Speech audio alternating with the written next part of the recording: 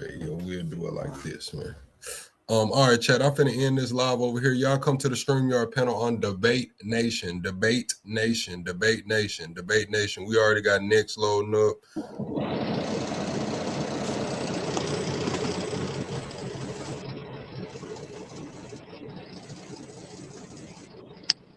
What's up? Not much. I'm glitching right now. Hold on. Let me get it together. Hold on. Do it look like I'm glitching on your screen? No, sir, you look good. I don't know what the fuck is going on. It's gotta be my damn laptop, bro. So there ain't no way for you to put the videos on while we doing this?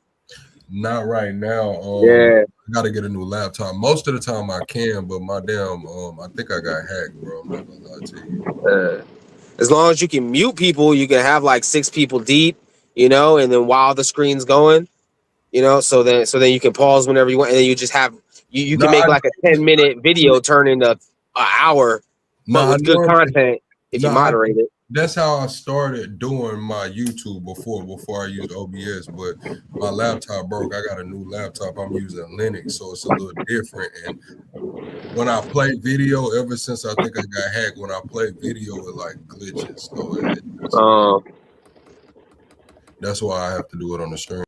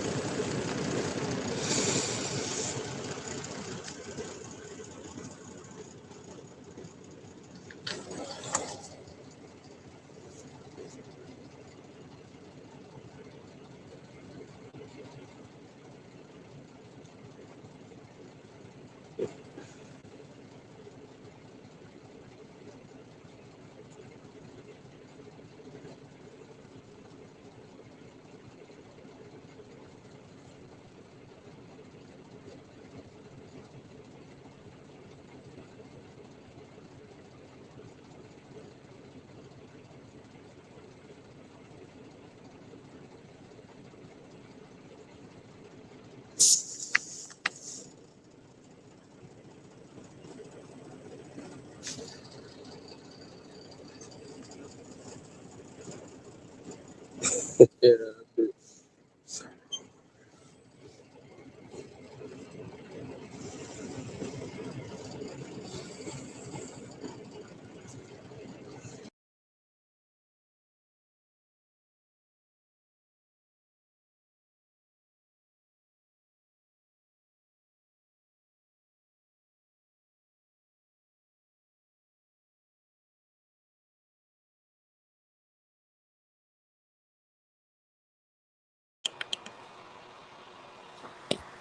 All right, bet. There go Dome at look at Steve at his Hey! All right, bet. We here. All right, here we go. Double tap the screen, shut alive out, man. I don't know who all in here. What's up, Marvin?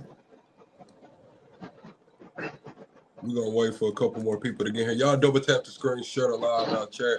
We're gonna wait on a couple more people to get in here, and then we're gonna start. We're gonna talk about do you support ICE? Is Trump doing a good job? And I can't see the other. Hell yeah. I forgot what I put. Yeah. Well, I'll wait for other people, I guess. All right. I don't think anyone really went to Debate Nation, to be honest. Like, I'm just kind of assuming, you know. Yeah, no, probably not. But we're gonna have to grind it Yeah. anyway. We're gonna have to just grind the channel. Double tap the screen, shut alive out. Who's backstage? All right, there goes Next. Just coming back. Next, are you Steve? Nah, I'm not Steve. Where is Steve? What? Oh. This guy might be Steve. I get bumped off. My bad. If I even touch my phone, I get bumped off every time. No, we're good. Double tap the screen, shut alive out. So tonight's topics are gonna be do you support ICE? Is Trump doing a good job? And I literally cannot see what the last Nah, man, let's start out with that car thing, bro. Somebody's got an Yeah. echo. Oh, and That have sounded you like it ever was felt me. racism? Those are the not me. topics. Do you support ICE? Surprisingly. Is Trump doing a good job? And have you ever felt racism? But you said next, you said you wanted to start the conversation where? Hold on. Nah, the car thing. So the cars are going to stop themselves. Am I Who is echoing on me? Everybody mute up if you're not talking. Is that what's going on? Can you hear me better now? No, I might Yeah, be I can hear your. No, I can hear you, but don't mute up, don't. wait, mute up. Yeah. What does that mean? I should hit be on the mute camera. button. Hit the mute. Just Press the microphone leave button. your camera Oh, on. The button that has the my bad. microphone next to the camera. Hold on, I can. Now, do I echo now? Nah, Doom is muted. Okay, All right. if I'm not echoing now, then that's a threshold thing. Then Yeah, you know his you're not microphone's echoing. too sensitive. Yeah, you're not echoing. Go ahead. Yeah, so then Doom, your microphone's just a little too sensitive, or maybe your room doesn't have anything fluffy. I don't know. All right, but yeah, Nah, so the cars are going to shut you down while you're driving. That is crazy. I hope that does not pass. Well, you know that's what they're going for. That's what they want. That's the whole point of everything. It's not going to stop. Passed. Eventually, all these cars are going to drive us, and we're going to go into our little prisons. You know, I believe that's the goal. That's the goal. Your car just drives you right to prison. Yeah, crazy. no, right to your house though. Right to your house, but you go to your house, you go to your Walmart. You know what I mean? Ah, that makes sense. No, because you know it's definitely profitable. what's going to be going on. I believe it already passed. Thomas Massey said he was trying to stop it, but he was not able to stop it. So, damn. I mean, we all. Go ahead. But saying that, something that I've always said for a very long time is don't buy any new cars. I don't want Ford. I don't want Ford to be able to get new cars. I want OEMs to get more like. So we're buying from OEM businesses and we're never buying from Ford. And then Ford's got to straighten up and tighten up its shit. If we can all this, if capitalism truly does work and all of us people do hate that, we need to actually act with it and stop chasing this fucking shit that we're chasing the wrong thing because of the marketing. That's why they're spending so much money on marketing. That's where half of AI power is going, is straight towards marketing. So our fat asses can buy new fucking cars and eat a bunch of sugar. It's fucking, all we need to do is not buy these new cars. I mean, until they make a law. You said Ford, but the only person actually implementing this is Tesla. Oh yeah, Tesla too. I think we should boycott Tesla. I mean, first off, fuck boycott Tesla. I'm saying boycott 2026. This is not Tesla. This is all cars made. Yeah. Oh yeah. This No, I get it. I looked at law. the BAP.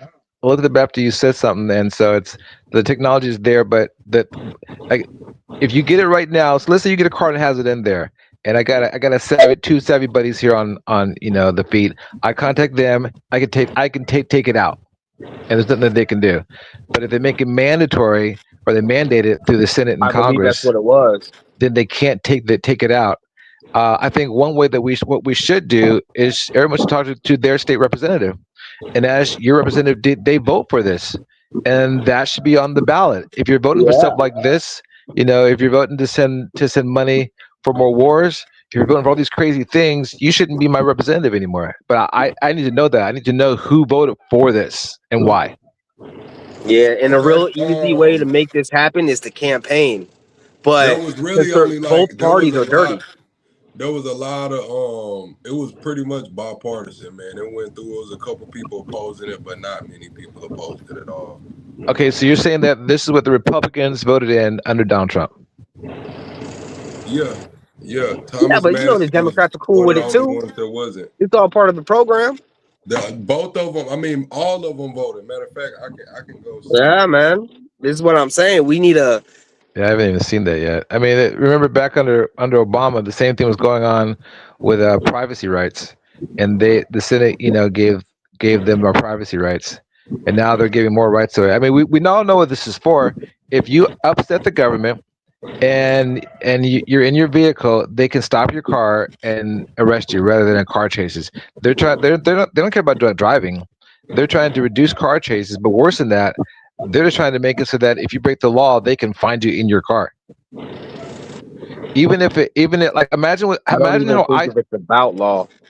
so think of it this way: ICE can now get your information. They can go to the DMV, get all your information, and now they can track you down by your car. ICE can, and they can stop your car and unlock your car. They don't have to break any more windows. This is only about this is what we're talking about when we say Trump's a fascist, and they're this is as fascist a policy as you get. There's no more fascism in this. This is as fascist. Doesn't matter who it is, Democrat, Republican. I got it if you right vote for this, you're a fascist. 57 Republicans in the House voted with Democrats to give the government's power to shut off cars. With Democrats. Huh? That's crazy. So all Democrats voted for it? Yeah, I believe all Democrats. Yo, bro, this is part of the program, man. I'm trying to tell you. It's not a red and blue thing, bro. It's not a red and blue thing. Those Democrats don't give a fuck about us, bro. No one that voted for this gives a fuck about you. You're right. And no one who votes for this gives a fuck about their constituency. And they need to be held accountable. Then they don't, period. The guise of it'll stop drunk driving. No, yeah, exactly. Of course. Yeah, that's some bullshit. Yeah, so let's take a look at that. Hey, we're going to invade Venezuela so that because of fentanyl. Hey, look, we're going to go after Palestine because of Hamas. Hey, look, I mean, it's all this bait and switch stuff. This is the norm of this regime, of every regime. All of them do it. That's the program. But the thing is, he's doing it now. So you can't say in the past. It's just about right now. And I mean, this is crazy. This is crazy. Yeah, we need to start doing something. I'm not saying rioting. I'm not even saying protesting. Protesting is corny. We need to start doing it with our checkbooks. We need to start doing the voting. And we need to start campaigning, because the Democratic Party, with all of its money, will not campaign for us. And the Republicans will not campaign for us. Yep. We need to somehow find out how to campaign together. Some grassroots shit. I've done it before when I was younger. Now I'm older and I got kids. I don't even got time to even think that way. But I really hope that these protesters really get smart. You know, all 100 of you protesters out there need to hire one lawyer, like, and figure this shit out. You know, because we can get like if you get a couple thousand signatures, you can put something on a ballot. I mean, as long as they tell me, like, before I get a car, does it have a kill switch in it? I don't want that car. Just like you're saying, like, I'd rather buy a used car without a kill switch than a brand new car, bro. So. I mean, kill our GDP. Half of our GDP is paper. Half of our GDP is insurance. Half of our GDP is financials and profitabilities of banking and stuff. Our GDP is crap. We need to figure out how to hurt our GDP in a way that it dictates what we want from our GDP. Because our GDP, you know, the stock market is a voting system. You know, I'm not just talking about stock market. I'm talking about GDP. Like we need to not buy new cars. You know, the stock market. I agree. My bad. Let's not buy new cars. Let's not buy new phones. Let's not buy new Apples. Let's not buy any of this fucking Peter Thiel shit. We're not buying it. And we should get our localities, not our federals. Everyone always looks at Donald Trump and everyone only votes for one thing, left or right. You know, now we got to get our localities. Hey, I don't want you to buy that camera that you want to put up on that corner. You know what I mean? So you can take, and then the camera, I don't want you to pay a third-party person to send out the tickets. If anyone's going to send out the tickets, I want my government to send out the tickets, not a third-party person. I don't even want some third party dealing with the car insurance. If I don't pay for the car insurance, then DMV takes my license. So why can't the DMV take that money? All that $55 million bonus that the insurance company boss gets, I'd rather that go to my government if it goes to anything. Because people are getting kickbacks when it goes to I know, that's the problem. And here's the thing. What we need to do is have our government spend on the public goods, because historically speaking, if you study the history of empires, overspending on military hastens downfall of empire. Check Rome, check the Caliphates, check the English, check the French, check the Spanish. Overspending on military and leasing hastens the downfall of empires. Spending on public goods increases the lifespan of empires. Well, Just saying. this administration is trying to increase the Pentagon budget to $1.5 trillion. So that goes right along with what you're saying. Big Beautiful Bill was a complete disaster. What is it, like 50% more promise on our deficit? So if our $3.7 deficit trillion was just this year. 105%, now it's 150%. And here's what we need to do. Like, if we actually had implemented Medicare for all will actually save like $3.5 trillion over a 10-year span. Man, Doge and Medicaid would save like half. Well, like I said, just on administrative costs alone, Medicare for all would save $3.5 trillion in administrative costs. Exactly, because administrative costs plus profit, and then plus the tax that happened on that profit is the cost.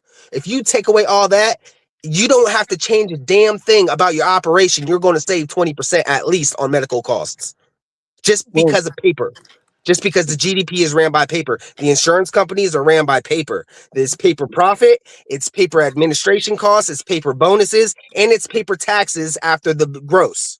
If you take the paper taxes out of the gross, the administration cost bonuses and the profits that get distributed to the shareholders, you take all that away, we automatically save on our money without doing anything smart. And if we just have Medicaid for all. And then if you decide to take like $30 billion from the defense budget, you could probably end housing and homelessness. No, we don't even have to do that. Easily. We don't have to do that either. We have a centralized Medicaid system. I do feel as though we do have to end our own citizens' world hunger and like this whole housing crisis. Affordable housing is a big issue here with the average American, at least with Gen Z, at least with my generation. It's like we're not able to work at a factory like the 1950s, have a white picket fence and take care of our kids. Like, we're pretty much fucked in all nice words, essentially. Yeah. So like, those are facts. Let me give you our grievances. We feel fucked, and we feel as though it's hopeless. And then that's why people are turning to extremism on both ends. We're turning to either communism or we're turning to fascism, because that is what's works. Those words are too simple. Those words are too simple. Yeah. That's that red and blue shit. I ain't with that Crip shit. I ain't with that blood shit, bro. That's just too simple for me. No, it's simple, but it works. The idea where the workers control the means of production. Who's that said the Crip stuff? Who's that talking? Me. Some other guy. No. What I'm saying is, in this conversation, what breaks us down is we start mentioning communism versus capitalism, and we don't want to get too extreme. I don't want to talk about that anymore. I want to talk about what we actually going to do, or what's the actual viable solution. Like what I was saying, because like if Medicaid is for all, then we can streamline the administrative process. We can have an atlas. So not only will it be cheaper, but our data will be centralized. So our government and our doctors can work even more efficiently finding out what's wrong with you. Yep, and then the doctor, my medical history should be connected to my Social Security. The only reason why it's not is because the insurance companies make too much money hiding my data. I mean, if people it shouldn't be this way. Yeah. We need before we kill ICE, we need to kill these insurance companies. Luigi first. Yeah, allegedly. Free Luigi, honestly. I know. For real, give that motherfucker a pardon, dog. Yeah, no, for real. Of all the people that deserve a pardon, I mean, Well, considering how incompetent this dang DOJ is, he's probably going to get off. I've never seen they're not incompetent, man. That's the program. Like their level of incompetence is stunning. Kash Patel is incompetent. He's Dan not. Bongino The is a whole moron. thing is not incompetence. The whole thing is it's the program. Okay, This is the program. It's being run by incompetent people right now. Kash Patel ain't no program. He's just an imbecile. He's an imbecile. Cares more about his tweets than he does about the law. Who put him in there? Why do you think he put him in there? Why do you think he put him in there? Because we're This in is the program. This is the program. I think that Trump put him in there because he wanted to know about the list. We won't say what list it is. That little boy ain't shit. That's why he put him in there. That little boy ain't stepping to a goddamn thing. I'm a civilian. That little boy ain't stepping to me.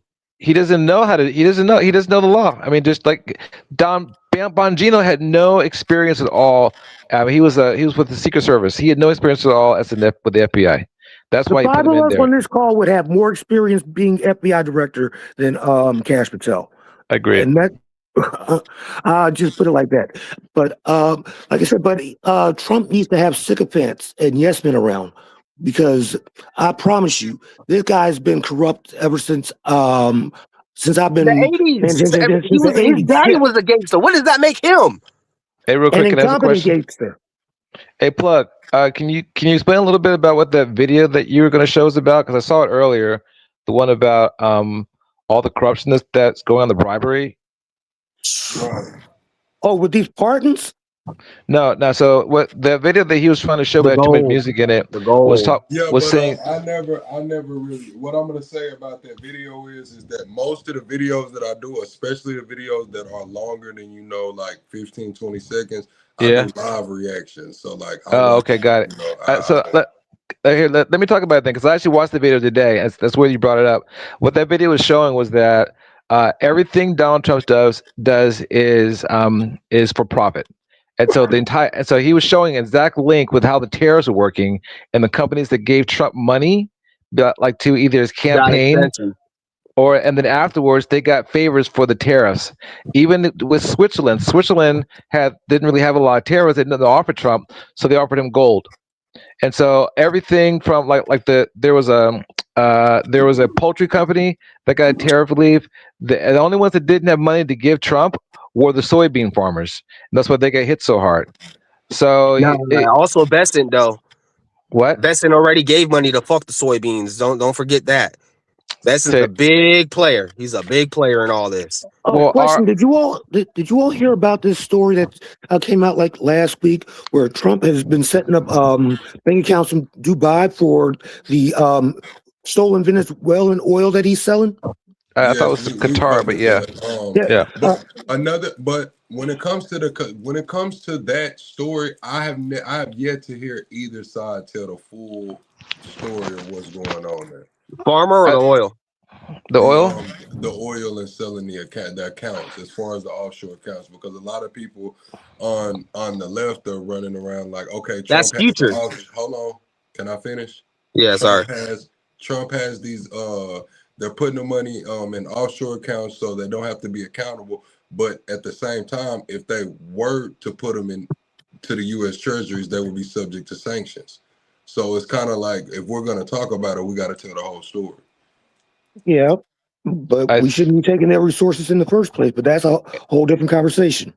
I mean, they should be subject to sanctions. That shouldn't be an issue. You can't make sanctions and all of a sudden, when it doesn't work for you say, "Oh, okay, well, we're not going to do sanctions on this." But again, going back to that story, that's what the story was saying. It was saying that Trump was using favoritism for this whole tariff thing, and so no. Here's my opinion: is that it's better that we take Venezuela's resources over China and fucking Russia, because that's what was occurring, and we were just letting it occur. We're just letting it happen. He said it's better than bullying a little guy. We need to take all that shit. We need to take all that shit. Let me respond to that. If that's the case, why don't we take all of these Russian shadow fleets that are going all over the place? Why don't we stop them, board them, and take that oil? Because they all cost bodies. Oh, and then that's Trump's reason.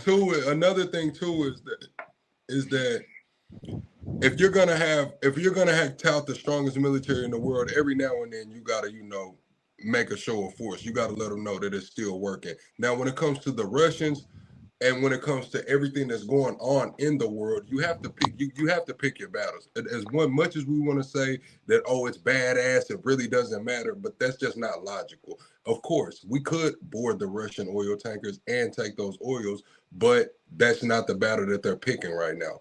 And there's a reason he's not picking that battle, because that's not what Putin does want him to do that. This Russian thing is real simple. There's a plan where Putin wants the U.S. only to be isolated in the Western Hemisphere. He wants us just to sit right here, and then he runs over. Who do you think is running Africa right now? Putin. All these companies, Mali, Burkina Faso, who are they making deals with? The Russians. Why? Because Trump got rid of USAID. So Trump is not just the weakest president on foreign policy in modern history. He's the only one who is 100% in the pockets of Putin, and that's all this money. That's all this is about. This is just about look over here and see what I'm doing. You know, I'm calling somebody a bad name, but he's really lining the world up to fall into the hands of Putin right after he leaves office. Well, Trump has always been cozying up to strongmen from way back in the day, back in the 80s when he had Baby Doc from Cuba buying the condos from him up in New York. Yeah, that's true. Ooh, I got two people who know about that. So Trust me, I'm in good company right now. You just do it. So look, He's y'all, not a I got, mobster. let me get the floor, you guys. Everybody that's on the main channel right now, we are doing a live debate on the backup channel, Debate Nation. I have it pinned in the comments. Y'all need to go to subscribe to the new channel. All of the debates from now on will be on the Debate Nation channel. The main channel is gonna remain the main channel because last night y'all cut the fuck up on the main channel. So it just is what it is. The debate on the Debate Nation channel. What else I am gonna say is y'all saying the audio is not as good. Yeah, come to the Debate Nation channel. The audio will be a lot better. But we got an audience in here. We coming up on 100 people on the main channel. So the topics are: do you support ICE? Is Trump doing a good job? And have you ever experienced racism? That's what the people are here to hear us talk about. What's up, Captain America? Make sure everybody subscribes on your way in. So we'll go around the board and we'll pick a topic. Which one do y'all want to start with, guys? ICE, Trump doing a good, not is Trump a good leader, but is Trump doing a good job? And have you ever experienced racism? Where do y'all want to start? Trump. Okay. We got one for Trump. Any objections?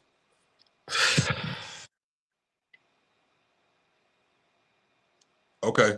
All right, we'll go around the panel. We'll start with Doom. Doom, is Trump doing a good job? He's. I voted for him. He's doing it. Right now, we're doing yes or no, and we'll go back. Okay, yes or no. I would say no. I would say no. He's disappointed me more than he's made me happy per se. So okay, we'll go to you, respect. Steve. I respect Boom for saying that, and yeah, I mean, I think that he's feeling his own base. He's feeling what the promises he made to MAGA. That's the big thing, you know. And then of course the rest of the nation. He's feeling the nation as a whole. I think what he's doing with ICE right now is really feeling the nation because it's increasing unemployment, is creating instability, is creating a lack of trust, is making people hate the government even more. And you know, he's still not hitting the numbers that Obama hit. So you know, by still breaking the law, not doing it right, he's still not doing as good of a job as it could have been done. Right, Steve. Right now, we were just doing yes or no, so we can. I'm sorry.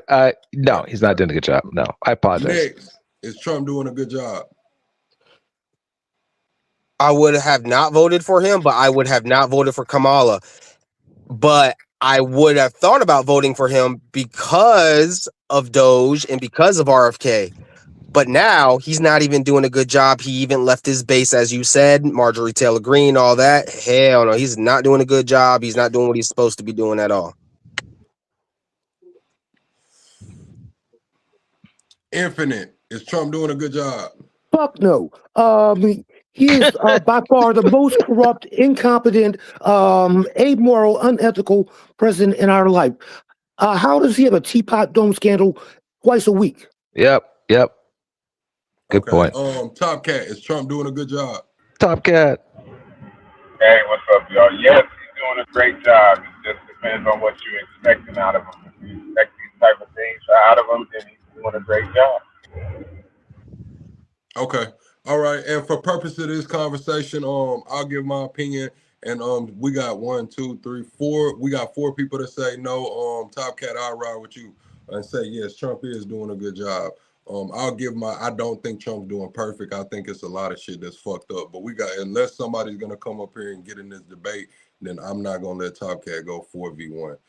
I can't debate a little bit. Carlos, I see you saying hell no. We need some people over here that's gonna ride with Trump so we can have an even panel. If y'all are on the main channel, come over to the Debate Nation channel, Debate Nation with 2 N's at the end of it, and join the panel. So I'll go around and I'll give everybody I'll give Top Cat the floor first. Since he has the opposing view, and we'll go from there. Top Cat, why do you think Trump is doing a good job? Well, it's going to seem weird because it's really not opposing. It's just, I feel like everybody's getting what I've been getting my whole damn life. And now that it's touching everybody knows this is so tripping. Simply put, this white man is doing what the hell I know white men do. So to me, he's doing a great job. Y'all can go ahead. Okay, your audio a little fucked up, so we'll probably have to wait till Top Cat gets in a better spot because the audio is terrible. Okay, I'll piggyback off of Top Cat and say that the border is shut down effectively. Trump is trying to restore dominance, throughout the world, and we'll just we'll stop there. Go ahead. All right, so I can say some good things about it, but it's like as far as He's like, I'm trying, bro. I'm trying. I don't want to take off too much and go on like a tirade because I'm trying to give everybody a chance. But we can talk about the 100% that they're talking about being able to. Yeah, I can steal man for fun. Right, we could talk about them being able to depreciate 100% on the houses. What Grant Cardone proposed to administration that might be going through. We can also talk about no tax on tips, things of those sorts. Yeah. Can I talk about the two things you just talked about? Can I touch on those two issues? Because I want to hear from Doom for sure. Because Doom is a Trump supporter who doesn't support him anymore. But I want to get to him for sure. But I want to say on those two things. Number one, last night, Plug, you read that who closed the border. The border has to do with our border has to do with the Darien Gap, and that was closed by the previous administration in July 2024. That's what started the downshift. Right, that should be taken into consideration. Trump will take credit for stuff that he really didn't have anything to do with, and then but I'm gonna be honest with you. Hold on, Doom. Well, you ain't it's not your turn right now. We're gonna have some decorum. Oh, my bad. Last night they cut up. I will say, I'm not trying to give you a straw man, but I will even say if they close the border down July 2024, August, September, November, 3 months before the election, I would still say that's Trump. They did it so they could have something. They did it in trying to win the election. They didn't give a fuck about the border being shut down until 3 months before. Can I respond to that? So let me finish the response. The Darien Gap is what closed it. It wasn't the border. When they closed the Darien Gap, it stopped the major flow of migration, and that's what ended. Then what changed that was a new president came. I'm not debating that. I'm debating the timeline. I'm saying the timeline. You said July 2024. The timeline in her mind is that remember by then Biden was still running. Biden was still fully in the race. So it had nothing to do with Donald Trump. It had to do with fixing our border. You said July 2024 or July 2023? No, July 1st, 2024 is when the president of Panama, the new president, closed the border in conjunction with the Biden administration. So that's like a month. That's still that dropped it by 70%. Okay, I can say that maybe that's correct. We did talk about it last night. But still, that is still in the election year. We know that every time there's getting ready to be an election, they're gonna try to do everything. Just like with the gas prices, they try to bring those down. Yes, they're gonna try to do something, but it was because his ass was in the hot seat. It's an election coming up. If he wanted to get that deal done, it could have been done. He still did it though. He did, but the thing about what did it was the president. Okay, so that's like me. I'm gonna let somebody come steal from my store for 4 years, but right before the new owner's about to take it over, I'm gonna stop the stealing. But there was no assurance that Trump was going to win. He lost last time by 3 million votes. Number one, number two. There was no assurance that Biden was going to win either. And they knew that the border was a big issue, so that was going to be something that they, put together. Like, okay, the same argument that you're putting forth is that the right would say, oh, Trump shut down the border. You're putting the argument forth that, okay, no, this happened. I'm agreeing with you, but I'm debating the timeline. I'm saying that it happened at that time because it was an election year and they needed something to go to push them through the finish line. No, Trump didn't know he was going to win. neither side knew it was going to win. The election was actually a close election. So if Trump had lost and Harris had taken over, it would have been the exact same result. The border would still be shut down just like this. Plug's point. Plug's point is it would have been good politics either way. You're saying it's good politics. I'm saying there was, if you look at the actual situation on the ground, one thing changed it. The former president of Panama would not shut the border down. The new president of Panama ran on the fact that I will shut the border down and help with the Biden administration. Also, the Biden administration had a border policy before Congress, and That's Trump. what I'm going to say. Yes. And Trump told them, don't vote for that policy because I'll have nothing to run on. So again, this literally I'll wait to speak my opinion. I'll wait to speak my opinion. I'll wait to speak my opinion. Go so ahead. that's what happened. Go ahead. No, I want Steve to finish that idea though, because that's facts. Yeah, so let me finish. So that has a lot to do with it. Again, this is. I mean, people want to call Harris the border czar. She actually went down there. She was the one that went down there, try to work with them, and she's the one that helped them get elected. But again, the Panamanian president is one that had to do it, and it wasn't our border. It was a Darien Gap. The only thing he did at our border was he added like 2,000 more National Guard, which do nothing. So it was just, and then he took credit for it all. That's all. Okay, here's my opinion on the whole border crisis that occurred. Who's talking? Doom. Okay, Doom, what's up, Doom?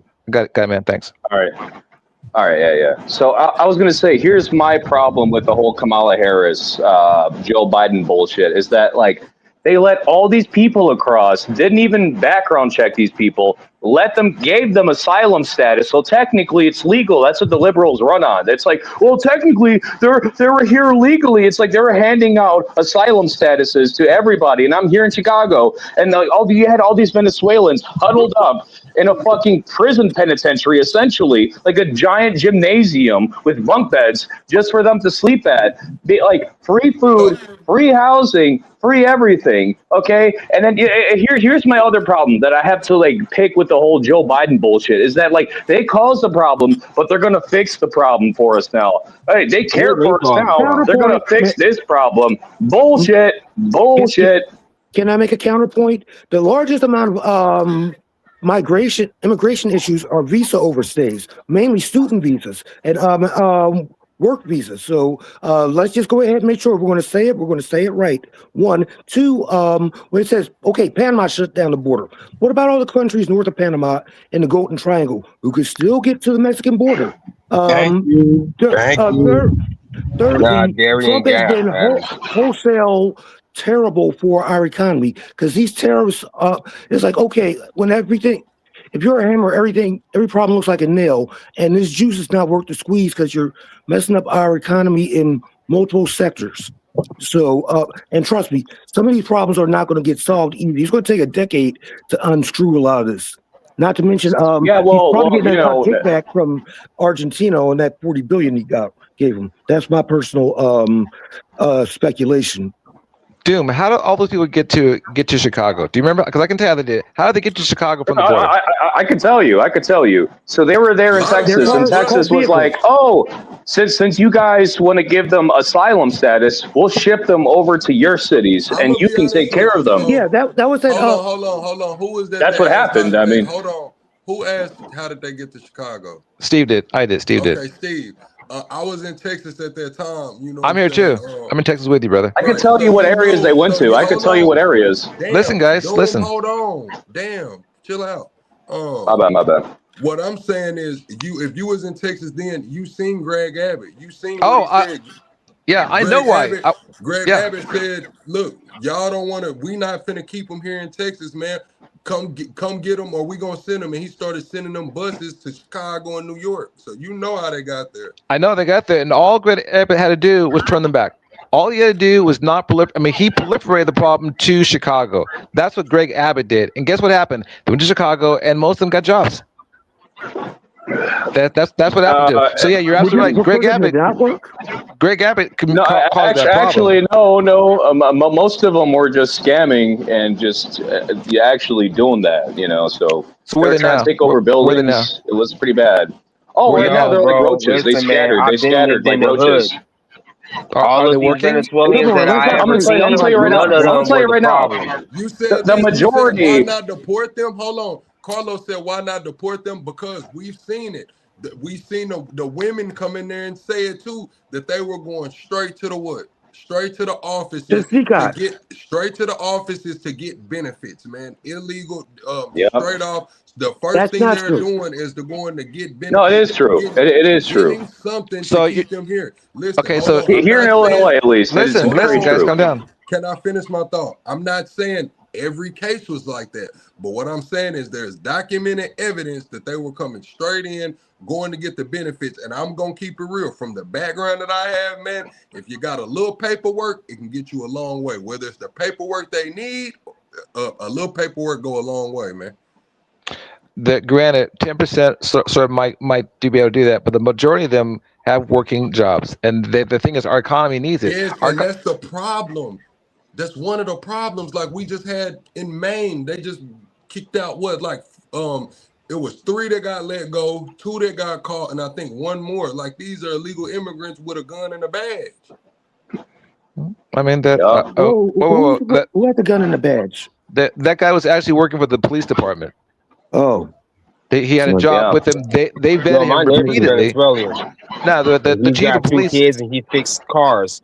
The chief of And I police don't know if talked he's about got a it. 1099 or not, but that's what he does.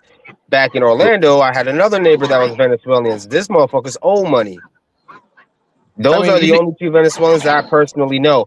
When I was staying in the shelter a couple months ago, or a year ago, or something like that, the only Latinos that were there were Guatemalan, and they were kind of Man, shot out. But all of the have other so much to peasants say on that were in that shelter that had drug problems that were outside, they were white or black. And in Reading, Pennsylvania, Philadelphia, Orlando, the places that I'm from, all those Latino places, the only people on the street, the only people robbing people at knife point are whites or black. It is an American No, it problem. These wasn't Latinos him. over It here, was- they ain't That's a really here to fact. cause no trouble. Now, I don't know the stats of how much money they're taking, but from my personal preference, from what I actually see as a Latino coming from a Latino neighborhood, Latino hoods, they're not really the issue. Yep. I'm gonna keep it all the way honest with you, man. That's not all the way, Tom, because as a black living in some of these places, man, I'm gonna be honest with you. They ran my cousin the fuck up out of San Antonio. She moved to the wrong hood, the Mexican hood. They kicked in the door, stole all of her. That's shit. West Side. And I'm East Side. I don't even know, what I'm bro. I saying? can't It's even like, imagine. shit, you know, it's like the same thing. Like just like they say, it's not safe to walk around certain neighborhoods as a white man. It's not safe. Well, to then walk that's a around certain Chulo thing, and a Chulo thing is an American thing. At least I think. I have that's no idea on the American. West Coast. Man, That's I live I have in no Philly, idea. so Yeah, that's American. You're right, Doc. I live in Philly. You go 6 blocks in the wrong direction, you can get touched. That's all I'm saying. Gangs are American problem. MS-13 born in LA. That's a lie. MS-13 was born in LA, bro. What are you talking about? It's a lie. That's where Yeah, MS-13 is from man. LA. No. So you're saying that like in Latin America, there's not a gang problem. There's Yes, like it's not a gang it's problem a the same way as non-existent there is issue. here. Hang on, In Latin hang on. America, It's a there's a war non-existent problem. issue. There's a cartel Hang on, problem. hang on, There's a hang on. political problem. Exactly. Not a gang So, problem. let me say Our one thing culture about has that. a gang problem. Yeah, let me say one thing about that. He's absolutely right. MS-13 guys were formed in Los Angeles. They were kind of like a club. They had to protect themselves, so that's how they formed, as well as 18 Street Boys. And then the U.S. government, I think it might have been under Obama or it might have been George Bush, W. Bush. CIA, They arrested either guys way. and they deported them. Hang on, they deported them down to El Salvador. They get to El Salvador. They have no criminal record, so they had to be released.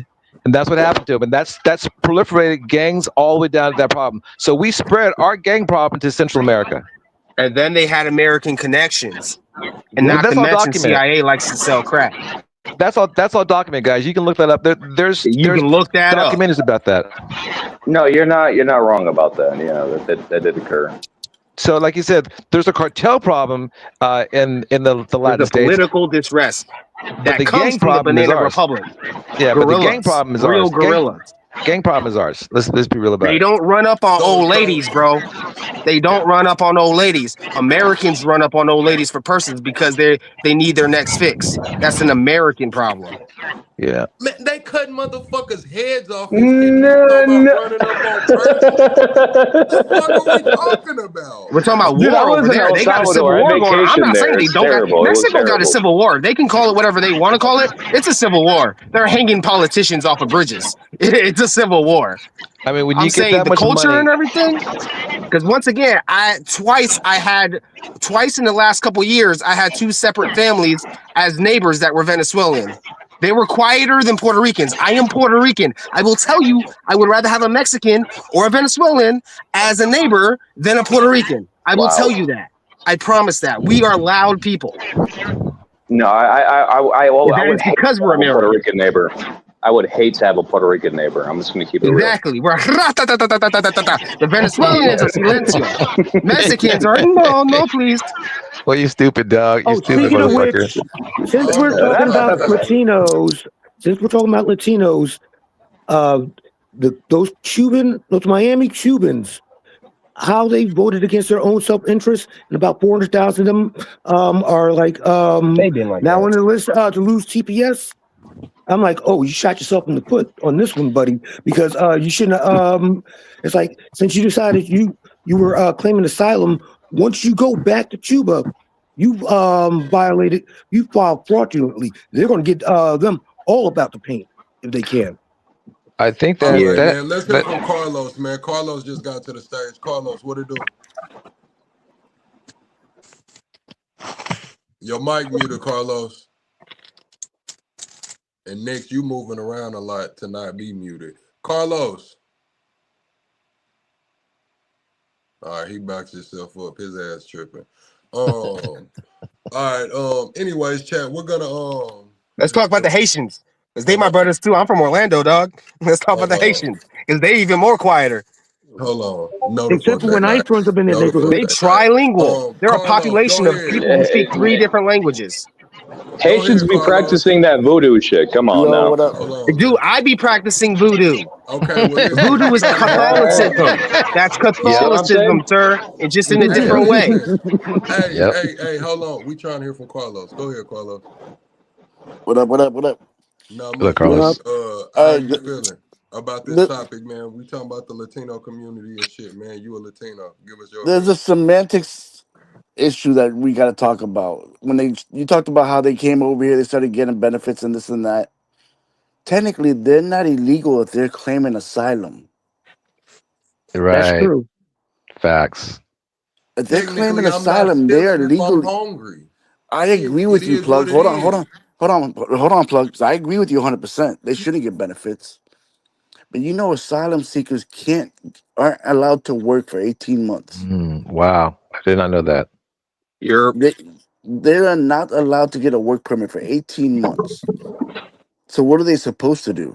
They gonna The work hit- under the table. That's the fuck. What do you think they gonna do? But that's The same that's shit they illegal, do. Plug. That's No, illegal. but I'm talking about in legal terms. I agree with you. And that would technically be a Joe Biden problem, because why would you allow all these people in knowing that they can't get jobs and you're just giving them benefits? Me personally, if I were here illegally and I was just given all these benefits, I That's would not- by myself. hold I'm on. just going to keep it Wait, real. hold on. That's I not a would Joe under the Biden table. problem. I'd figure it Guys, out, you know? Guys, So- listen to what he just said. He said, so number it's one, like you create this problem. Hold on. right? Because you want to Let say Carlos Joe, have the floor. you Carlos want to has say the Joe floor. Biden created this problem, but that has been immigration law since what, the 40s? I think 42 or something like that. if even, at least since then. At least since then. Right. He made the app. Right, but it was a numbers game then. Yes, it has been policy, but the numbers adjust and situations adjust when the numbers adjust. But we could also talk about how immigration. Look, mate. Hold on, and immigration's last 2 years, a year and a half of Trump, immigration numbers started skyrocketing. And the last 2 years of Biden, immigration numbers started falling drastically. And I can show you the article for it. I can show verification for all of this. I mean, Look, everything, may I make a point? everything he's saying makes sense, but you guys also got to factor into the pandemic. The pandemic stopped people from traveling any place.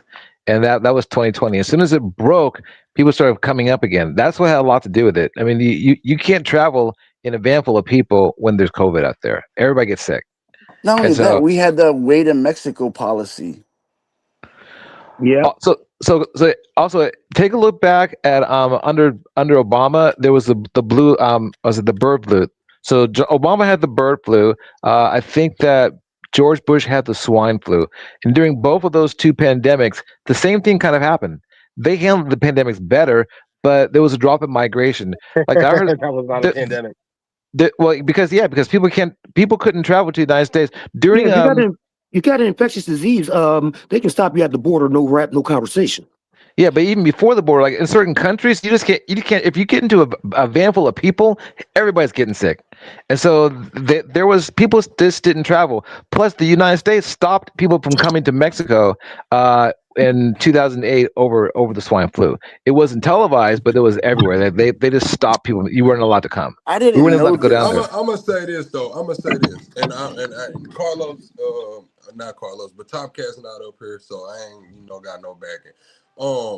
The black community plight. One of the main plights is that I believe that a lot of people think that the black community, they look at the black community has no foresight or any future. It's always about what the Democrats did a long time ago or what's gonna go fix your community and things of those sorts. So when we talk about fixing our community and pooling our votes, our votes were being drowned out, not by the illegal, not saying illegals, just illegals. I'm saying by just immigration, period. Our votes are being drowned out. Like it's nothing that we can do. When we hear That's Kamala, 100%. hold on, can I finish? When we hear Kamala get up there and say she can't do anything for black people, as a black person, that sounds crazy to me. We can know every other white president made sure they said what they could do for black people. But when we get Kamala up there, not just picking on Kamala, I'm talking about the immigration. It's because it's not just one of the main reasons is because our vote didn't matter as much anymore. Also do not didn't matter. Do not forget that we have a blackness leadership class, like Clyburn and some of the old guard, because these Democrats nowadays move like Republicans in the '80s. If you want to look at how the Overton window shifted, these Democrats nowadays are moving like Republicans in the '80s. I don't even know what that means, but Here's like as Plug had to say. I've noticed this when they were moving in like all these asylum seekers, they didn't move them into the white upper class areas because they didn't want them. But they voted for this because they care so much. They moved them into black areas. What do you mean? They moved them to Martha Vineyard. No, they like, at least here in Chicago, they were all on the south side. They're over here with the Chinamen. Like they weren't with the whites that voted for this. All right, they weren't with the whites. Florida was literally shipping them to Martha Vineyard. Yeah, they shipped to Martha Vineyard. That's true. I mean, you can look it up right now. There's like footage of Venezuelans taking over entire like black areas. Hey, like Nick, it's not Nick, like a conspiracy. Hold on, Nick. You gotta have some decorum in this motherfucker. I don't know if you lifting weights or what the hell you got going, man. But that shit is. Oh my bad. Clinking. My bad. I'm muted. Yeah, I think you're talking to me. No, we'll cut your phone. No, I'm muting myself. No, the chat is saying that you giving them a headache and you need to calm down. I don't know what you got going. What the hell we even looking at? Man, tell that libtarded Chad to grow up and learn how to do a job. You don't even know what I'm doing. This is a truck. Let me teach y'all a little something. I'm just trying to get a little show tell. Hold on, Nick. This is what I got going on. Though. Don't blame the chat. No, blame the camera. I can take off my camera and hurt everyone's feelings. Yeah, Chad got scared of a truck. Yeah, Chad got scared of a truck. I'm crying at night. Fuck. All right, hey, I'm gonna take this off though. And I agree with your perspective, Plug. But we can't sit here and say that they're breaking laws when they're not. Yeah, I mean, like you said, I think because Carlos explained it, they're asylum seekers. Because this is everything. That's the laws that they came in on. They didn't come here illegally. They came here seeking asylum. They got approved for it. They're waiting for the court date, and that's just the way it is. It's like this. People just don't want to recognize, like when the people from Nazi Germany and Poland, all this stuff came here in the 40s, after the war because of asylum. We didn't complain about that. But all of a sudden now they're from Latin America, a little darker, and it's turning into this problem. So my heart goes out to anybody who's seeking asylum because they're living in violence, especially when that violence was exported from the United States. But on the same token, I don't agree that we should here's hold my on. thing on that. Okay, my bad. On the same token, I also don't agree that we should have gave TPS to all these countries. We did let in too many people. The fourth largest nation in the world by area. We agree then. But did they? Were they absorbed by the workforce? Were they absorbed by the workforce? Yeah, they were. Yeah. So then we need them. I mean, no, they weren't. Okay, They so were. They weren't. No, they were. I've never heard of a hardcore construction worker that just so happened to be Venezuelan. I've heard of Mexicans. I've never heard of, hey, yeah, man, Go to this Miami, all over the hardworking place. Venezuelan I Go to have Miami, working all right over the now place. in the back. how Go to Miami, Nobody all talks over the place. about that. how many Venezuelans came into the country? Because 8 million fled from their country lot. because of what's going on. Well, give me a number. If somebody can look that up, we have a number on that. How many Venezuelans came into the I think country? it was about 350,000 people, something like that. I know Okay. it's less than 1 million. So that's not that many. That's not even 10% of the That's a lot of people. of what actually came here. Again, if they can get jobs, then it's a good thing. Understand, Biden had a lower unemployment rate than Trump does. Unemployment is up right now. We lost 1.1 million jobs since the beginning of 2025 due to the economic policies of this president. Well, say that again. Say that again. We have lost $1.1 million of jobs since the beginning of his presidency due to his failed economic policies. That's crazy. Hey, off the subject just a little bit. I went to Poland a little while ago. I went to Ukraine, but when I was in Poland had this policy that we were Trump's trying to implement, where they were like cracking down. They weren't letting any foreigners into work, and the problem turned into now they're struggling. Now they're begging people to come in because they don't have enough people to fill the workforce. So I don't want us to be that way. No, they're not. No, they're not. Yeah, they were. Yeah, they were. I can. No. I was there.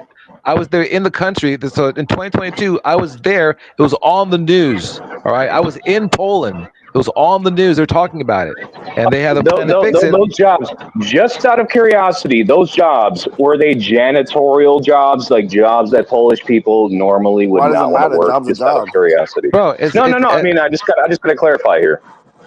They weren't talking. They were talking about on the news, and they were saying that right now they're going to work to try to increase immigration to fill jobs. When I was there in the stores, like here in the United States, if you go to McDonald's, you have usually like low paying workers there.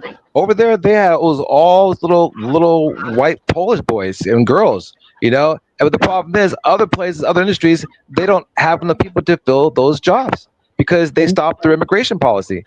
And look at 2022 in Poland. I was on the ground. Okay, just to clarify, are jobs that normally a U.S. citizen, like just any citizen that's like respects themselves, would not want to work. Just to clarify here, I'm assuming, right?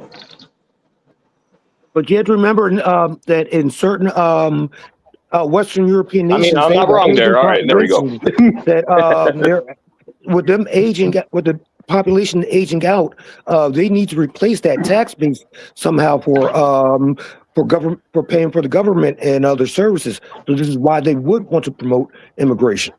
So you have to think of that, because like if your population's like all 55 averaging in their 50s or late 40s, right, you need to have injection of young people come hook or crook to replace that tax base, even if it's lesser than you would prefer. You still, oatmeal is better than no meal.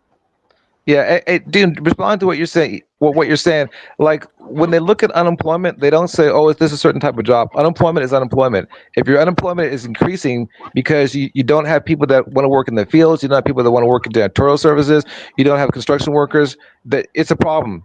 And what migrants normally do is I'm not trying to be that guy, but it kind of does feel as though if they were to do a consensus, just to clarify here, I could be wrong, damned if I'm wrong, but it does feel like the jobs that they're complaining about, at like where there's no jobs or no one wants to work there, are low-paying jobs where the average citizen wouldn't want to work there per se. Exactly. So now that you're that's 100% right, and that I understand. That's why we do have immigration. And that's why like, remember, George Bush Sr. encouraged immigration. Ronald Reagan encouraged immigration because all these businesses needed to get that like he says, You those need that jobs that most migrant Americans worker don't want. workforce. Hey, Because there's certain jobs like Do you want to there's pick certain berries, jobs certain guys? I want the populations floor do on not this do. one. Guys, one at a time. Hey, if I could say something, Here's my statement. If American citizens were paid a fair wage, right, to pick berries, thank you, preach. I know most of us would pick fucking berries. Okay, so we can Fuck go you, on no, about we wouldn't. this whole. I mean, in essence, I mean, just to clarify, we're supporting slave labor in No, some hold on. sense. You know, There's a whole documentary on YouTube that a farmer did, that he was like hiring American people, giving Yes. them a fair, I think it was like $22, $23 an hour, and Americans won't he do it. he got half of the production Yeah. of immigrants. I saw that. They couldn't do the job. So yeah, you're absolutely right. That's So because And of he's training. literally saying in the documentary that his farm would not That's be able no. to survive with that production level. I mean, imagine if Carlos, we put made a picture iPhones in up, the man. United Y'all States. I need don't Carlos, believe put a that. You know, picture up. Someone put a picture. I It's can on see it, YouTube. but I don't believe it though. So No, are I you do gonna go out believe Could it. there? you wait? Is there a group chat right here? So are you gonna go out there and pick berries for $20 an hour? Hell yeah. Have fun doing it too. Yeah, Being I out in would. the sun. What you I talking would. about? Absolutely not. Yo, I I will was not building do it for houses for anything. Yeah, $20 an wear a hour. hat. When I'd I wear was a building sombrero. houses, they What are were you paying me talking about? $9. I went up north and I was a waiter for 15. I'm Tell me Mexican how and you that got makes me fucked economical up. I sense. ain't doing that.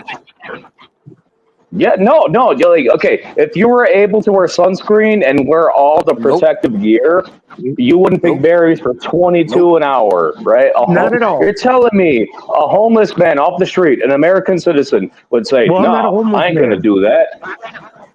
No, I'm just There's saying. I mean, certain, like I'm telling 22 an you, hour I is not wouldn't do bad. that.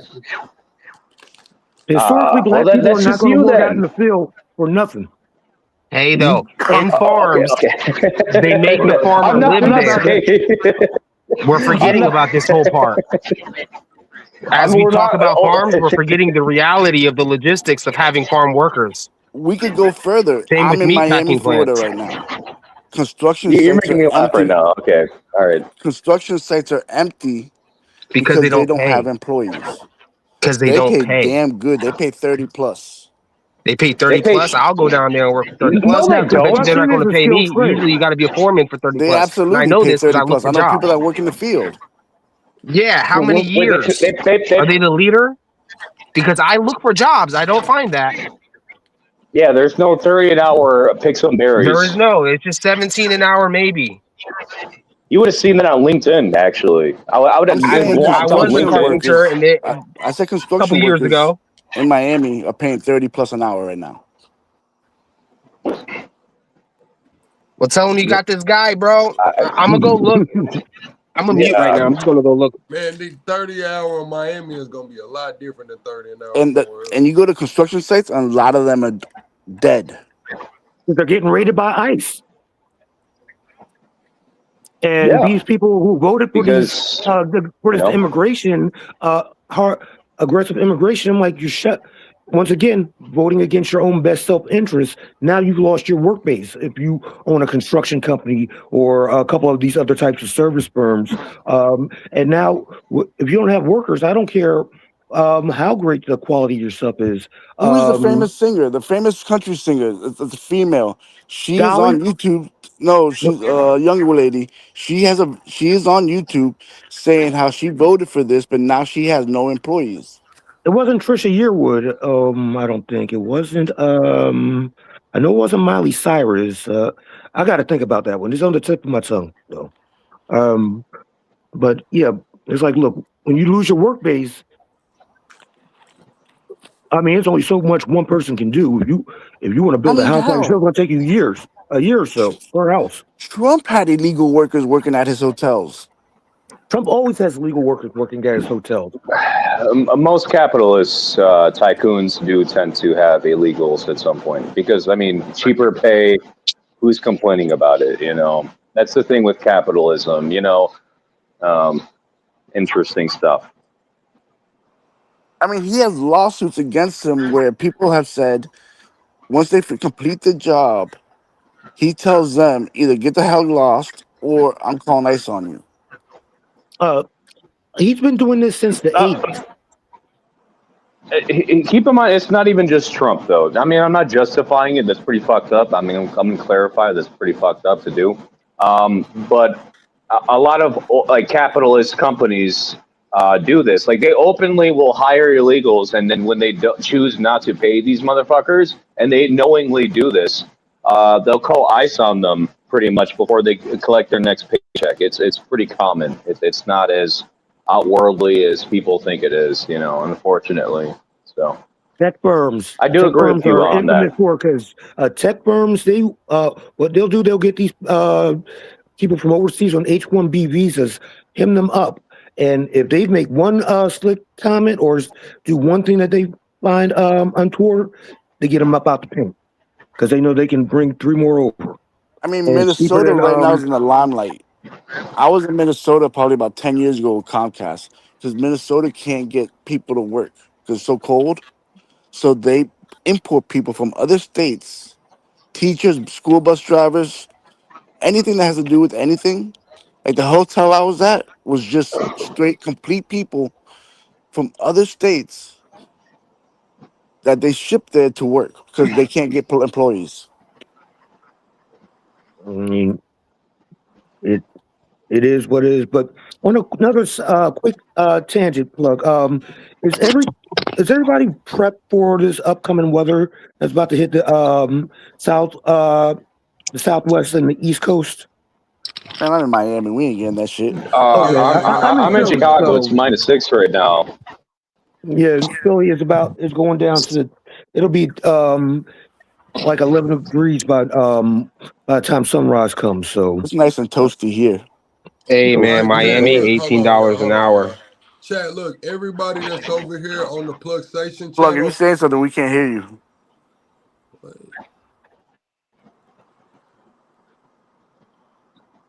Okay. Well. Yeah. Hey, Miami's $18 an hour. I was looking. Yeah, they did have a couple of good ones, but you got to be a superintendent, super duper. You know, you're talking about a 15-year-old veteran for anything better than like the $18 an hour offer it, or they don't tell you how much to get paid, so you know they're paying shit. And also, you have to deal with the cost of living, because remember the housing cost and then the insurance. No, I'm just telling you. I went on Indeed. It was $18 an hour. Was the only thing I could find that would tell you if it's paid. That's the highest that I could do. That I could just get there and go get the job. Everything else is so we're talking about $22 to pick some berries. It seems kind of far fetched. No, that would be awesome. Yeah, exactly. I would move to Miami tomorrow for $30 an hour for a carpentry job. I would pick berries. I would pick berries. Yo. Can y'all hear me? Yeah, I can hear you. Yep, yeah, we can hear you. All right, look, chat. Everybody that's on the Plug Station channel, we're on Debate Nation. That's the backup channel, Debate Nation. If you want to join the panel, come over to Debate Nation or go to the community tab wall. The link is on the wall. It'll probably be better audio if you come over to the Debate Nation. We need some subscribers. Double tap the screen, shut a live out. We are 25 subscribers away from the next sub goal. Subscribe to the channel. So, not sure if any of y'all know anybody who works in the trucking industry, but I've been hearing reports like the past 3 to 6 months that it's really bad out here for truckers. Because of all the tariffs, they're not getting boats aren't coming in with full, and they're just like leaving truckers just stuck out on the road. I could say a lot. Go on, speak. If you really want to download. Well, we export meat, and I've seen a slowdown of meat going to New York, but I have not slowed down my meat. And we import a bunch of copper from North Korea or South Korea that comes into Washington, and then we drive it all the way in. I got time forever. We never run out of copper loads, and I always get back hauls. Like, we're actually pretty good. What I have noticed for the weather is we're not salting the roads anymore as we did last year. Like, I know that's I'm judging with my own judgment, but I've noticed that. That's noticeable. But as far as the money goes, I haven't gotten a raise, so that sucks. And we're not at a shortage like we were a couple years ago when I walked into the game. But I'm never starving. Okay, just to clarify. All right, so I don't know where you guys are from. Let's say, how much does a ribeye steak cost at your local grocery store right now? Just to clarify with everyone. Right now. About $43. Oh, Yo, I'm damn. a liberal, dog. Damn. I don't eat ribeye. No, come on. Let's talk about it. Right now, it's about 15 to about 20 bucks max for me in Chicago. So Where you at? Where you get? yeah, Chicago. Yeah. Man, that shit like $40 here. It's like last I saw was like $28.30 in Philly. What y'all doing buying that shit? No, I saw. I didn't say I bought. I buy it. I for don't it. care what it's gonna cost me. Like, Okay, I so will I say can this- kind of see where you guys are complaining about it, to be honest, because I'm trying to clarify. Because my prices, I'm not complaining Are you about talking these. about per Everyone else is pound? like, Are God you damn, talking steaks about are per expensive. pound? But Chicago's Yeah. known for their meat for All right, their they slaughterhouse. saying where I'm at, it's about 19 a pound Damn. for real. Yeah, it's about 15. It's about 15 to 20, depending on where you go. Like if I go to Jules, it's about it's pretty fucked up. It's about 20 something. I go to Cermak, it's about 15 bucks, pretty Yeah, much. that's No, what ground it's saying beef. here. It's about 15 to 19 a pound. Where I'm Ground at. beef here is like 14 Oh bucks yeah, a okay, pound. you're dealing with the same shit, I guess. Yeah. It might as well be $1 million a pound because I'm not buying it. It's too They expensive. say the national average. Oh, that's a long time ago. No more. Anyone in New York? I bought Like I ground beef the other day and it was like I'm in $14 Illinois. a pound. 14 a pound. God I saw it like damn. $5. I saw it at $5 a pound the other day at the butcher around the corner from my house.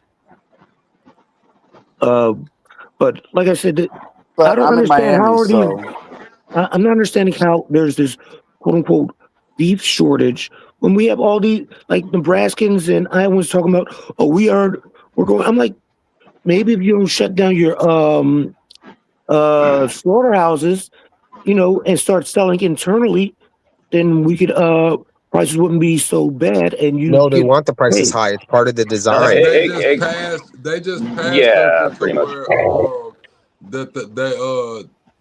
that the meat doesn't have to go to the meat packing facilities anymore. The small farmers can process. Hold up. You hold up. You don't Yo. come in this motherfucker yelling at me. You know why though? Yo, You know let me why though, out. right? Hold up. Let me out, bitch, Cressy. Get the fuck out. Wow. What What was the that fuck? about? Yeah. Charles. Anyhow, Yeah, I don't but like know. I said, The country boy right there. my Anyways, business. like I said, we just gotta Okay, they did pass it plug out his ass out. They passed it to where the small farmers can process their own shit. They don't gotta send it out to get USDA. I think that That's I don't a know how recipe this for gonna go. I disaster. think that's a setup, man. I think a lot of That people might not just be a stick recipe for disaster. We'll see. We'll see if salmonella comes up and whatever, then we'll deal with it. But if not, then that might be a golden ticket of some sort. Okay, I just want to kind of say something here. Do you guys remember like that deal we made with Argentina, or we're gonna import a bunch of their beef? You know why they did that though? I understand why people are upset. I'd be upset too. It's to oversaturate the market with steaks, therefore driving the price down. Because our own farmers are raising the price, and they're like, we know our quality of our steaks, and therefore it needs to be this price. So in the next year or so, if it doesn't go down, then I'm going to kind of complain about it. But I'm just I saying don't think that's what's it happening. should oversaturate the market. This is what The it is. farmers are looked it up. crying I that the looked it up. herd size This is is too what it is small. as well. We're going to our herd size has been shrinking for the last 10 years, and the farmers are scared. They're literally saying, "Hey man, if we keep going in this route, we're going to It's have a double. herd size where we're going to need the outside resources. So we can't be getting used to that. We got to build our herd size. It's the meat packing plants that they conglomerate and monopolize the meat packing part, and that's the node. And then the farmers have to go I and agree give with you. whatever This is price what they I'ma say. say as well. And that's what's I fucking up agree the with you game is the there. They're meat saying packing. I they're hate saying that they don't oligarchy. want that cheap beef from South America, all of that shit, man. But they did the Argentina deal so they can keep importing that beef from those other countries as well. It's just like any other product. Once it gets to that country slaps their own label on it, and now it can come into America. So all the beef, the cheap bullshit beef that they wanted to bring in here, now they got a No, our label. Argentinian beef is pretty high quality. Not the to like, Argentina beef. Yeah. It's not Argentina. I think he was talking about was it Brazil or somewhere Trump talked about. Oh, He said- Brazilian beef is pretty good too. It's pretty good. I don't I know, just but want us all one to of those remember that countries- it's the meat packing people that control the prices. I just want everyone to understand that it is not the farmers. The farmers are worried about their herd size. The meat I packing don't give people a are the fuck ones who about no create the spot Argentina price. beef. I don't give a damn about no Brazilian beef. I want my shit from Texas or the Midwest, man. That's what we talking about. And speaking of labor, have y'all been seeing that some of these states have been trying to pass some they've been trying to roll back child labor laws, like trying to allow like Florida tried to pass some BS I want to say last year where they were trying to roll back so that teenagers can we talked work about and serve alcoholic drinks. I'm like, that's a recipe for all kinds of problems. And they've also been trying to roll things back in Iowa and other Midwest states where they want children working back, putting their hands in like working in meat packing plants and some of these dangerous places. I'm like, we're going back to the days of the jungle. That's nothing good will come of that.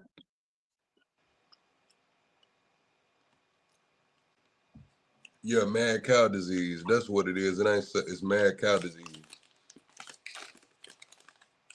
Hey man, all I'm saying is that's when America was great.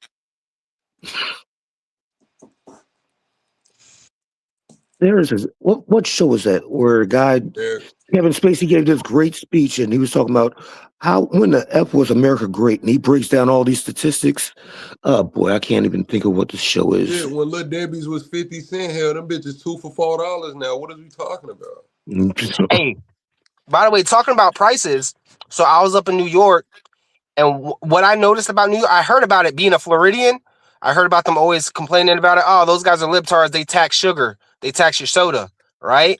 So whenever I pull up at like a gas station or anything, like the candy bar or the Monster or you know the Bang or whatever, that's all about 50% more, probably 100% more. If you go down south, if it's like Mississippi, it's like 100% more. But I'm in Indiana, it's like 50% more, right? Florida then I walked into Walmart, and apples are like 30% less. I bought a bag of apples for $2.50, literally. I'm sitting here doing the math like that's less than 50 cents. I'm used to being like that's almost $1 for an apple. So whatever New York's doing, keep an eye on. Nobody ever talks about these things, and then when you do, you sound contentious because you know Florida versus New York.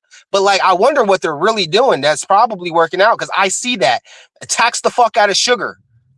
Once again, I don't want to talk about red and blue. I want to talk about what we can do. And if we're taxing the fuck out of sugar and we're giving leniency to groceries on some RFK shit, let's go. I would like to give New York an applaud if that's what they're doing. And that's what I think I see. I go there often. I think I see that. In all fairness, Florida taxes clothing, Alabama taxes groceries is in general. I'm like, any flat tax, and any sales tax is always going to be regressive and it's going to affect lower income people more because I got not if you tax sugar. You tax sugar to make people not be so fat, and then you give leniency to groceries so that people can put foods on their tables. That makes sense to me.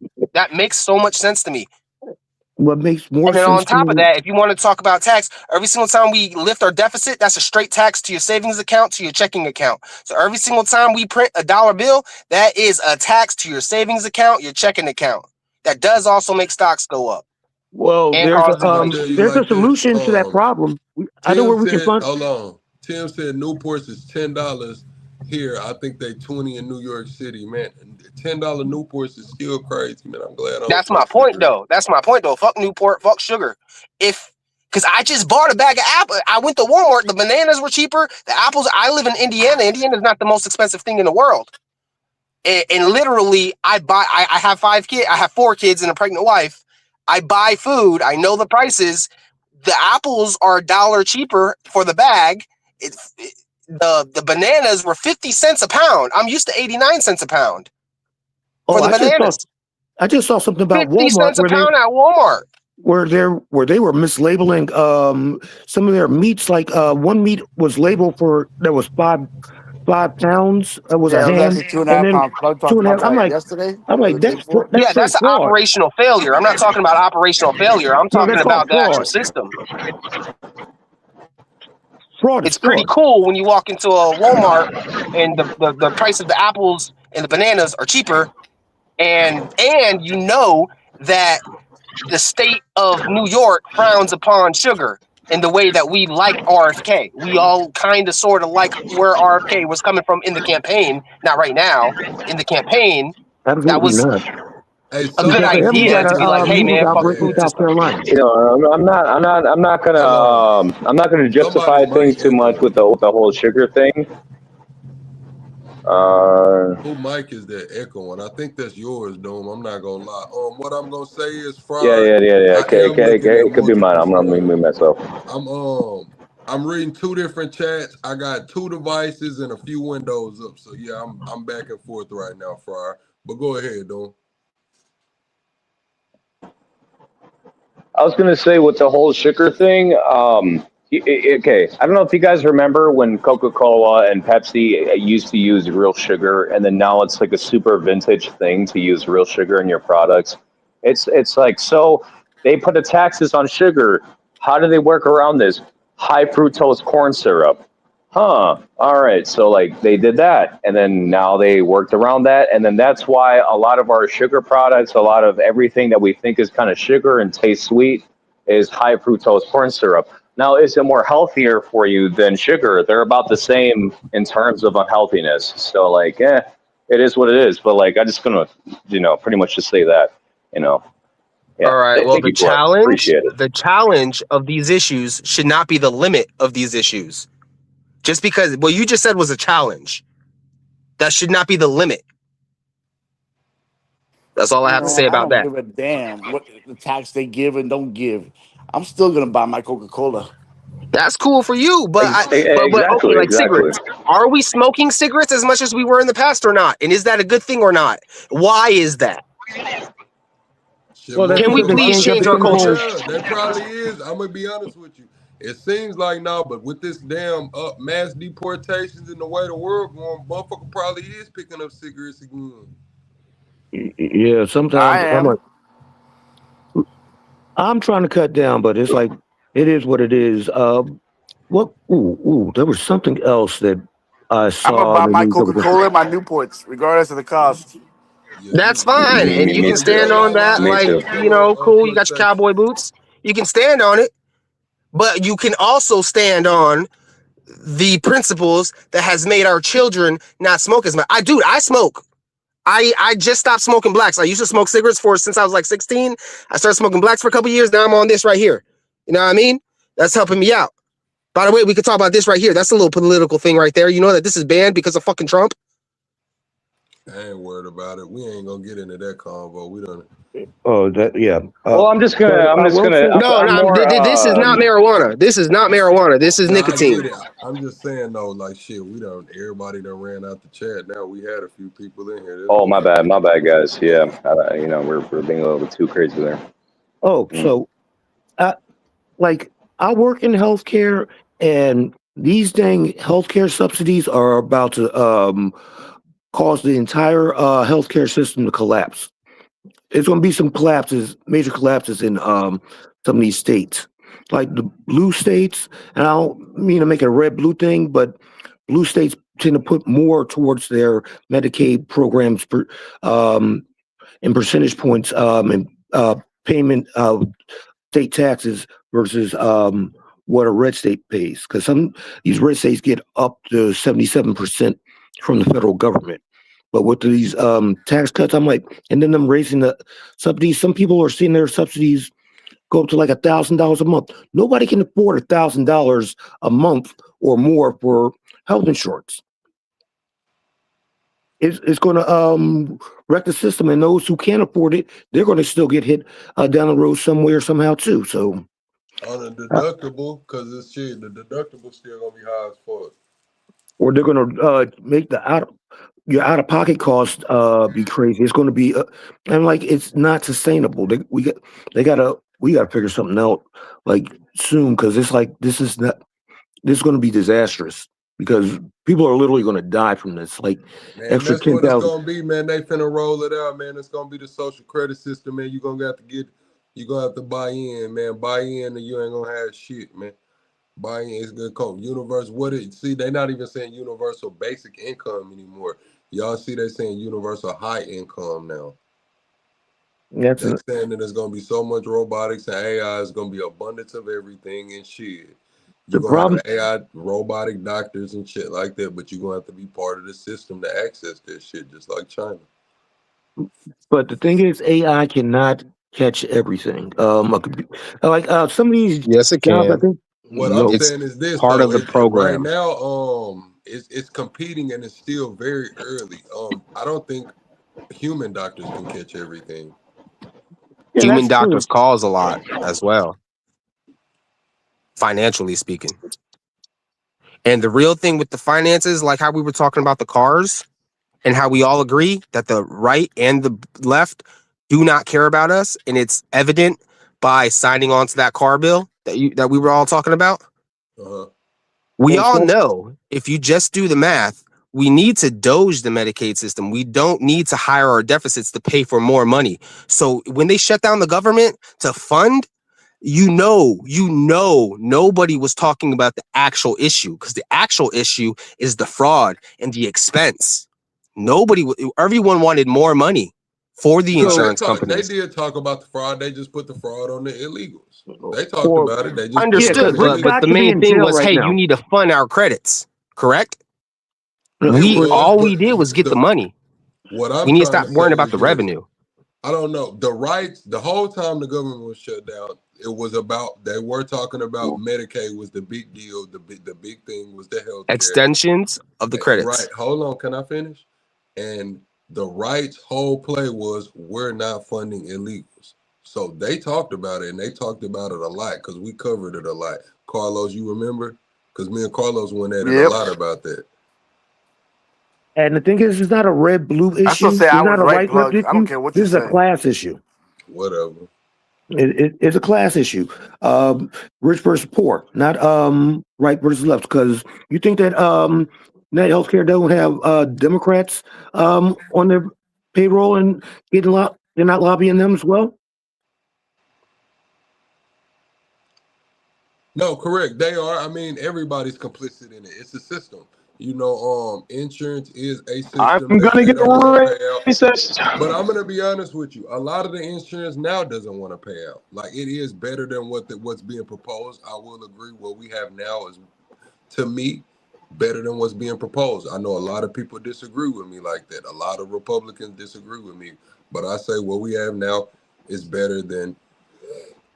First of all, it was Mike Johnson getting up there saying it was 100 different damn options. Then they consolidated it down. Now they're talking about just putting the $2,000 in your pocket. Hey, we'll give you $2,000 in your pocket, and yeah, it's not gonna do shit. So as of now, it's not perfect, but I do think it's better. But even now, you got people going in, they're on the hospital bed getting ready to go into surgery, and the doctor calls the insurance or whatever, and the insurance like, no, we're not gonna fuck with them.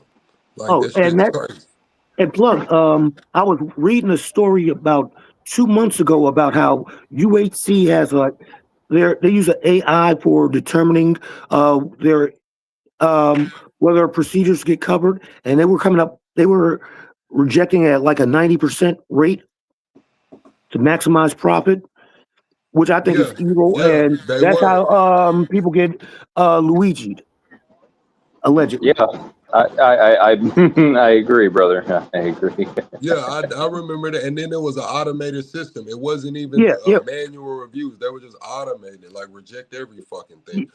Dorsey saying, shit, give me that $2,000. Yes, Dorsey, you can afford to say, give me that $2,000 because you're in California. They're not gonna let you die on the bed. Texas, they're gonna let your ass die.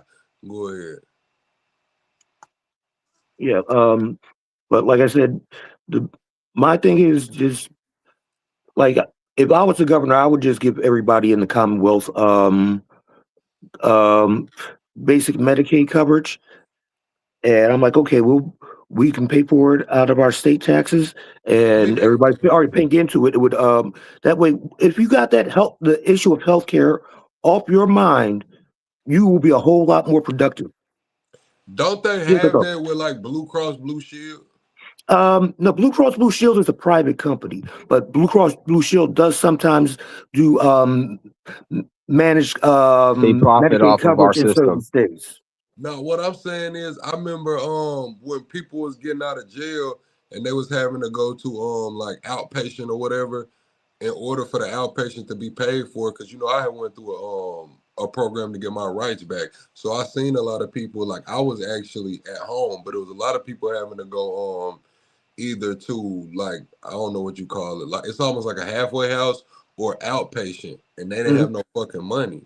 And so like they would go through their probation officer, and their probation officer would get them on Blue Cross Blue Shield, and they would pay for it. I was just wondering, was that state funded or federal funded? So some Blue Cross Blue Shield plans are private funded and like are offered through the facilitators. The government is paying Blue Cross Blue Shield to be the facilitator for a fee. May I finish? Yes, but I just had to say that. Okay. Some are offered as like third-party insurances, but sometimes there are certain Blue Cross Blue Shield plans in certain states where they manage the Medicaid programs for them in certain areas. So, but everything's going to vary per state. So they might have got Blue Cross Blue Shield, but it might have been done by the state, because I think Medi-Cal is like a Blue Cross Blue Shield that's managed by the state of California, for example. So because I remember that's how they was paying for their outpatients and shit. When you say managed, you mean financed, or do you mean managed, like the actual government of California? Well, Medicaid is a combination state and federal funded program, but it's do you mean financed or managed? Both. So when you get on the phone with them peoples, you getting on the phone with a government employee, or you getting on the phone? You're on the phone with somebody from the Blue Cross Blue Shield company. So they're financed by the government. I don't think they're managed. Yes, because they can tell you real quick, your pharmacist or your doctor real quick, this is rejected. It requires a prior authorization. That's management. Yeah, that's medical therapy management. My whole thesis medication therapy about the insurance game is anything that is mandatory for public interest, anything that we need, should not be a private matter. That does sound a little bit communist. That does. But it's getting to that point with these insurance companies. No, that would be more so socialism than it is communism. Communism is one government, you know. Yeah. And that goes back to my depends on what you want to call it. I'm saying that's a potential solution, no matter which way you want to call it. You want to call it a pig, you want to call it a donkey. That's a fucking solution. Yeah, yeah. Listen, that goes really back to my chat. I got something important to say right quick. Okay. The Plug Station Clips channel needs 3 motherfucking subscribers so we can go live over there.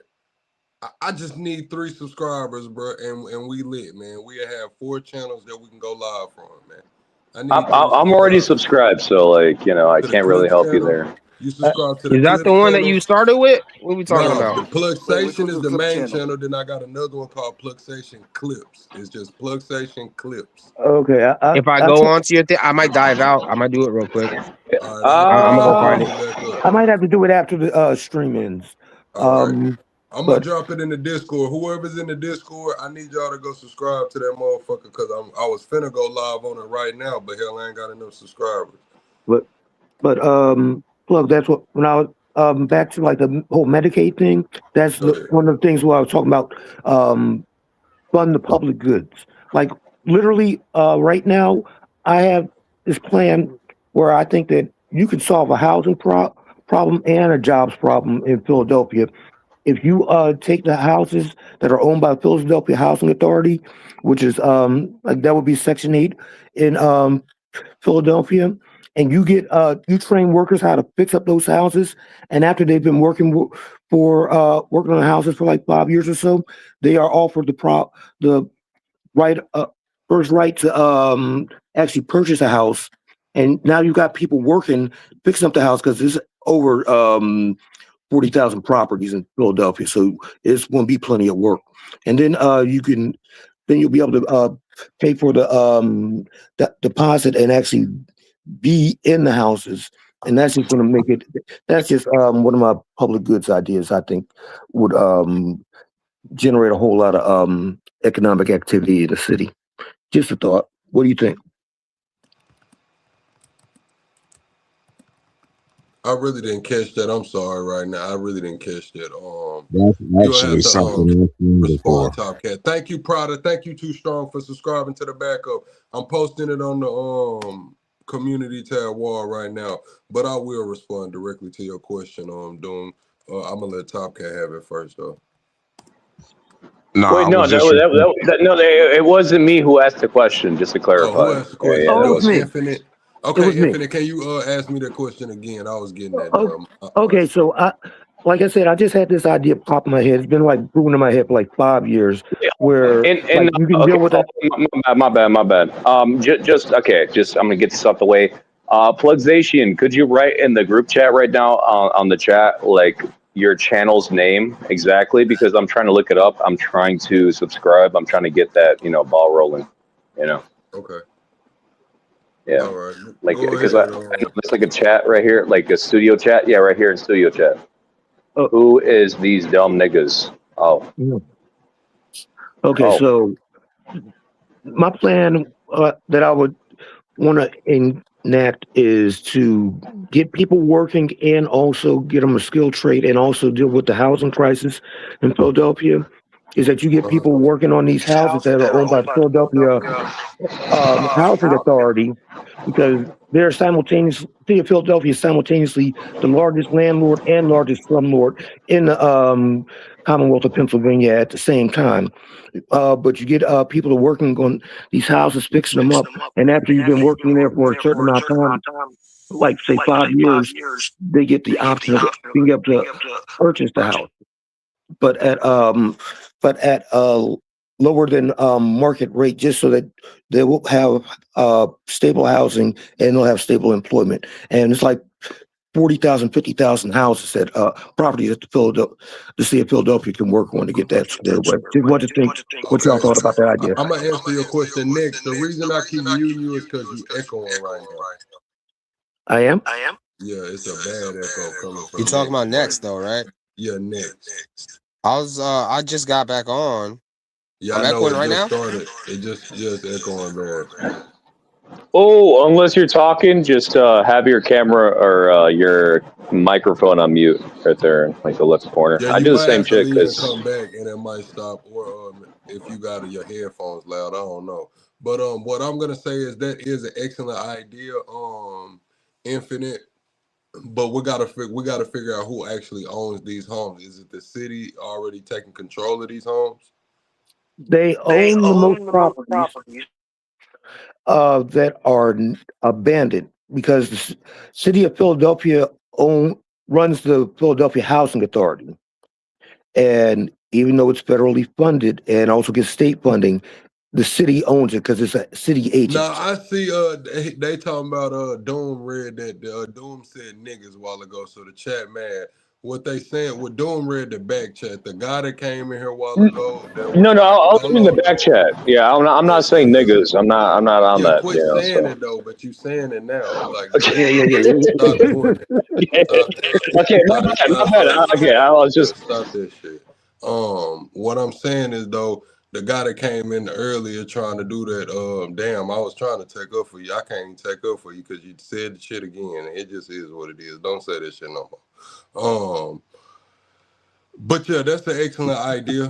With that, you said the city controls it. A lot of people can take advantage of that. A lot of people can take advantage of that, but it's gonna have to be a situation to how are they gonna afford these houses. If we're gonna say they're gonna get it at a discount or they're gonna get something off, or we're gonna give these houses out free and clear, because that's a very different situation. Yeah, I still haven't figured out the funding, but I figure maybe they just take if you agree to work in the program and they take like a certain percentage and that can be put down as a down payment on the house, and then they'll still be working a city job. It's got steady, got benefits, and they can still pay on the mortgage for the house or what have you. Hey, Like I said, here's a thought. Go ahead. How do we get that with the financing? There are municipal bonds. There's a bunch of different things that we can do. That's not what I'm trying to say. What I'm trying to say though is just like how you say give them a job and just make them do it. If Philly just does it for the free, because that's what a hegemon is. A hegemon is I'm gonna do it for the free, because if I do it for the free in a big way, I win either way. And then you can talk about financing the percentage rates. You know, you could buy percentage points as the city. The city can buy off percentage points and help with down payments and stuff like that. And that's in the beginning. Also, I think that's a beautiful idea. We could multiply it in a federal level and have the military build houses because it's a state of emergency. Yeah, Donald Trump likes that. We already have the house. Hold on, you gotta mute up, Nick. So the properties are already there. A lot of them just need to be renovated, and so it's going to be a jobs training program as well as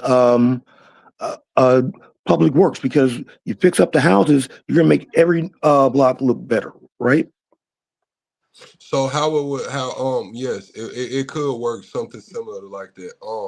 But also just having the government come in and do it or military come in and do it, though these individuals wouldn't have any skin in the game. They wouldn't treat the environment, they wouldn't treat the living situation the same as they would if they did go through a jobs training program to make sure that we have skilled traders, skilled people. Mute up for me, Nick, till I finish, because your echo is just kills everything. The jobs training program is also securing the future, securing electricians, plumbers, general contractors for the future. Also, these people have skin in the game. Into their homes, their build it. I see where Infinite is going, and it can work. I would much rather go with Infinite's plan than going with just having the military come in and do it, because at that point we can just run Boxable to the damn moon. You know what I'm saying? Like Boxable's $50K. I'm pretty sure that'll be a lot cheaper. Just grabbing using government land, slapping Boxables on it, will be a lot cheaper than renovating these houses. The reason to renovate these houses is to keep the trades going, the skills going.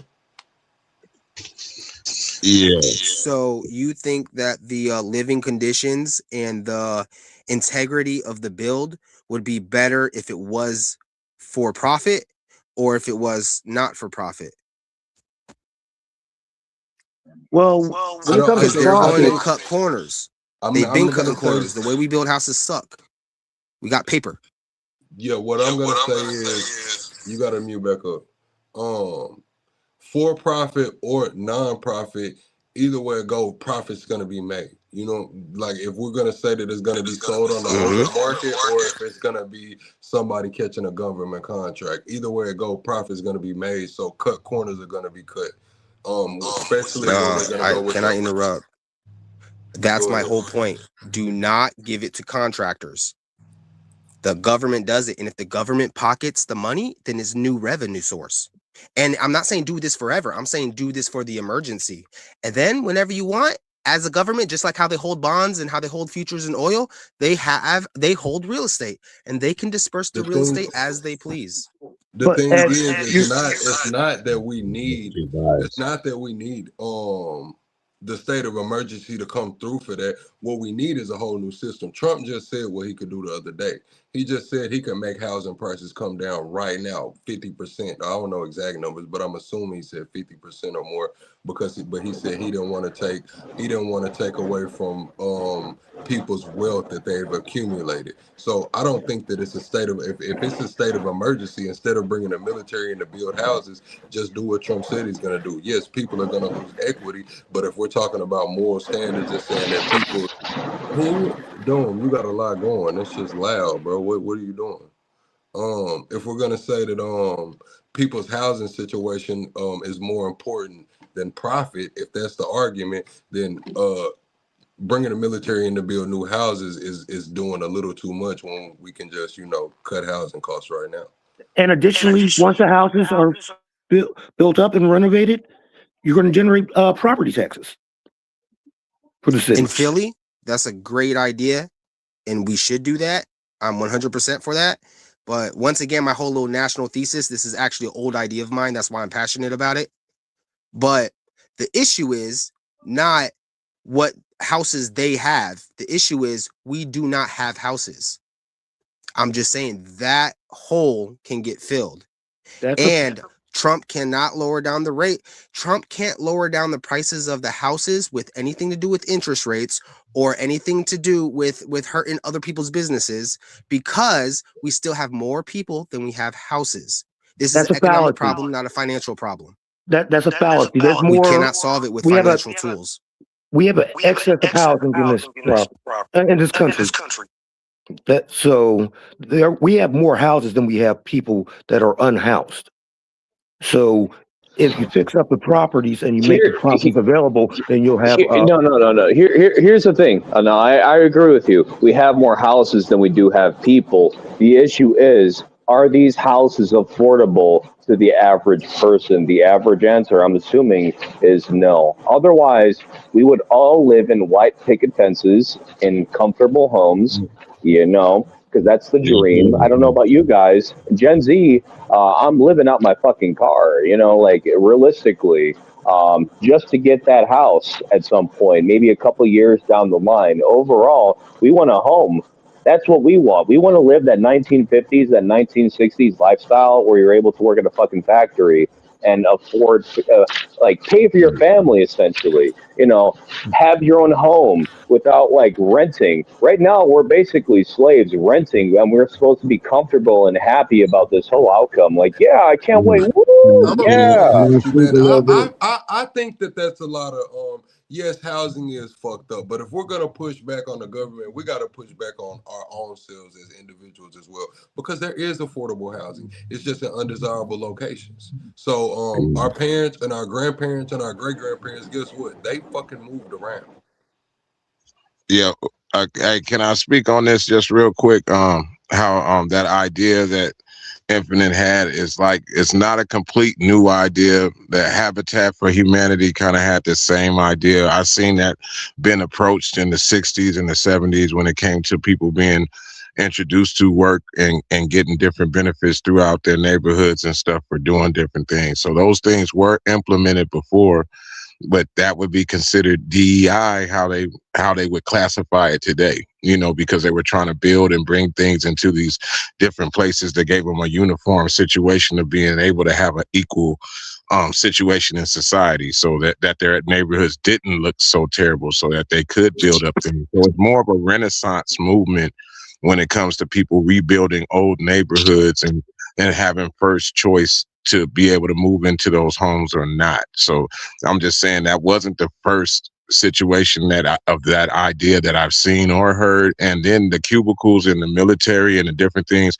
everything that I heard everybody speak on has been implemented in California.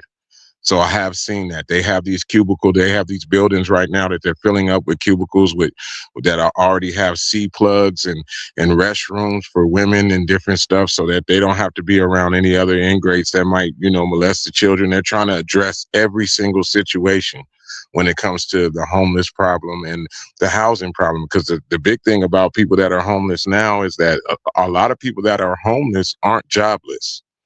A lot of people that are actually don't own a home. don't have a job. I mean, they do have jobs and they do actually make money. So it isn't about if the houses or if there's this many houses or more houses than the people, or is there affordable housing? And then the neighborhoods that you're around that a low income family can afford, what are we doing to make that safer as citizens? And not depending on the things that we sit up there and say we're patriotic about it. We should be able to have our guns and be this way. But when it comes down to situations in life, we don't implement those to make sure that our neighborhoods are safe. Okay, and Top Hat, you're right. I'm just saying, like I said, I'm just working out the big block problems. I haven't sat down recently to type up more of it to flesh out details. But if we don't try, it's going to get much worse. And I promise you, what you see right now, ICE doing with the immigrants. Watch. Come when the World Cup comes, they are going to be doing mass sweeps. Where in all these cities where they're going to have World Cup matches in, and in beginning of 2028, they're going to start doing mass sweeps in LA of all the unhoused people to keep them off the streets, and they'll throw them in jail for 3 to 4 weeks while the Olympics happen, then just toss them back out on the streets after the Olympics end. Well, they doing, me being out here right now and dealing with that right now, the homeless people are getting shoveled around different cities out here. So they actually will go to downtown LA and bus the homeless people and the people that have mental issues out there and bus them to Lancaster or bus them to Moreno Valley or actually bus them out to Indio. So that that movement that you're talking about, that's why I say everything that you're seeing right now is already being implemented. So as the Olympics are getting closer to being down here, they're not just going to be in Los Angeles, they're going to be in the Los Angeles metropolitan. So right next to me where I'm at, they're going to have the the triathlon's going to be at the lake that I fish at, and then the other lake I fish at is where they're going to have the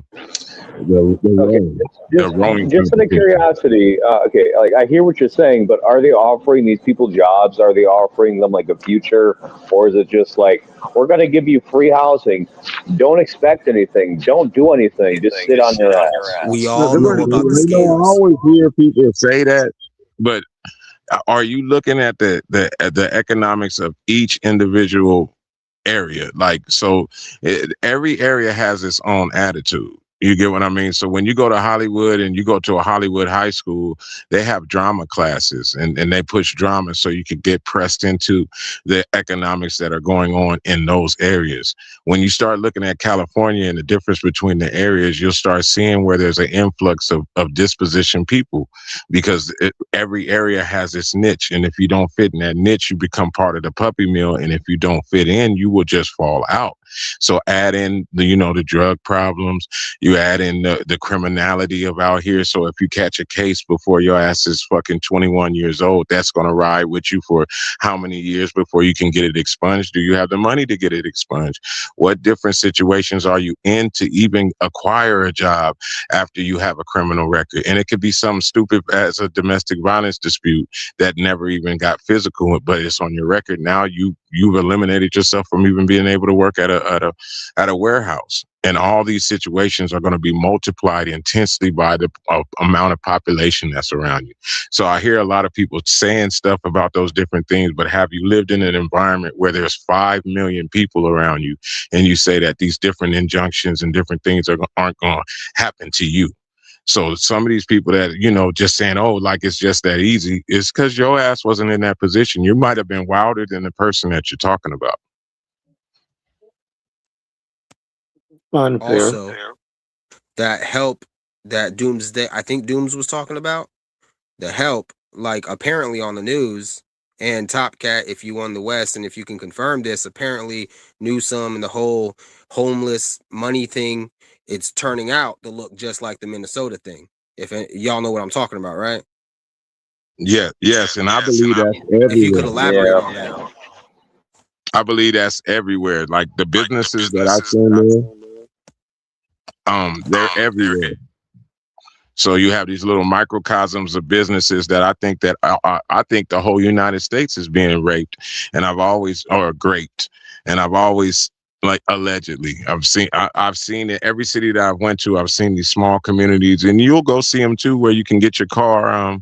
You can go in there in the same day, and they do the DMV stuff for your car. Or you're doing all these different things. I've seen the different people from other countries coming here, and they're running the homeless racket with their kids in the car. And then you go to the back and see that they're in a BMW or a Benz, and all of them are sitting up there in Jordans, but they're over here, getting people for money right in front of the AMPM. I've seen scams everywhere, and they've always been there. This is nothing.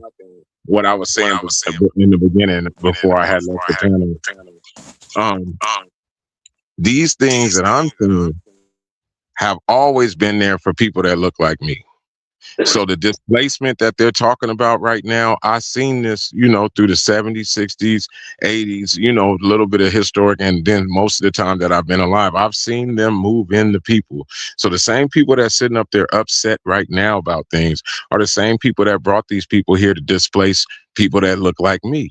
They say, oh, no black people going to work in the fields or going to pick no oranges. Well, who picked them for the last 400 years? You brung people here to displace us. And now that things are back to a more equal situation, everybody's crying about it. But those were the people that were benefiting from it before. All these different people that are living in Orange County, moving to Utah, moving to all these different places, they made their money in these hot spots of the United States before.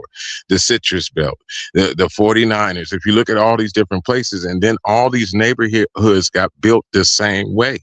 So they always displace one person or one faction of people and put another one there. First ones they did here was they displaced the people that were working out here, and then they brung in Asians. The Asians started wanting the rights. Then they brung in a different type, not Chicanos. They brought in what they call Paisas out here. Okay, now those people are fighting with each other. So that's where you see those demographics out here where you're saying, oh, there's some Latinos that are for Trump. Well, there's some people that's been here that actually feel the influence of other people being brought here. So that's what I'm saying. Until you are in these environments, it's like people keep telling me, oh, I'll keep hearing people all the way in the middle of the United States telling me about the border. Well, I'm telling y'all, it don't look too different out here. Those how ICE is acting, they've been acting that same way out here my whole life. I've been seeing them run up into the school since I was in elementary school. So you're just getting a piece of what everybody else is getting. And I see everybody getting so extravagantly upset about it. Well, hey, everybody want their piece of the pie. You eat yours too. If it's shit pie, you get your piece too. I highly disagree with that perspective. I feel everything you're saying. But once again, you cannot let the obstacle be the limit. And if something, we have not been doing the same thing for 1,000 years. We have not been driving cars for 1,000 years. We can't say just because our lifetime, because my lifetime, USA has been going downhill my whole entire lifetime. So I can't say that there shouldn't be any change. This status quo is the best that humanity has ever been in. And I do feel what you're saying, though, but I just feel like you're jaded. That's what I'm arguing with. I'm not arguing with you. I'm arguing with your jadedness. You know what I mean? You can't let... Okay, I have a counter argument for that. I am probably a little jaded, for instance, but I'm jaded through experience. But like what you're saying that, okay, it's been going downhill. Well, you were a kid then. What is uphill if you don't know what the United States position has been this whole time? When I'm saying my position right now, I know this is the best time for people that's been in my position ever. As bad as it is, it's still the best time ever. I get to have a flat screen television. I get to actually eat food. I get to actually walk the streets and I can be defended, even if the person that doesn't like me will still have to defend me. These things haven't been that way that long. So yeah, I might be jaded a little bit about it, but I also feel like people that are a little bit younger or haven't been through these experiences or don't know these different things like what you're saying are speaking out of the point of saying something is going downhill. Well, what do you know downhill is? What do you know of downhill? Because all you know is the time that you've been here. And what is downhill from eating cereal in the morning to living the lives that we live in right now? Any one of us can go out right now with the money in our hand and have a tomahawk steak. Here's the thing, man. I don't know about you guys. We're a republic, so essentially, the minor opinions of this country are never silenced, and we're based on essentially the Roman Republic. And what did the Roman Republic become? The Roman Empire. Okay, people need to understand this. There's a switch over here. There's either A or B, complete anarchy, or we switch over to an emperor, and that's just the route. So we could sit here and say, oh, this and that, the housing prices. Guess what? If we have an emperor, the housing prices are going to be wherever the fuck they need to be because he said so. That's just the way it is. And then when you have a bad emperor, many emperors got murdered. Exactly. Many an emperor. That's what people need to understand is that we're going to have this whole, I don't know about you guys. I'm already expecting this whole transition over to an empire. I don't know about you guys. This whole republic shit, it's just good on paper. But overall, I can kind of see us infighting right now. It doesn't work. It really does not work because we're over here fighting about the prices of this and that. The prices of this and that. We have the next Caesar. Guess what? The Caesar decides what the fuck the prices are. As to whether or not inflation happens, sure, cool. But that's just the route it's going to be. We're the next empire. But when I see all these people doing this whole rioting bullshit, I already know deep down in my own mind, I'm like, if only Trump declared martial law, if only. We're on the next step already. If it's not Trump, it's going to be the next Democrat president, the next Republican president. It doesn't matter what fucking president we have. We're going to essentially have the next Caesar. Look at our economy. It's fucked. People want what they want. Have you ever went under martial law? Have you been in a city or anything that they've declared martial law under before? We might as well have it. No. To keep it real, no. But we're going to have it. I've actually been in the city. I have relatives that's been shot in the middle of martial law situations, from the Watts riots to the Rodney King situation to different things where they actually declared. So you're not stupid then. You're not stupid to this. Then you know what the next step is. There's nothing new. There's always another step that you haven't considered called defenestration of the elite. Defenestration means throwing somebody out of a window. It's a solution that people haven't considered, but we should keep all options on the table. I'm going to keep it real. All right. No. I hear what you're saying. But what country controls the American government? All right, well, you can make fun of the black people. Okay, yeah, pretty much. Yeah, pretty much.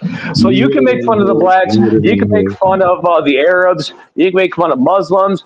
But don't you dare make fun of the Jews.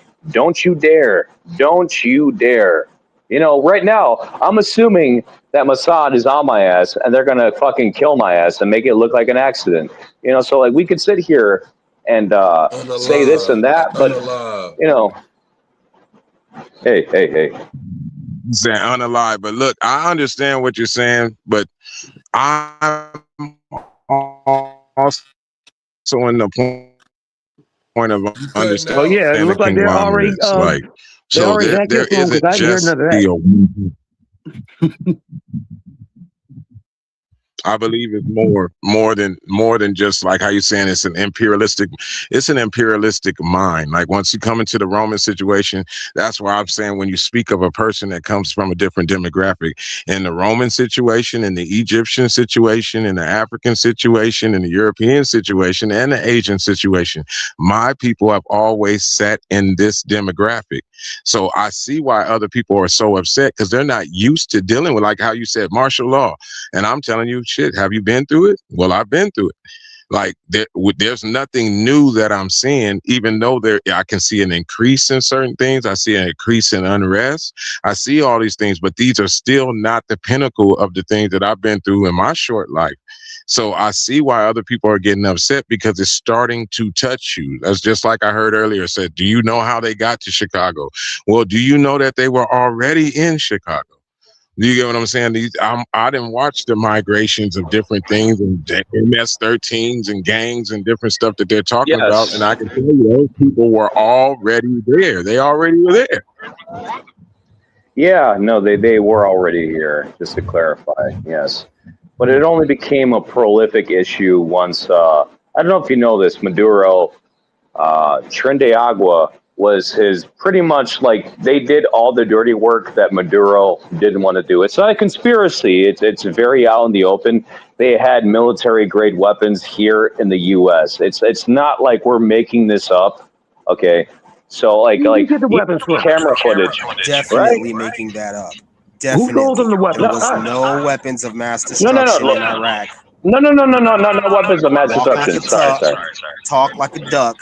We are definitely lying about Venezuela's. We lie about every war we've ever been in. We lied about Vietnam. I don't see why there should be any difference right now. No, with Venezuela, we're there for the oil. Just to clarify, like it's better that we are have not the there for oil the oil. than China and Russia. By the way, they were already there. So we're gonna let them win and us not take the fucking oil? No, we're taking that shit. We're fucking taking that. No, I'm gonna fully clarify how I feel on this situation. We are the new Roman Empire. We're taking all that shit. We're taking all of it. And what can they do? What can the international community do to stop us? Nothing. We're taking it. They can Okay, sell so all of go our sit there and cry about it, all of our honestly. stocks. That is what they can do. And that is probably what will end up happening when we all isolate each other. Eventually, I believe that is what will happen. And that will cause a big, giant recession when countries decide to sell all of their treasuries and all of their American stocks and not buy oil and not use the US dollar. Yeah, that's we why are they're not afraid at of war BRICS. for oil. We are at war because we want to be the hegemon of the currency. We want to continue with the petrodollar, but now Saudi Arabia is using yen to do business with China. That is what we're trying. That is the whole thing. We are not trying to get cheap oil. I promise you we're not trying to get cheap oil. We will not see China. cheap oil. Fuck China. In every hemisphere that they're in. Yes, sir. Fuck China. Taiwan, Exactly. it doesn't fucking matter. Fuck my neighbor. Right? I don't South care America. how my neighbor feels. That doesn't mean I'm going to go and fight my neighbor.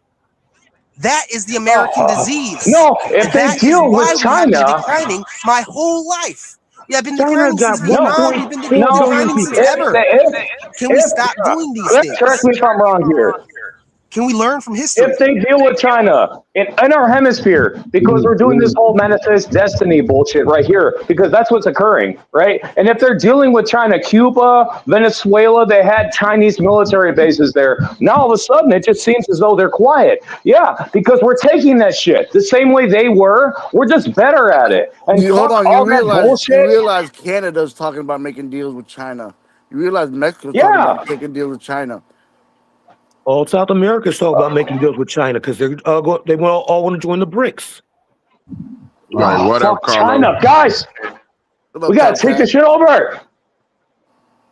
I don't know about you guys. There's either A. No. That was the argument. I'm a That was Nazi for literally the sitting on the argument. sidelines while China, which is a fascist government, takes over everything. China We're is an not a actual fascist fascist government. They're just government. building. Oh, They're not no. blowing anything up. They are blowing You understand no one up. fascism? They are just building understand fascism? roads and ports and airports. They are It's blowing nobody nationalism. up. Maybe One our China, economic idea one of America people, is wrong. one leader. Is that communism? And they Their also GDP has allow been capitalism rising in their country, for by the 30 way. years. They love to wear We have Louis Vuitton. They stagnated love for to wear 30 years. Gucci, by the way. Someone is correct and someone is incorrect. Don't worry, they're communists. You know what I'm saying? We could sit here all day arguing about China, but we both know that China is not a communist country. They allow all these capitalistic Communism versus companies capitalism to come in is there, a dumb right? argument. So They that are essentially is democracy and they are fascism, a capitalist nationalism. country, and they are also a It's communist national. country. You understand? You understand fascism, though? It's national socialism. Let me say this. Everybody's leaving the chat because y'all are yelling, arguing over each other. And Oh, I'm sorry. Yeah. You got an echo. Here. I'll let you talk. My bad. Like, it's crazy. Good luck. You let them respond. Go ahead, next. Okay. I said what I said. China, the whole, he's a communism, therefore I must kill him. I'm pretty sure you also want to kill all of the Muslims. The arguments that you're making are Nazi arguments, are literally Nazi arguments. And the greatest generation of America, says us Americans, will fully disagree with everything you're saying. And as far as communism goes, that's a dumb argument that's already false. It's as false as WMDs, because taxes are communist. It's just a very, very dumb, low frequency NPC argument that I never want to make. And I will always call that a dumb, low frequency argument to anybody. Sorry if that offends anybody, but let's not even talk about blue and red. I'm not with that blood and Crip shit. Let's talk about actual solutions. Plug. May I interject real quick, Plug? I just want to clarify a couple things. One, China is not a communist country. China is an authoritarian capitalist nation. Once you start looking at China from that point of China view, has elections. They have Thank elections. you. but Thank they're you.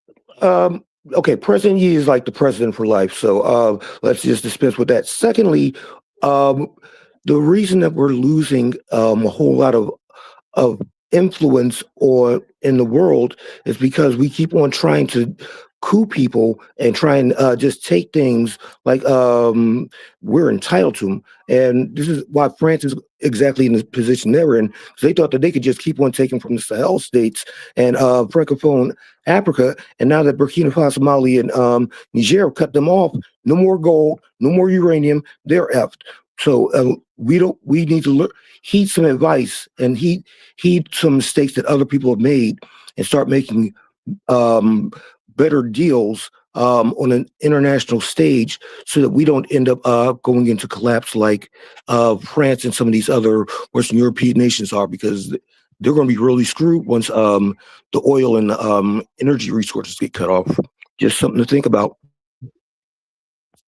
That's what Trump is trying to protect. That's why he's pushing this. Now, this is my other narrative that I didn't get to speak on earlier because I was traveling and stuff. My car was fucking with my voice and shit. So, and another point, we got to understand that Trump is bringing a lot of things to light in Europe with these little, threats that he's putting forth. He is making Europe pull their shoulders up and understand that it's time to put your damn boots on, else somebody else is going to run through your nation. So they have to. That's what I'm saying. Even though everybody's upset about Trump and what he does, but he does make you have to put on your damn armor. And Europe has got complacent with us saving their ass for the last 120 years.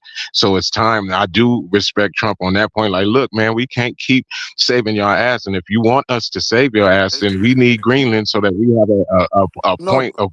We need Greenland? No, we don't need Greenland. Trump is just trying to run like a thug. No, I like That's the way literally trying to run like a thug. in the perspective of Top Cat saying. Control the water. You gotta control Greenland. If you want to control or have a place to move around the Atlantic, Greenland is a beautiful place to have We a have point hundreds of bases all around the country, all around the world. So Yeah, 4 bases in Greenland. that doesn't make sense. We have bases all through Western Europe. We had 17 Germany, bases in England. Greenland. We dropped them to 2. But if Greenland wants to deal with another nation, then what can we say if we have nothing to say about diplomatically how they deal with other countries? But then we're You're wrong, though, Top Cat, because we do. So if Greenland wants to deal with Russia or China, we're still supposed to honor the 1948 Act. We're still supposed to protect them if they're dealing with somebody that's hemispherically or global enemy. No, but Top Cat, they can't because of NATO. Yeah. Who can't? Greenland. Greenland. You mean Denmark? Not Greenland. Denmark. Denmark owns Greenland. Yeah, well, you could say Denmark is Greenland refers to Denmark they for can't they can't do deals with China and Russia because of NATO. So that's a fallacy argument. Second of all, hold on. Not? Hold the on. UN deals with Russia. I mean, I'm talking about the United, England, basically. All these other countries that are in NATO still deal with Russia. Yeah, because they get permission and they do make deals and this and that. That's besides the point. But it has to go through NATO and all that. Yes, that's what I'm saying. NATO ain't about shit right now, bro. Like they really ain't about shit. But you're talking about how we are defending Europe and all this and that. But it's because we told them we would. No, We can't no, it's sit. Hold on. We can't sit there and act like we are the protectors, and we're doing them this favor when we sat there and we told them, "Hey, don't build your military, and we're going to protect you, but you can't do X, Y, Z." no. We didn't tell nobody not to build a Times change. military. We have. Yes, we absolutely have. Well, we told Denmark not to build their military. We told Greenland not to protect itself, not to Yes, fortify. we've done that. We've done that with Japan. We've done that with We several did different that with countries. our enemies. We did not ever do that with a NATO coalition. We absolutely did. That's the whole unless point of they were NATO. enemy. Germany was our enemy once. Yes, and we made sure that they didn't build their military for a certain amount of years. Exactly. And we did that with Japan.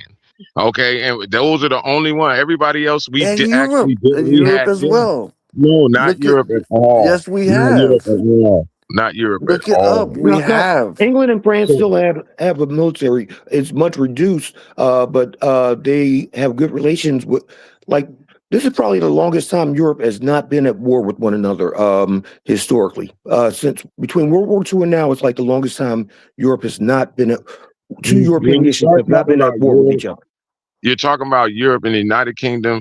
You usually most of the time they use India to do their situation, and when you talk about France, they were using basically the Sahel. and No, I'm wanna talking about talk I'm talking us about the 100 defending Years' them. War. I'm talking about all the wars. England, Spain, England, France, Germany, France, Italy. And It that's was the why French war with the how do they UK, not and then they were deal with fighting each other? afterwards as well directly. They have And always World War fought. I and World War II, and And those are they've just the ones off the always top of dealt my with each head. They other. were kinetically fighting each other more than proxies. America was. And if the you one that want to talk about us protecting them, we are the only nation that used Article 5 in NATO so far in history. I think Denmark has the second highest rate of deaths in the war on terror besides America. Because we run NATO. Come on, guys. It's like an open secret. We run NATO. We Why started should we be the NATO. farthest That in doesn't matter, proximity and though. have the most deaths? That don't make sense. Why should we be the farthest away and have the most damn deaths? This is what I'm saying. It's like We implemented the war on terror. We implemented that. We started that. What about we Iraq? we stepped up to it. They've been getting their ass bombed for years. No, They've no, been getting no, their no, no, asses no. whooped for We years. They started did not that. have a Hold 9/11. on. They did not. We have started a that 9/11. when we got hit on 9/11. Yes, And we that should have hit you the know, Bush Saudis not for nothing, because 19 of the 20 people who were on those planes in 9/11 were Saudi. yeah.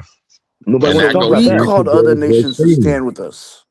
We are the only nation that's ever used Article 5. Yeah. And we're the only nation that's taking the biggest grunt of every single situation globally. We're taking the ones? biggest grunt. Oh, are you kidding? You Which don't ones? think Russians died in World War II? No, Chinese people died in Why are World they War our II. enemy? I never understood that in history. Never understood. dying There's something over that there, lies yeah. to me in the history book when we talk about Russia and World War II. Something is lying. They died over They were fighting their on two, own land, though. Russia was fighting on two fronts. You have to remember, Russia was fighting Germany on their western front, and they were fighting Japan on their eastern And we didn't front. come in to World War II towards the end. Yeah. No, we came Yes. in World War II in the middle. We When came Japan actually was right bombed. at the end. We started in came in- 1939. We came in 1941. We officially declared And it ourselves ended in 1942, if I'm not mistaken. Pearl Harbor. No, it ended in Pearl Harbor is when 1945. we entered the war. So Pearl Harbor is when we entered the war. Yeah, because we were attacked. But we didn't go in there to help anybody. We were attacked, so we went in. So we weren't looking out for anybody. No, we could have been. No, were we telling them- invaded we were France telling and them all that Normandy stuff. and all that for them, but we did Japan. That was The the response. Luftwaffe was flying around with Ford engines. There was a bunch of supporters of Germany that lived here. That Germany got their whole ideas from us. Everything that they put down was from us. That's what I'm saying. I understand what you're talking about. As we go further back in history, yes, we are in unprecedented times right now, because we're not supposed to be this stupid as human beings in any country to be sitting up here even talking about killing each other and murdering each other like we're really going to be imperialistic and take over a world that has this much technology. Is stupid as hell to talk about, period. But we're still in this because there's dumbass people around that don't realize that this has nothing to do with technology or anything. This is completely biblical. biblical, and that's exactly what's going on. These people are still fighting over biblical things, and we're being drawn into it all the way on the Western Hemisphere. And not for nothing, just a heads up, y'all don't know this, but a lot of people haven't talked about this, but Pakistan said that they will go ahead and give Iran that thing if Israel keeps it up, or if they try and bomb Tehran. Pakistan. Fuck Pakistan. They are nuclear armed power. What are you talking about? Oh, and so is India, and they're our allies. They are beating with India right now. They said that if they attack Tehran, Pakistan will give them that thing. And whoever said the world can't do nothing to us is crazy. I mean, Japan holds the most debt of America. I mean, they dump our bonds and we're able to store our economy. They dump their bonds and oh the fuck lolly. The Mississippi still gonna flow. The Colorado still gonna flow. The Gulf of Mexico still gonna be there. Yeah, but the white people gonna be hurt though. Is all I'm saying. Them white people gonna be real sad though. Now you're getting. Remember, everything is about capital. No, we're all gonna be sad. They're gonna be about capital. I'm not talking about you. I'm talking about the other white people. You know what white people I'm talking about. If you don't know what white people I'm talking about, that's because you're racist. You're talking about the rich white people. Yeah. No, I'm trying to figure out why did our land leave because those bonds? Oh, they fucked up some bonds. That don't stop fucking cabbages from growing. We have everything here to keep ourselves alive and whatnot. We're worried about this damn invisible market in the first place. When it comes to being human beings, amen. We have what we need right here. We don't need that. Amen. We don't need global money. We don't have to have that. You know what I'm saying? To survive as a nation, we are a big ass continent. We can do a whole bunch of different things. It has nothing to do with needing global money. It has to do with calling in a debt that we can't afford. Well, we got debts in blood that we're calling in now. Greenland, this is a blood debt. Denmark, y'all was rolling them damn boats over there. How is Greenland a blood debt? Huh? Greenland was I really want to add something occupied for Top and Doom. 500 years before the United States was even a thing, before we were even colonies. What are you talking about? Right, there's no top and nothing. You're not hearing what I'm saying. When Denmark got fucked up and them boats were going across and they were trying to save them people with them, and them U-boats was kicking their ass, who came to save their ass? Us. We paid debts for them. And with blood, bro. With blood. You get what I'm saying? D-Day with blood. We came and saved y'all. We came and saved France as we fucking around in North Africa. These are debts in blood that we gave up for what did we benefit from it? What came out of it for us? Well, seeing as we didn't get attacked on our mainland, we ended up being the global hegemon and the leader of industry after World War II and helped rebuild Western Europe by the Marshall Plan. No, I'll say it. There's two ships that came here. We control the EU. We control the United Nations. You know, so like we have benefited from this because we're essentially, if you want to look at it this way, we're the leading hegemony, if you want to put it that way, right? Because NATO, the EU, would be nothing without us.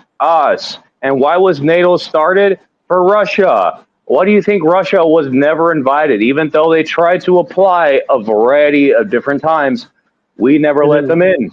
And then Russia wouldn't form the Warsaw Pact. That is not we. We did not let them in, not for us. Russia and the UK and Russia and France have been beefing for a millennia. We think that we're the reason why we stopped Russia from peace. No, we're not. We're just the facilitator.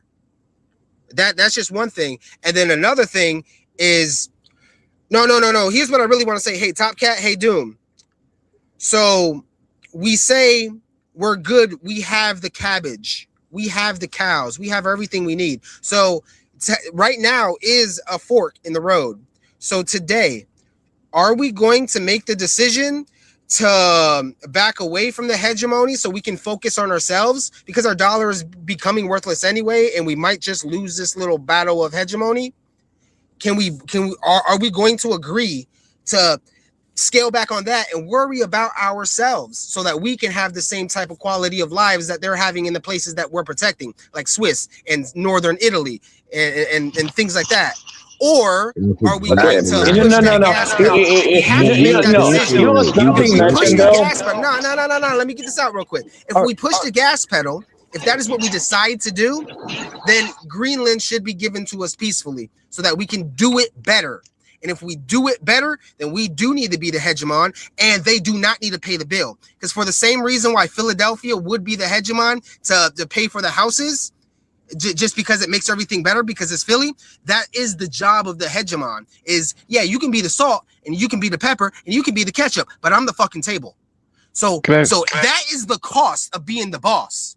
That is the cost of being the boss. That's why we have bases in Germany. That's why we got bases in Japan. That's why we told Japan that they're not allowed to have a standing army. That's why we told Germany they're only allowed to put 0.5% of their GDP inside the military for like a some odd amount of years. That's why because we had they're those things. We were the hegemon.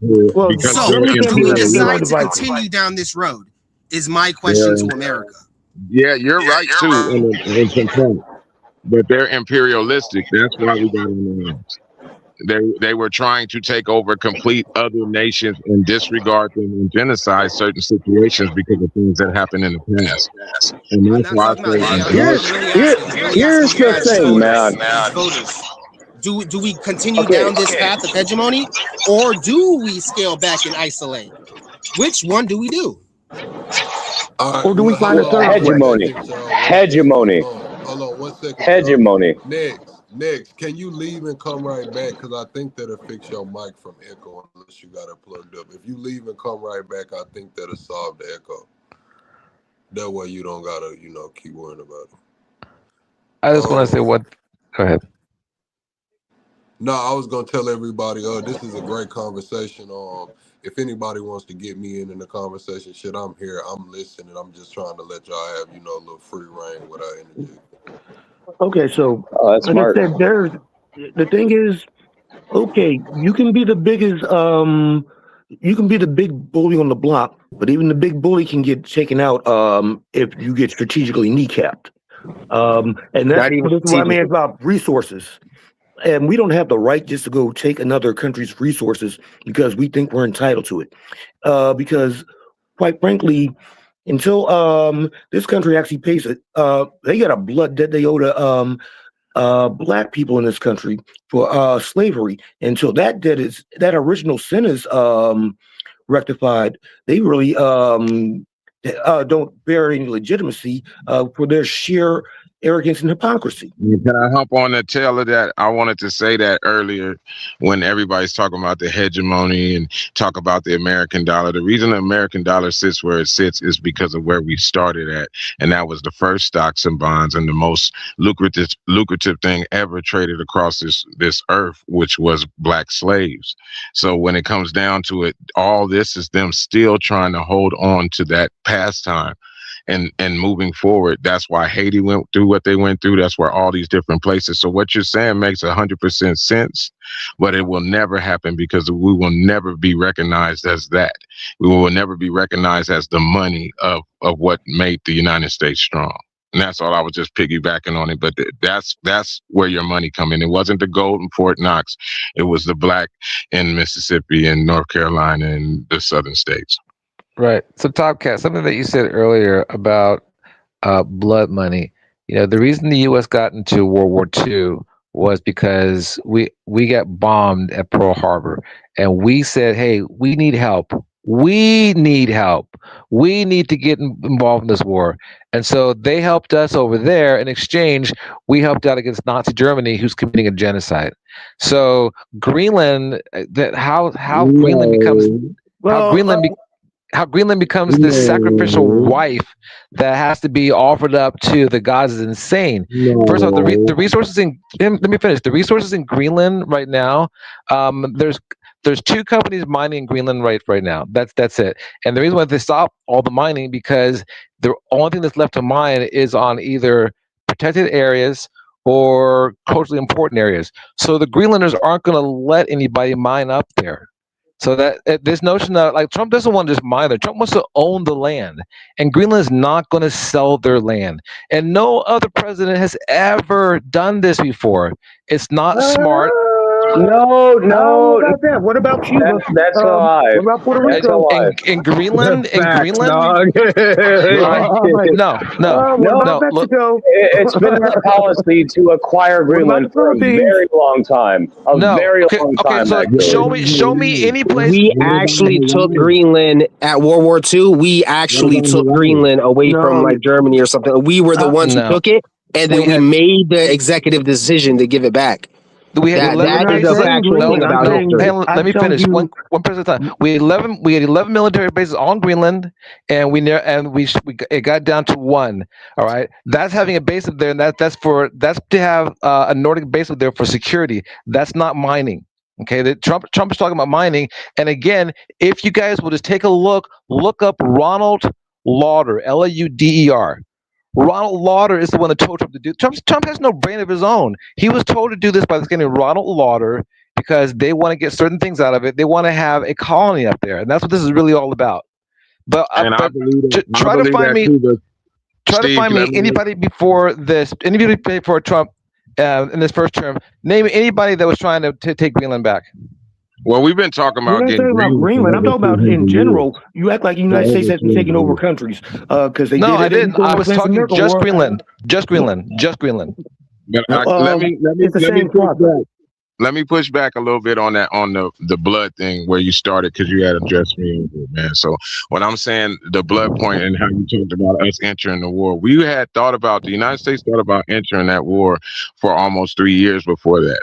So when Japan made that decision, is because all of the basically social media came out, and we started learning about these internment camps and different things, and we were saying, oh wow, they know about the camps like we used to put up out here, so we're going to have to make a move on that to say that we're not those same type of people. So we were already thinking about jumping into the war.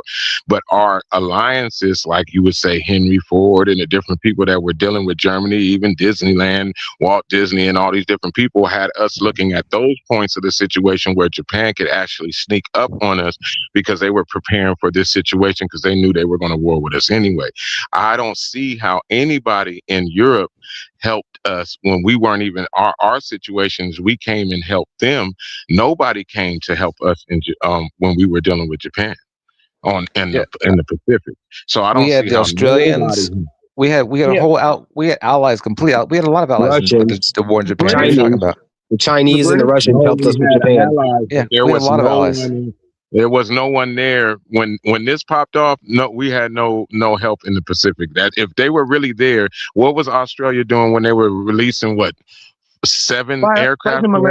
Fighting in Malaysia. They were fighting on Southeast Asia. That's what Australia was doing. So fighting in Japan because they were a Commonwealth nation. So when Britain says squad up, that means the whole squad.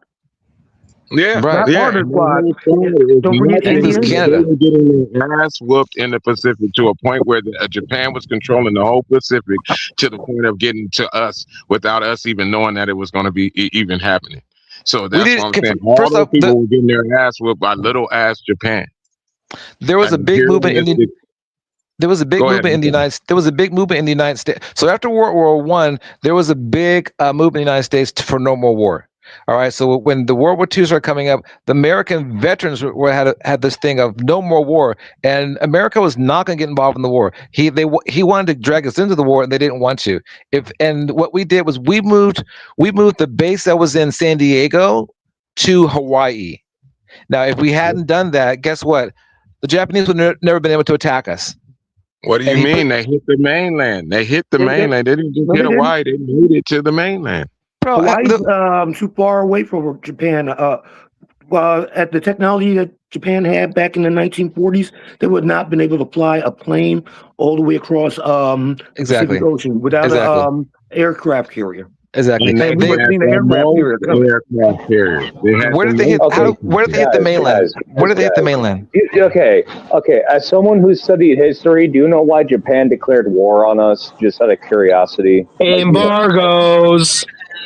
Because they needed resources in West Asia, so they could, particularly the rubber and the oil, and they knew that they need to get to it and lock it down and knock U.S. out the war. They tried to knock us out with one fell swoop, so that way they would have free reign. No, You're not the only person studying But peace. we're talking about strategic moves. Okay. I had to ask you guys because I'm hearing you guys talk, and I'm like, I don't know what the fuck's going on over here, you know? That happened after they got stranded in China. They had gorillas in Nah, China. this ain't your 101 class, Poppy. This ain't no 101. This is like 202.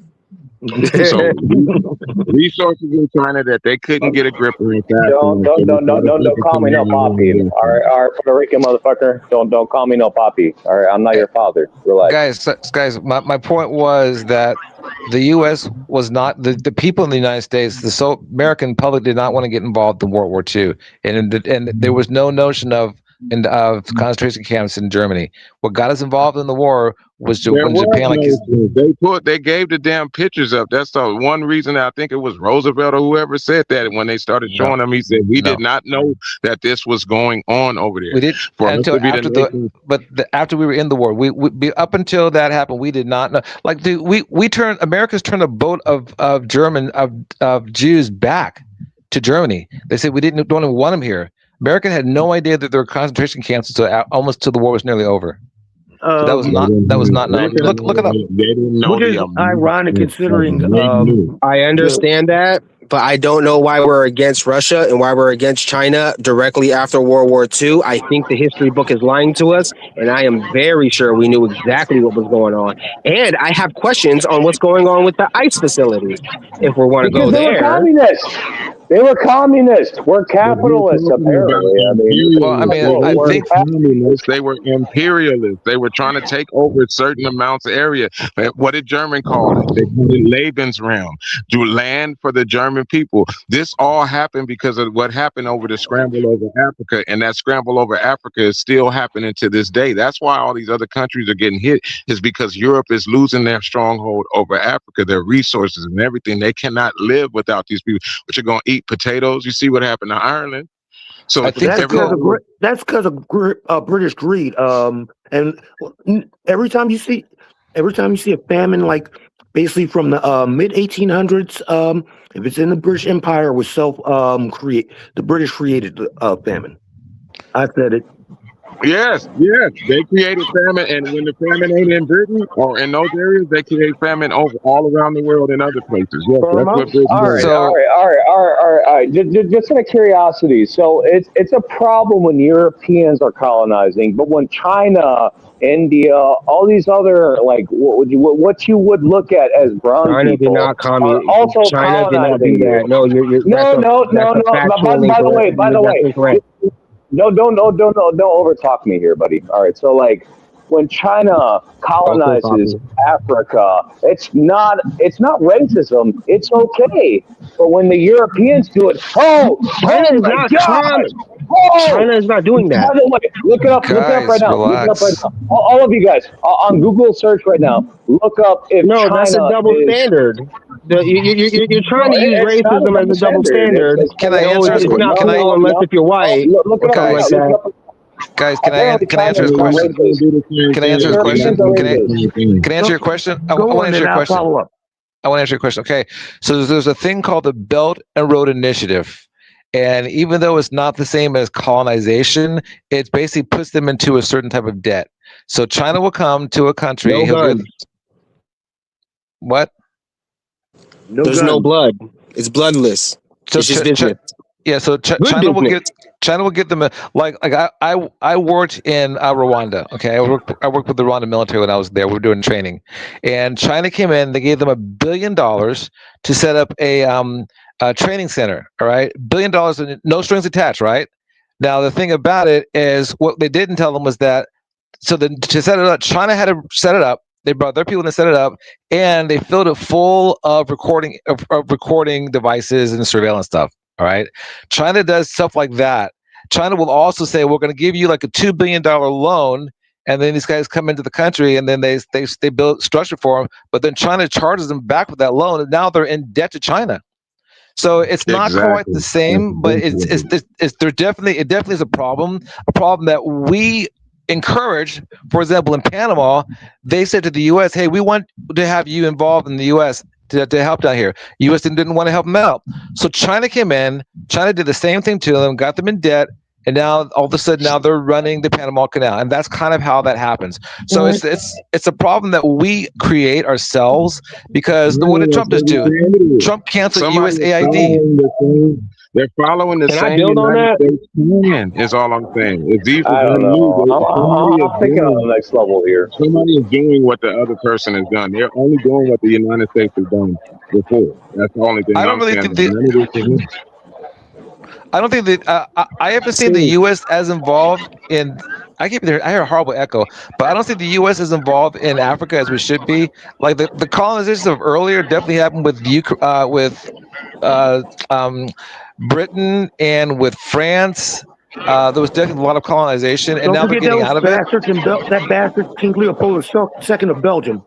May What? he burn in hell. Don't And forget Belgium, that yeah, bastard Belgium Leopold too. II of Belgium.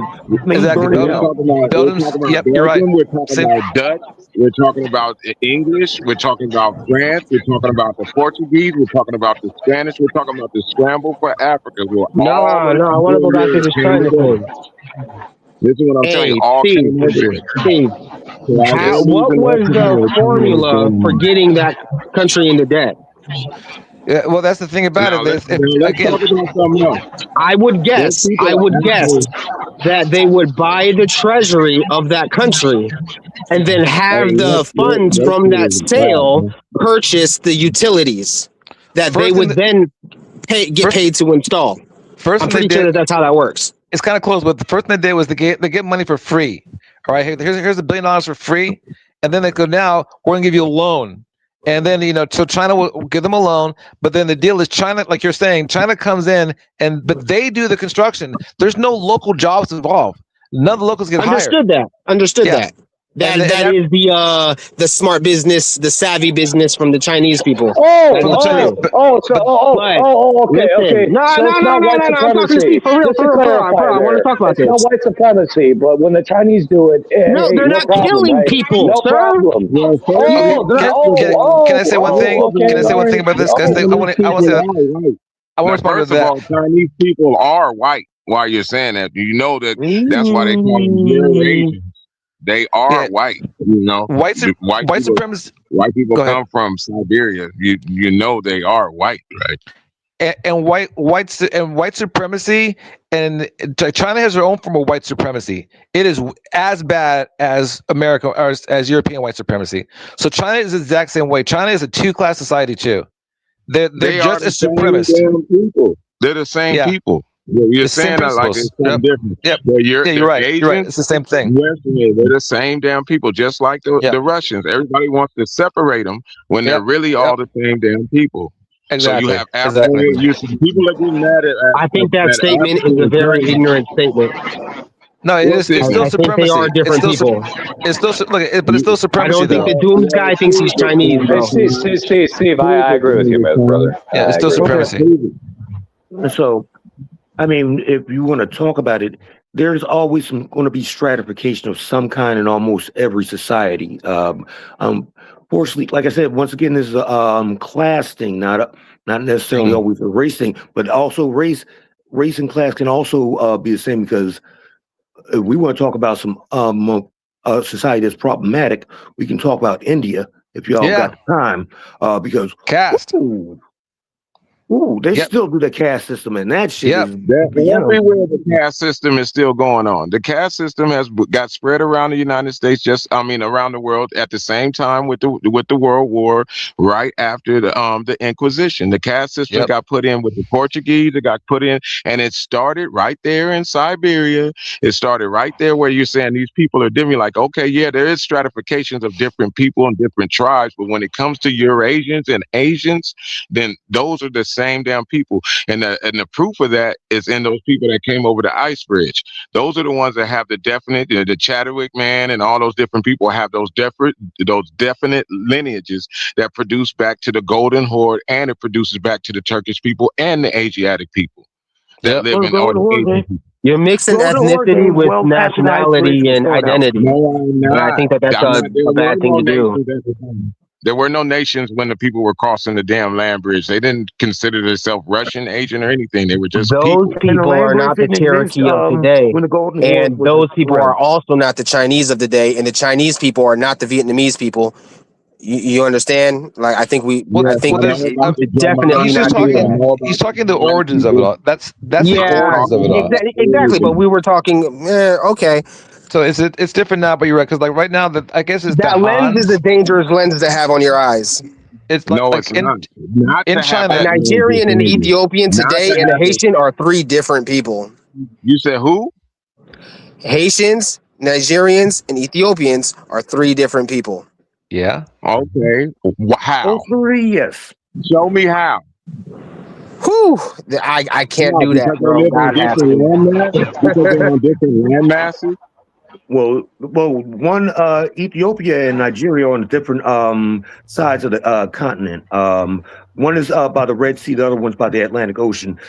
Haiti is a whole ocean away, and they got they dang near got Francophiled and also Espanolized because due to European greed for sugar and They speak liquor. different languages.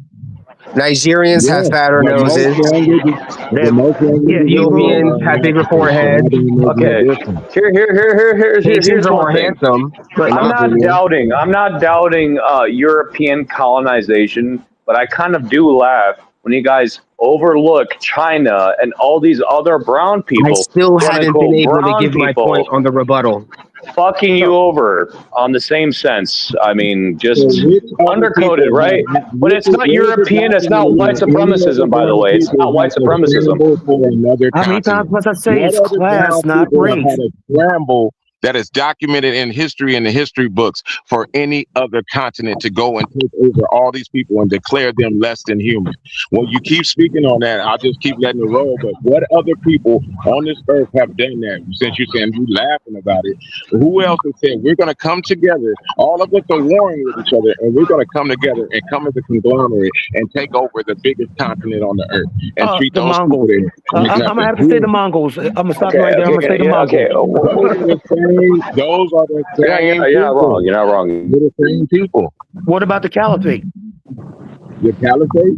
Yes. Or The Umayyad Caliphate. Like we want to get into it, we can get into it. Because remember, the Caliphate stretched from India all the way over to Spain. We're talking about a religion and a tribe. I'm talking about all of the European nations came together. I'm talking about empire. It's always about the white man, apparently.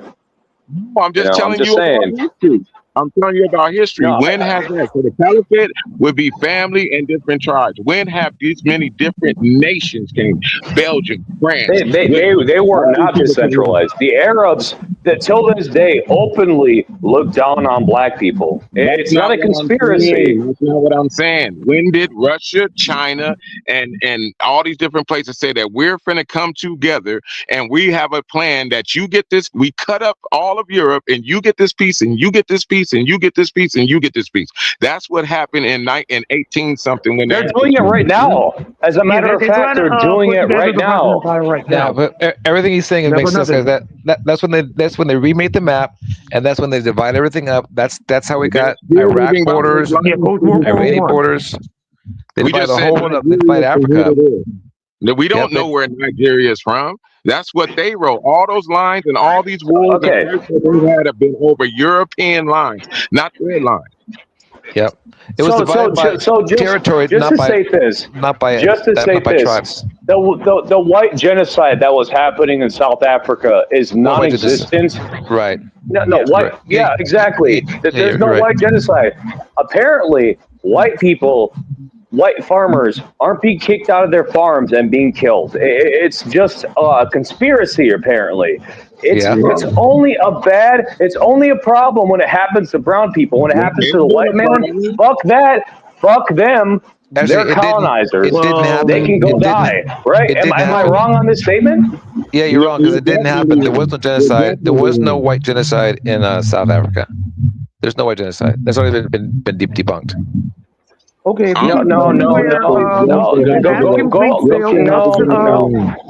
Yes, they Can had you to show me give where up the African stolen fleet land. Yes, they went had to and give invaded back all the the way land. in from it? Okay, Actually, okay. So if we're going to talk about what genocide's happening to white people, look at Ireland, for instance. They're white people, right? Am All right, I wrong in well, that let's look at statement? Irish were that. considered No, white for a let me while. explain that. I thought they were I native. Let me mean, explain that. I'll explain it. I'll explain it. Okay.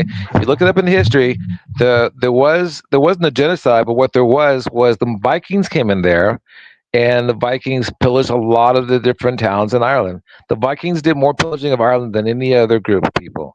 There was Well, definitely some Moors that did it, and there was also during the the potato Barbary famine. Coast, the Barbary Coast incident where they were catching people on boats.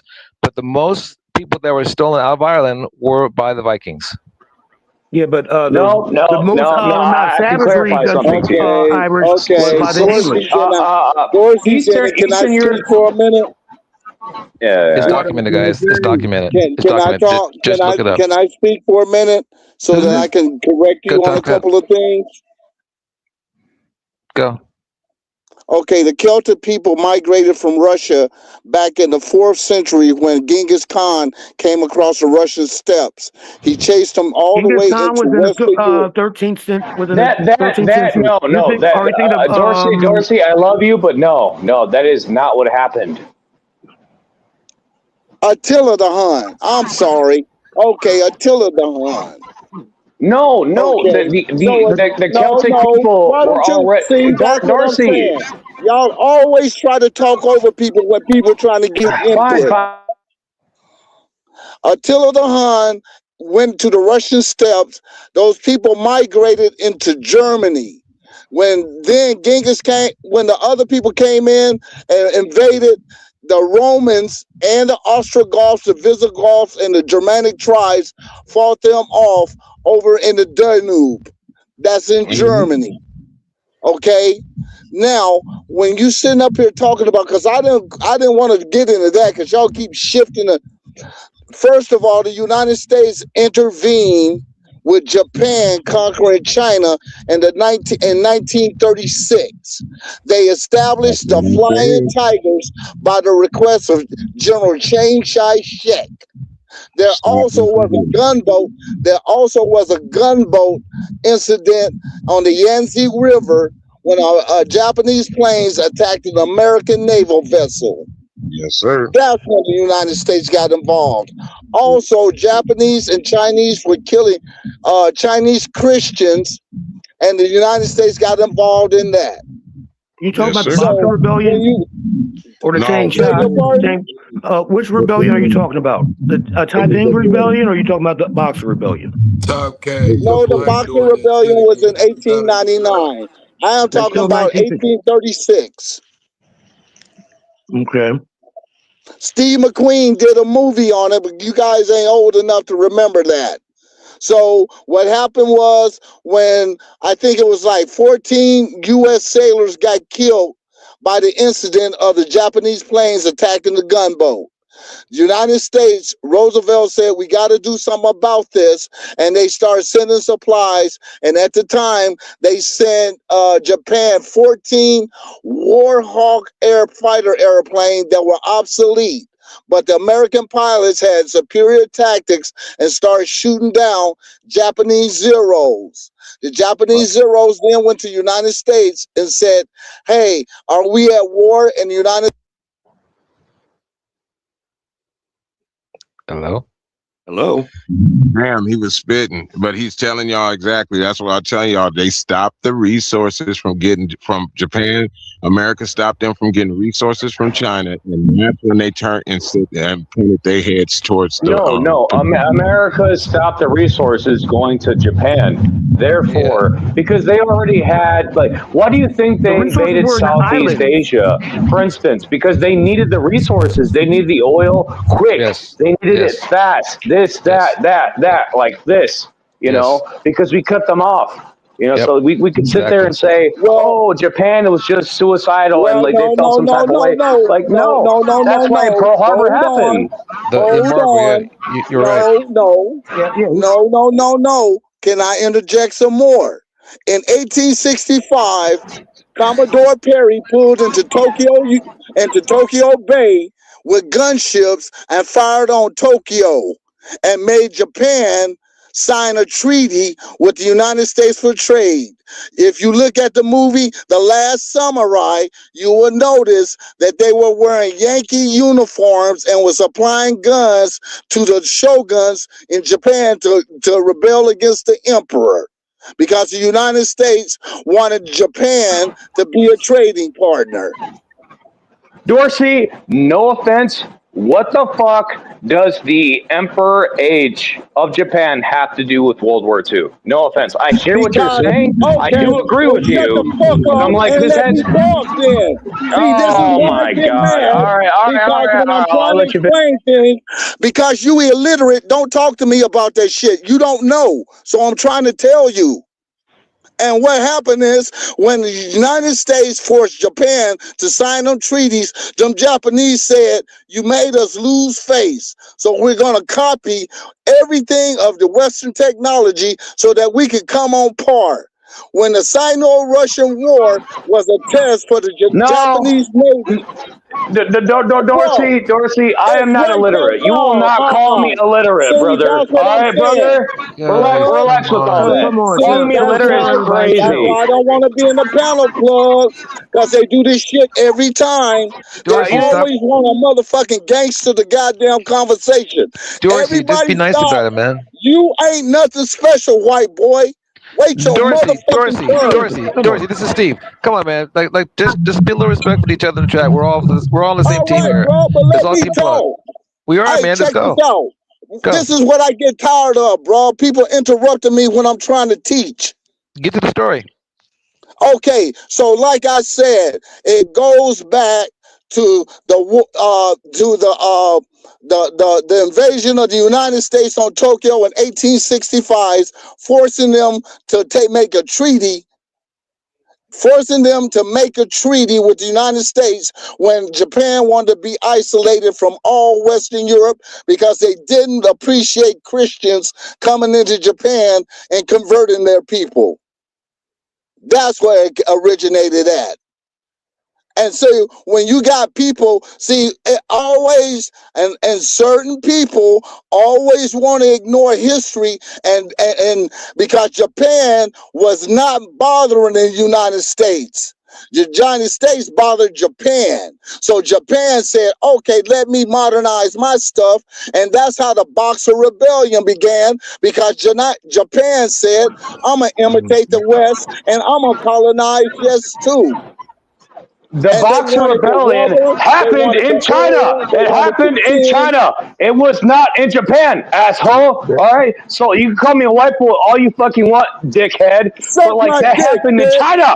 Yeah. All right, Dorsey. All right, Dorsey. Yo, you're mad? You're mad, Dorsey? Just be nice. Be nice. I know Dorsey's out of control sometimes, but is everybody? Do you guys hang up? Okay. All right.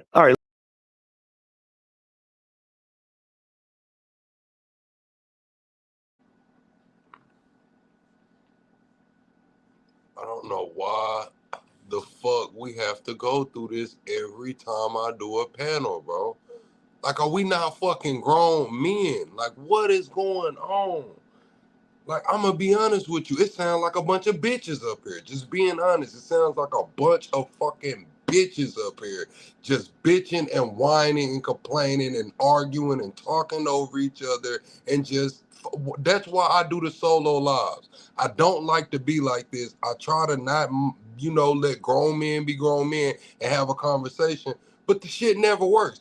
That's why I go live on OBS with the damn video above me and my face and just talk. I did panels for a whole year and motherfuckers didn't know how to act. They got my channel demonetized. They got my shit took down. And here we are trying to bring the shit back to a whole new channel, and we can't even debate. We can't even talk because motherfuckers don't know how to act, bro. This shit is crazy. It's crazy. Exactly. And I stayed out of this because I was like, nah, I don't want to get caught up in this nonsense. I don't know why Doom left and whoever else left. Y'all can come back. I'm just saying that I had to moderate at that time. If we're gonna have a conversation, we're gonna have a conversation. If we're gonna yell and act like this, what's the fucking point? I'm just gonna be honest. What's the point? That's why I kind of kept my quiet and just try to let it play out. Because I'm like, okay, I'm a guest and I could get a permaban for jamming you up. So sometimes saying nothing is the best option. Hey, I didn't acted a damn fool, Plug, and you didn't told me about myself, so that's why I shut my mouth in a lot of situations. Sometimes I do get up in it, but on a regular, I didn't learn to shut my ass up and let other people make fools of themselves. But I did want to hear what Dorsey was saying, and you know us Cali boys, we kind of get with it with this mouthpiece. So I kind of understand where I understand where he coming from. Sometimes they need to let people just speak. I was enjoying the historic point of you. I just wanted it to just have a combo. Like damn. Okay, Dorsey. For purposes of this convo, you started the damn argument. Yesterday, you started the argument, and we what was the Ronnie paid to let everybody have free speech. That's cool. Today, you called Doom illiterate for no reason. I mean, damn, he cut you off, but shit, just say, hey, don't cut me off. We ain't got to start attacking people. Then he tells you, don't call me illiterate. Yes, Doom said nigger earlier, and I understand you probably still mad about that. But just okay, I'm sorry about that. I didn't mean it that way, but I don't need a cosign. Hold on. I'm just saying, I know that's why you came up here with that kind of energy, and it transpired all the way. You telling him to suck his dick. It's the second night in a row you done told somebody to suck their dick, like suck your dick. Like, this is not okay. It's not okay. Okay, I understand that, Plug. If you got a problem with him saying nigga, just address the nigga. If you got a problem with him saying cutting you off, just say, hey, stop cutting me off. The white boy, cutting me off. I get the white boy because he said nigga earlier, but address that. Don't throw a little slick shot. Just be like, hey, I didn't appreciate you saying nigga, and we can move on. Okay, so Plug already addressed that. So I'm not finna rehash something that's already been corrected. So once again, you trigger me when you do that.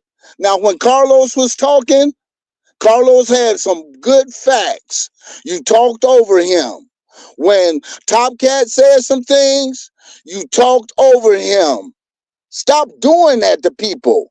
When you have the floor, don't nobody interrupt you. But you keep on sucking up all the air out the room with your constant prattling on useless information and your misguided interpretation of history. It dates back to 1860s. United States, once again, being imperialistic, tried to force its policies on other countries who had nothing to do with the national security of America. Then also the United States, being imperialistic, went into the sovereign nation of Hawaii and took over those people's property also. Hawaii ain't nowhere near the United States. Can I say this?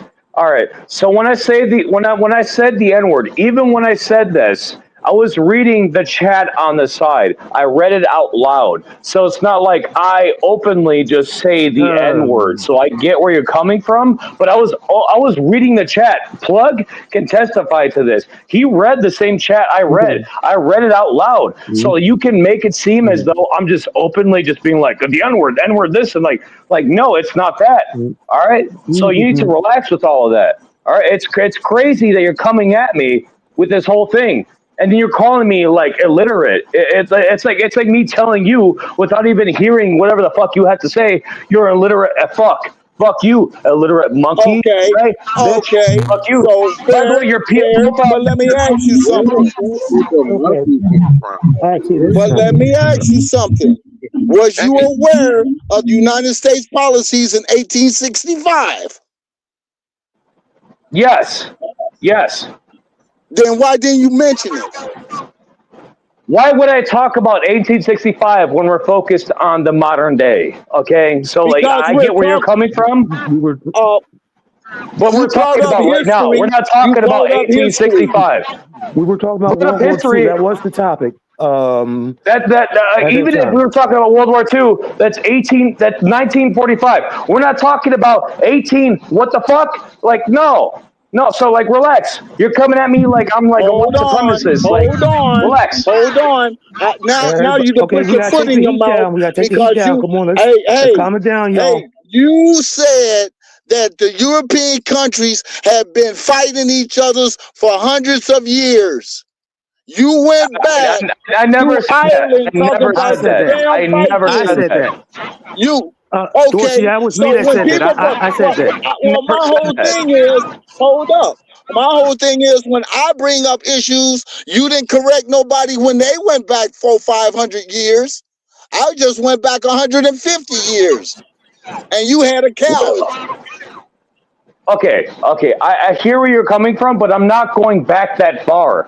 At most, we can all agree here on chat, World War II at most, in terms of going back, okay?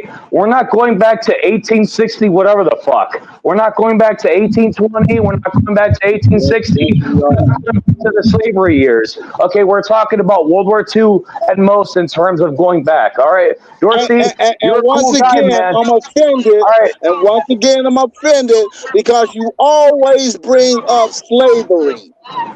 Everything is slavery. Hold on. Brought up slavery. No. You was the one talking about slave wages. You the one who talked about slave wages. No. So when you say no American will work for slave wages, that's what you said. Let's say, just to confirm, let's say I'm talking about slave wages. Does that have anything to do with black people? No. Who works slave wages? Illegal immigrants. They are not black people. They are not black people, Dorsey. All right. Excuse me. Can I say something? Yes. Zero. Slave wage. Okay, I'm appealing the plug because I'm gonna go to the judge because you don't have no clout. Club. My whole thing is they always come up with these derogatory, like Black Friday. We know the origins of Black Friday, but you insist on saying slaves did not get paid, bruh. They didn't get 1 cent. Hold on, this is what I'm saying. I get it, but I thought we were talking about Japan and the history of Japan. And that's what I was doing, but he keep trying to interrupt people. But now we're all the way back okay, to so damn slavery. I mean, if we want to Can I have the plug? All I need is 2 minutes. Hold on, Infinite. Hold on, Dorsey. Okay. I'm a moderator now. I'm getting us back on topic. Are we talking about Japan or are we moving on? Simple. We're moving on. Okay. So the Japan topic clear. We are clear on Japan. It is what it is, right? Okay, so can I address the issue of Greenland then? No, Dorsey, we not. We're gonna let Infinite. He's been a cool, calm, waiting his turn. We're gonna let Infinite. Okay, I agree. All right, I shut up. Okay, so now since we're talking about wages, let's talk about an issue that has been a thorn in my side for a good generation now. The minimum wage and the poverty index, because the minimum wage has not been raised in a generation. Since 2009 to $7.25, the federal minimum wage. In different states, it might vary, but that keeps the federal poverty index low. So some people, just because the cost of living increases, they should be making almost double that, which also frees them out of getting certain benefits they can get from the federal government, because certain programs you can only qualify for if you're making, say, 200 or 225% of the minimum wage. So what would you all think would be a fair point to place a minimum wage, and then working on the assumption that we would just put an automatic cost of living increase on it like we do for Medicare? Gentlemen? I'm kind of all for it to a certain extent. It's just how I look at it is they kind of balance out, looking at it federally out of all the states and try to give an even number. So the percentage is going to be the percentage by, some states don't pay as much, some states do, some states cost of living a lot lower. So when they average it out, I always figured they'd be close to the average, and they let us fall side to side. But I would figure the best way to get rid of this situation is to attack the base of it more than the minimum wage. So you can't say that I'll have to, work at minimum wage if I'm also trained and hired for certain jobs to have a minimum wage, and train people to do those jobs like we were talking about before. I think that would be the biggest solution, because that's what they used to do in the 60s and part of the 70s. The kids that went to high schools and stuff, they actually took them through a workshop to see what the things that they were good at and actually pressed them towards that. And that's something that kind of has been given up in the United States. Some people will look at it in a socialist manner, but to me, I look at it as the point of giving opportunity to people that might not have those same opportunities or even know those things about themselves. So I feel like we got away from that, and you would have a minimum wage for a welder or a minimum wage for a nurse. But when they say minimum wage, the demeaning jobs, or the jobs that they make people feel are demeaning, they're not going to change their purpose. They still want to treat waitresses and different people like they want to treat them. And I think it's terrible, because anybody that feeds me is one of the most important people in the world. But we treat the people that work in these different environments very badly, in the national sense. The teacher tells you, what are you going to do? Work at McDonald's? Well, I shouldn't have to feel bad because I'm feeding people, but our nation actually pushes that. So I think training people and getting them in a position for a job that has a higher minimum wage than what the federal situation is the best solution and fastest solution. Yeah, and because in Philadelphia, the sanitation workers went on strike last summer. Oh my gosh, that is like one of the worst things that you could ever deal with, having hot garbage use and garbage just pile up over the summer. And I'm like, I don't care. That job is more important than certain other jobs, because you don't realize how important that sanitation worker is until your trash and garbage is not getting picked up, and it just starts getting nasty out. Because I'm like, whatever they want, give it to them, because they're too critical to just the health and sanitation of the city in general. And that's up their payout here. I mean, that's what my dad was. He worked in sanitation. He was what people would call a garbage man or the trash man or whatever for years. He worked since he was 13 years old. He did that. And he started in 1953. And when he retired like with the super top honors and all this. But then I look back at his paychecks and stuff and said, that's why I didn't have a dad at home a lot of the time. It took him, he had to work a double shift almost every day to make a livable wage even back then.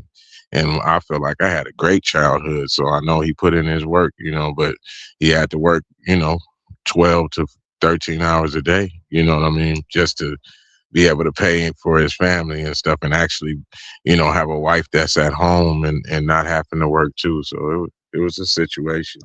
But without those workers, you'll find out that without health, sleep, and food, you like eat, sleep, and shit, that's what it takes to survive. And without those areas of life being filled, those workers shouldn't feel terrible. Is my biggest thing. They should feel gratified to actually be doing what it takes for us to live. And instead, we put them down and give them low-wage jobs. And it's terrible to me. And one thing I never do, I'm like, if you touching my food or my money or my health, I'm not being belittling or dismissive of you, because those things are important. Because it's like, I know what can happen to your food if you just talk reckless to somebody cooking your food, or how you can go to the ER. The ER has to treat you, but they can leave you in pain for a while if you pop fly. And obviously, you don't want anybody messing up your money. You see it though. Look, these are the points of your life that are right now, the most immediate thing, somebody that's in here that can kill you by giving you the wrong medication, somebody that's giving you your food, how many chances do you have in 1 week from getting fast food of somebody poisoning you to death? Like, if you're really looking at, if you're that selfish where you're looking at it in just your point, period, then you can see that these people should be appreciated.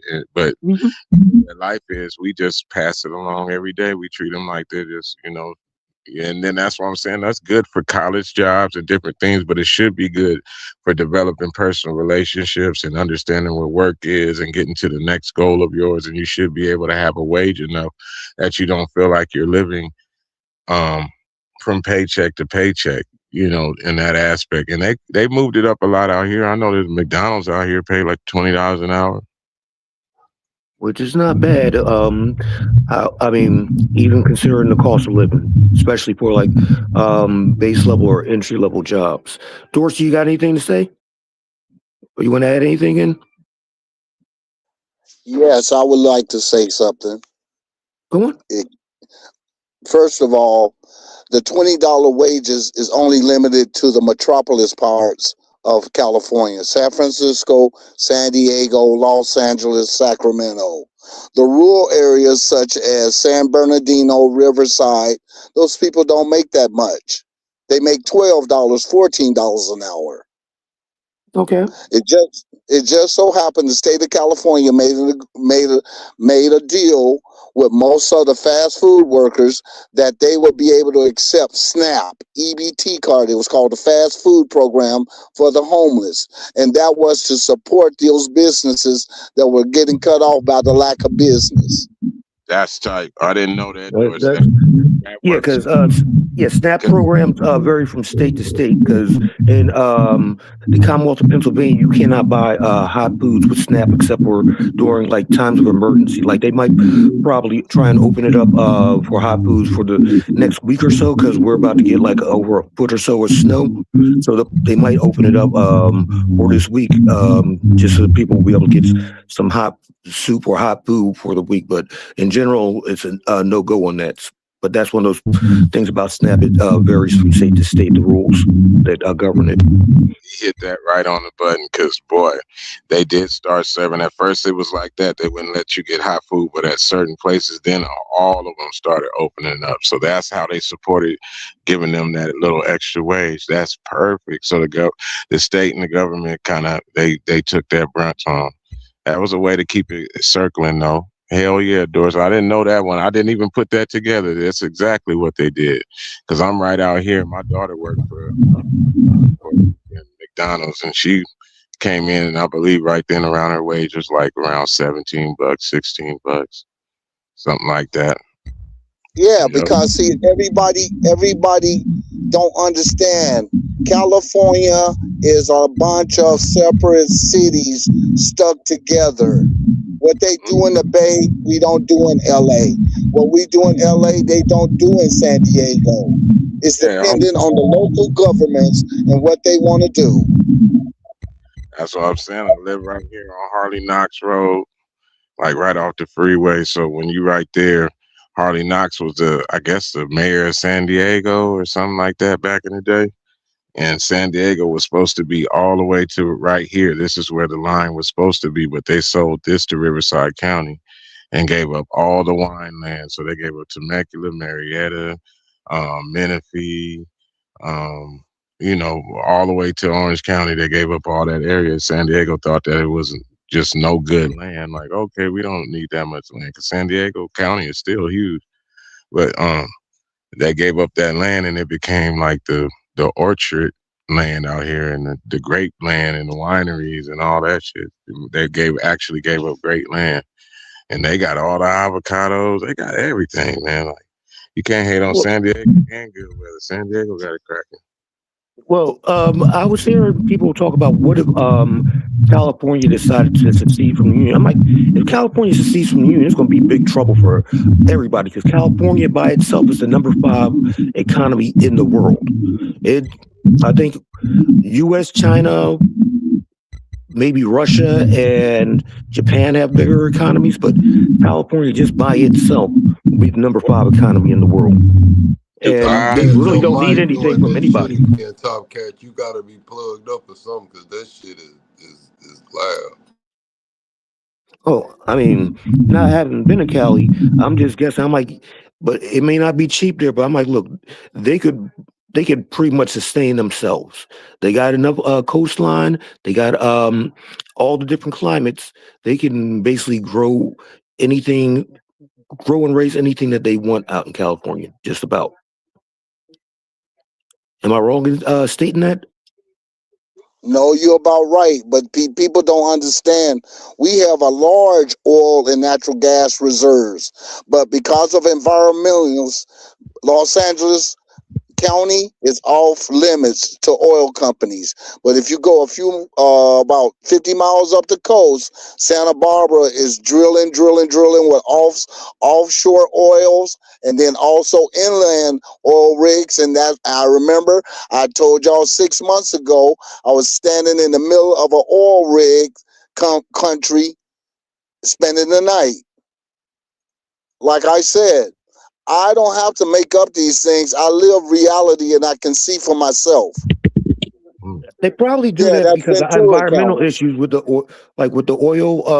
They probably don't want it that close to that large of a metropolitan area. That's probably why they have it out in Santa Barbara. Also, it could just be where they find viable oil fields. But like you don't want anything like and particularly with California being on a fault line. That's probably safer, more stable geologically to dig in those areas. Okay, so because you're not familiar with California, Tomcat, you grew up in LA, right? I grew up in Riverside and Los Angeles and okay, so you know right there on La Brea and Stalker, all those oil rigs and all those oil rigs that's up there. Yeah, when you go up the hill where that little park is up on the top and the oil rigs is to the right. Yeah. Exactly. And so and just to let you guys know, they got oil rigs in Beverly Hills. Beverly Hills High School got their own oil rig, and it brings in income for the school itself. Because Beverly Hills did not know that. Different. Bro, it's everything in California. I'm trying to tell you, it's everything out here. Yo, these libtarded states got some good ideas, bro. What did you just say? Crazy. That's a dope ass idea. Yeah, I mean, I'm just being real, and like I said, California is not really liberal. It's just we're willing to try new ideas to solve old problems. Nah, I know. That was my point in saying that. And a lot of times it's some harebrained schemes that don't work and waste billions of dollars, but we keep on trying because we're trying to become what? A more perfect union. And that's what the United States was supposed to strive for, a more perfect union, meaning everybody was supposed to get together. See, that's what for domestic tranquility. Y'all seem to forget that's part of the damn preamble and the Constitution. Yeah, well, provide for the common promote the general welfare. We do hereby establish these United States of America. Exactly. And we have what? State individual rights, right? So if you don't like what the politics in your state, you move to a state that's more leaning towards your political views, or a county that's leaning towards your political views. If you can move, because sometimes you can't, some people don't have the resources to move. So that's all, you always got to keep that in mind. Sometimes people are just kind of hemmed or kind of trapped. Okay, I understand that, but my question is, do you stay up there and starve to death, or are you willing to migrate? Because migration is what caused a lot of civilizations to thrive. Well, you do. So do you migrate? Survive. Definitely California. Everybody that's out here ain't from out here. And if you are from out here, you still came from some people that just came out here earlier. You ain't from out here. Exactly. A lot of people came to California during the Great Depression, coming out here to get jobs. And then when World War II started, a lot of industry and so forth popped up in California. We would call it the greater military complex. Yep. And then my grandfather came out here and he was a ship welder in the military. That's the He problem. We don't even weld our own ships, basically. Well, Nah, my grandfather, that's all pretty my dope. As granddaddy far as been migration, welding. though, it's community too. Because I'm a migrant type of human being. I'm not really from anywhere. But my problem is that lacks community, and then that affects the kids and everything. But I try to revolve around a church, but it's all fake, you know? That's the problem with the migration shit. You got is the brave ones. So on the flip side, one of my best friends is Vietnamese, and my other really good friend, he's Indian, you know, and then I got a lot of Latinos, and I was raised around Haitians. Like these immigrants over here, they're the brave ones for the same reason, because it's hard to migrate. You know what I mean? That you get the brave ones regardless of what. Well, I don't know the real migration by like want, but I know the migration by mandatory. And like my family moved because it was mandatory. You know, that my great uncles, they in their 80s now, and they tell me stuff, you know, like they got brought out here when they were teenagers because they were in such a radical time when they grew up that death was imminent for them to have independent minds. Do you know what I mean? For them to want to think and go to school and accomplish things and everything. It's almost like that where they came from in Memphis, that's like death.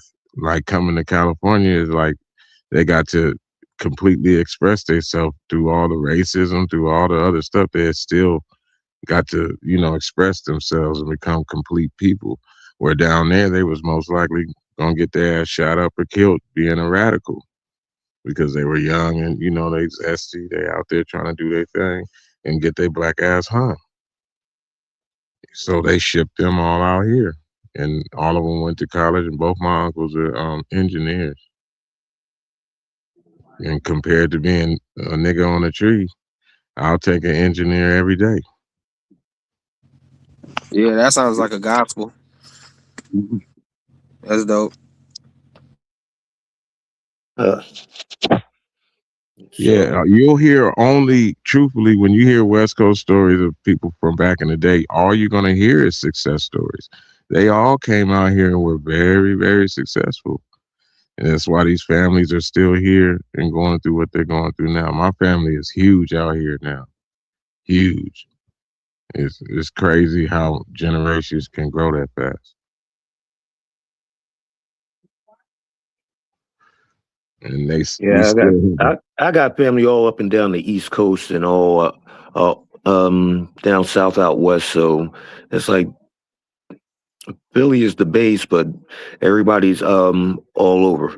So yeah, I'm just saying my family from Memphis to California, like how much family I have in California is ridiculous for me to know the first generation of people that came out here. So in between any of my greats to me, it's shit. You can put on damn near 200 people. Wow. Is okay. I know. I'm like the white boy. Ooh, shut your mouth, white boy. All right. So like, don't stop that shit, man. Damn. Okay. I'm sorry, guys. Yeah. I just. Okay. Is I'm anyone sorry. here from the Whatever Midwest? I'm sorry. It's okay. I would call myself. I represent Ohio and Indiana, but I'm not from there. That's Midwest right there.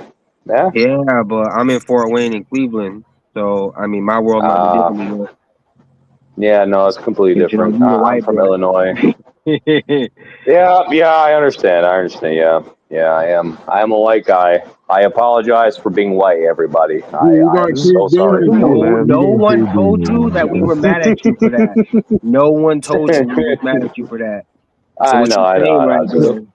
It's a weird fallacy. It's like a weird thing that white people do. No. He didn't hear what was happening before. I understand. Okay, no, I'm not just being like, oh, you know, whatever. But you know, with the whole Dorsey situation, Dorsey's a cool guy, but he needs to relax on all that. You know, he nice guy and all that. Is anyone here just to like change this like the subject here? Is anyone here from the Midwest? Missouri, I said Kansas is. I was born in St. Louis. Oh yeah, hey, yeah, that's kind of Midwest. You know, that's kind of Midwest right there. You don't get more in the middle of the country than St. Louis. Really? Am I the only Midwest guy here? Is anyone here from the Midwest? You might be. Like Wisconsin. Damn, I'm like the only guy. I just so happen to be white. Damn. Okay. Yeah. What was the? Oh, and I was talking with somebody about 3 months ago, and I was like, you know what? I had just a simple epiphany. I'm like, that country boy from from down south to the Midwest goes through the same type of bullshit with policing that the city boys do. Because, well, first off, I'm of the belief that cops ain't shit. I've had that belief ever since the Move bombing. Anybody remember the Move bombing? Is that the one that happened in Philly you talking about? Yeah, 40 years ago. Yeah, that shit. It's crazy history. Nobody knows that. Talk about it. Yes, we do. We know about it because the police chief then came here to Los Angeles after LA riots. I did not know about that. That's crazy. I apologize about that on behalf of the city of Philadelphia. Yeah, he bombed that apartment building. They dropped a bomb on that apartment And the building. whole They neighborhood killed burned people. down. Exactly. 11 people died. And then he got dismissed, and then he got hired by the city of Los Angeles to be police chief. Never count the LAPD out to just be the worst. They was LAPD back then, bro. No, LAPD just didn't want to keep up with the times. That's all LAPD. They thought that they could do the old crack their heads and keep them in line, because you got to understand the police officers back then were war veterans, the same as ICE. Oh, some of these people in ICE ain't war veterans. They're cosplaying because they're talking about they aren't even literally passing some of their exams and paperwork. They're not even filling it out, but I think most of that's propaganda. In reality, I do think that they are war veterans. I do think so. The people that you're dealing with the ICE people, the way that they're acting, the ones that are doing it, I'm pretty sure they was in Fallujah, and I'm pretty sure they love that shit. Exactly, bully boys. It's like you're talking about them natives. we got to combat the natives. What do you mean by that?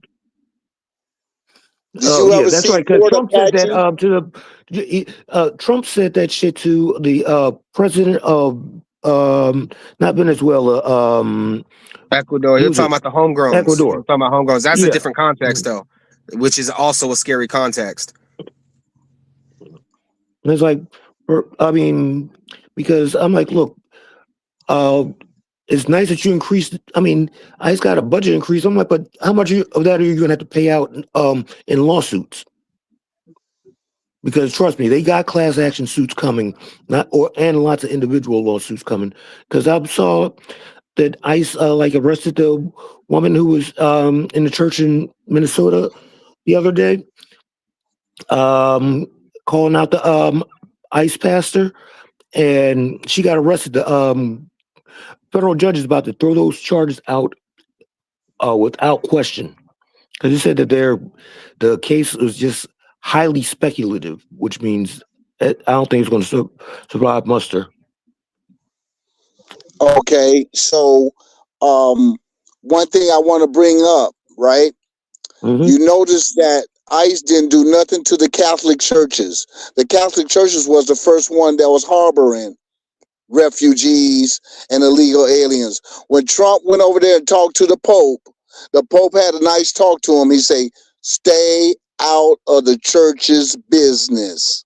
and I will not say anything against he might you. find some PDFs up if he goes up in the church. I'm not saying, but I'm just Well, saying. they had common ground to agree. He probably told him, "Hey, man, if you keep talking, I'm gonna tell about that time you what you did at Epstein Island. I was there." Possibly, Birds or of a feather also a flock lot of together. Catholics on the East Coast, they cops. That's also Yeah. another thing. Yeah, exactly. So you have to understand, when Trump went over there and talked to the Pope, he had to go ahead and deal with the establishment. The Catholic Church is bigger than Donald Trump. Catholic Church is arguably one of the largest landowners on the planet. That is tax exempt. Yeah, imagine that.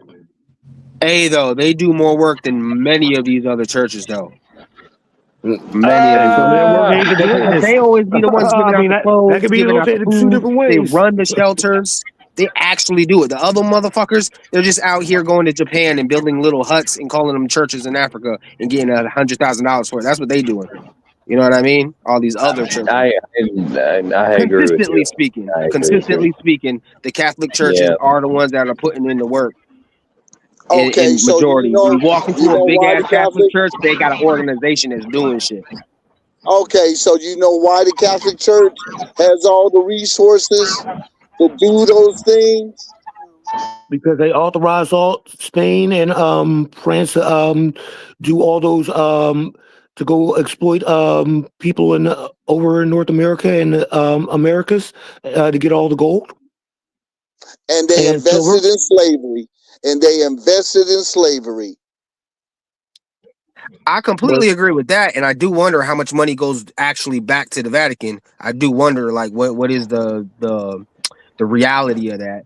But nonetheless, here on the ground, the Catholics that are here, the normal folks that run those normal Catholic churches, I do see per capita more work being done in the Catholics. Not bad. I was digging consistently. I agree with that. I agree with that. Cheers, everybody. Yo, what's up, Isaac? What's going on, everybody? How you guys doing tonight? All right. Turn off your cam. Turn off your cam. You're gonna get booted off if you don't turn off your cam. I'm gonna keep it real. No. All right. Yeah. All right. Boy, that's a lie. I'm about to turn on my cam, boy. What are you talking about? I'm gonna flip this bitch too. Hold on. Now you can see my face with a face on this motherfucker. Since we're on the topic of churches, what do y'all? All right, what's next. y'all view on the All right, Drewski next. thing? The big man on the block. So, fuck, what we got? There's something about the police booting. Well, I'm sorry to bring it back up. Were you guys talking about ICE earlier? Is that what somebody said was complaining about in chat earlier? Was not talking about ICE or some shit? Well, ICE ain't shit.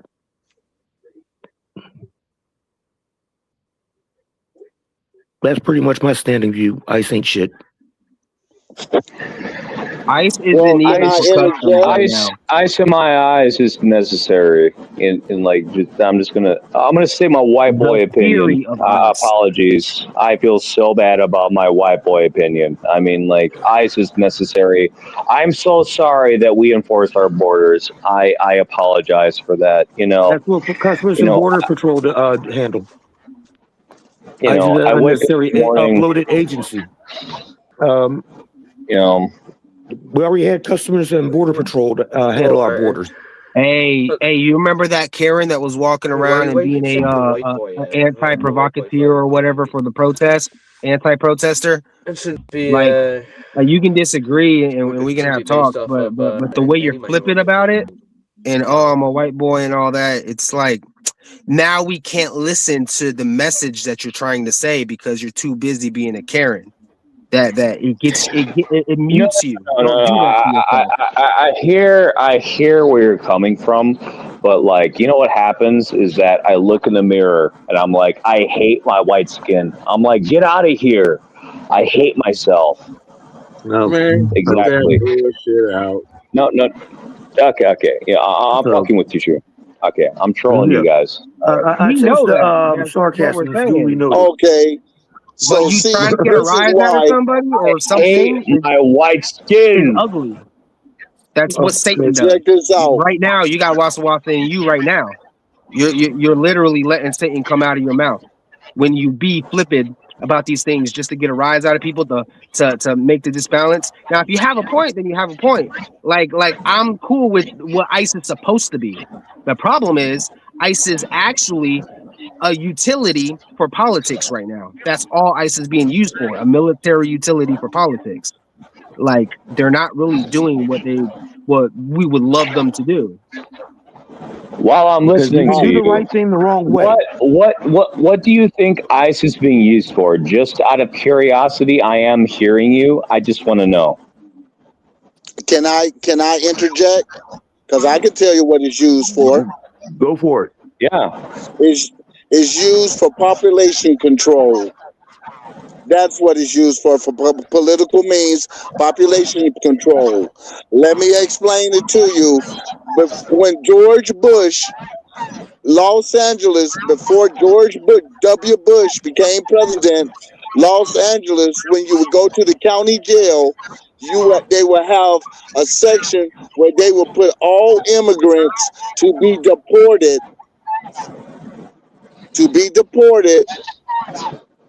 back to Mexico by Border Patrol agents.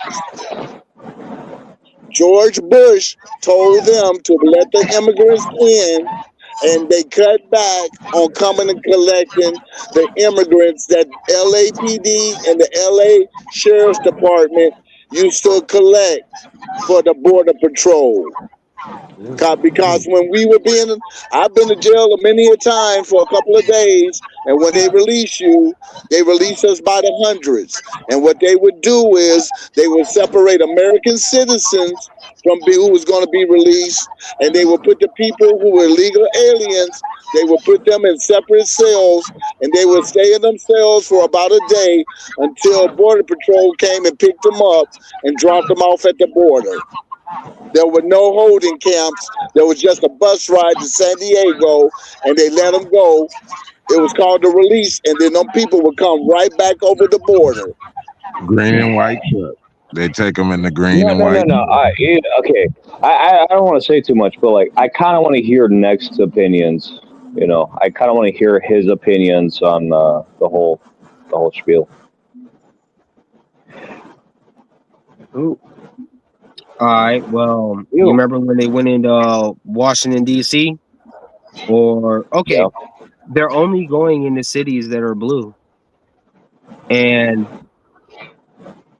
they're causing more distress to the people who are there.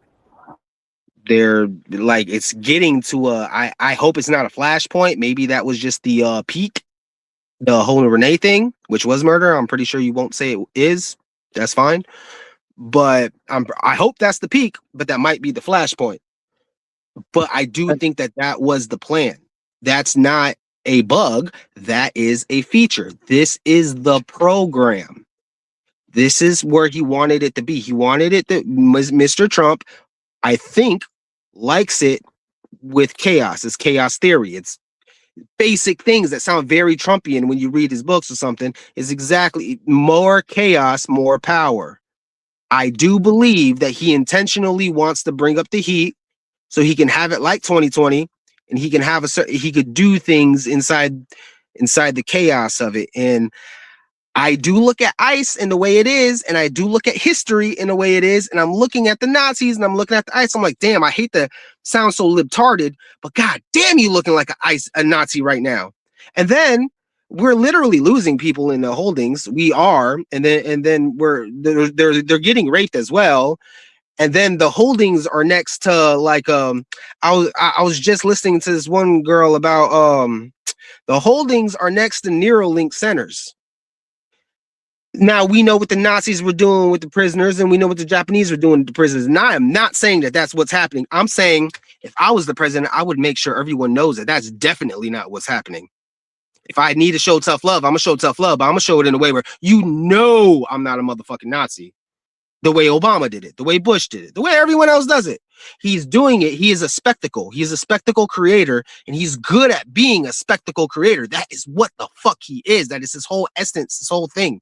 So if he knows how to communicate, because he is one of the best communicators of our generation, if he knows how to communicate like this, why the fuck does he look like a Nazi? If you want to walk like a duck and you want to talk like a duck, then what the fuck am I supposed to think you are? And that's what scares me about the ICE, and the ICE ain't doing a very good job at making people like me who feel this way feel less this way.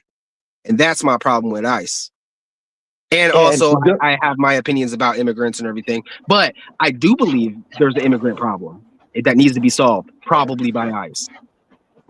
And let me dovetail on what you were saying. I like this guy's opinions. I do like this guy's opinions. I'd like to dovetail on what you were saying next.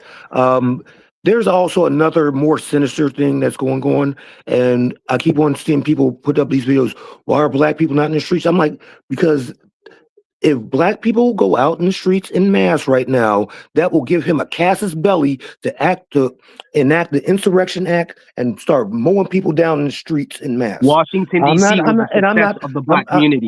That was the best way to handle that shit, was Washington, D.C. The way the black community handled that shit. I was like, yeah, man, they're really chess moving this motherfucker. And not engaged, because D.C. is different than every other city on the in the country, because he has full control of the entire military, FBI, Secret Service, Treasury agents, marshals. He's got the whole gamut down there. ATF, DEA. He could flood DC, and it would get ugly quick. So us not being out in the streets right now as black people is actually saving some lives. It's saving a lot of lives. It's saving a lot of people from some trauma, because it'll look like the 60s, probably worse, because these ICE agents don't seem like they have the restraint that regular soldiers have. And they're a little too quick to go weapons hot. Soldiers and police know, okay, we don't need to be shooting. We need to do crowd control, but not in a way that is just going to look like an atrocity with all these cameras out here. And on top of that, it's word that ICE is compiling a list of people who are recording them and making a database. And anytime the government starts making lists, that's never a good thing. And I think that's about it. All I got on that for this moment. Hey, you covered a lot of stuff just in those few words.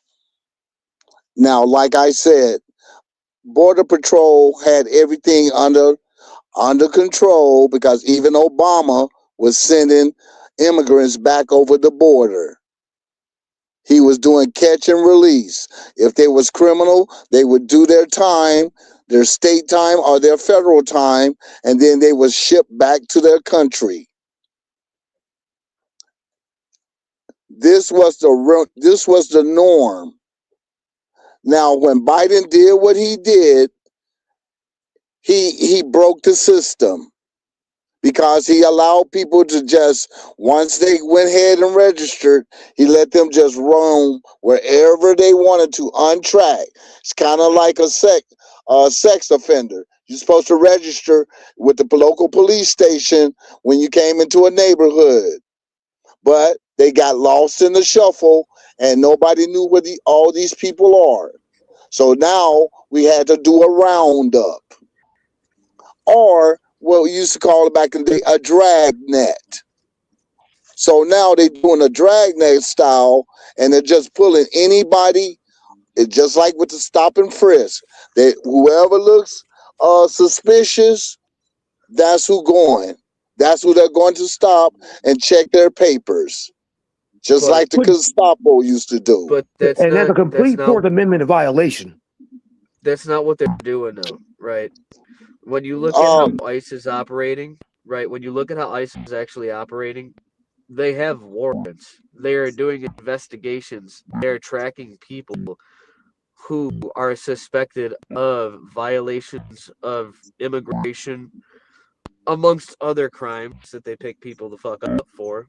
But generally, when ICE is, well, I mean, ICE is also backing up local law enforcement in general, wherever they're operating, for their, local bullshit, local. Once again, maybe that's what goes on in your state. Here in California, that's not what we Who see. was just talking? Hold on, Dorsey. Who was there just talking? Was that Isaiah? My bad, Isaiah. Let me bring Isaiah back. Somebody is grunting or something, and I don't know what the fuck that noise is. Yeah, no, like you kind of kicked him, and I kind of thought that was kind of Is there like crazy. a popping sound or some shit?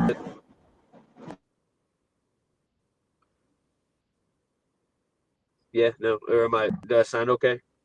Yeah, you sounded good. Oh, okay. No, all right. So what is that? ICE is not hanging out outside of fucking Home Depot trying to pick up the illegals, like in the fucking, them trying to go to fucking work to pick up. Right? They're not doing that. They're not just showing up to fucking Walmart. Sir, they filmed it themselves and they put it on their website. You're trusting government propaganda? Gotcha. They're targeting individuals that they fucking track, right? They might be picking people up outside of a fucking Walmart because that is when they're out in public and they know that is their fucking target, right?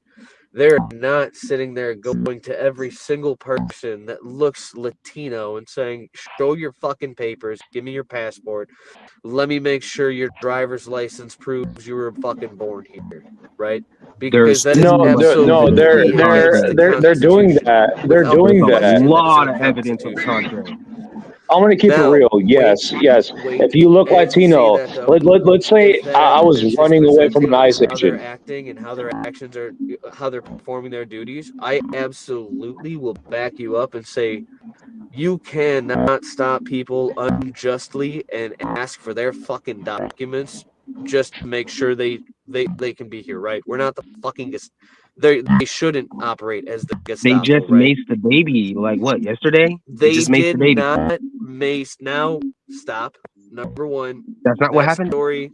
No. Even the mom came out on Facebook and said that she was down at that riot because it was not a protest, that was a riot, to pick her mother up and brought her 4-month-old baby down there to pick her mom up during the riot.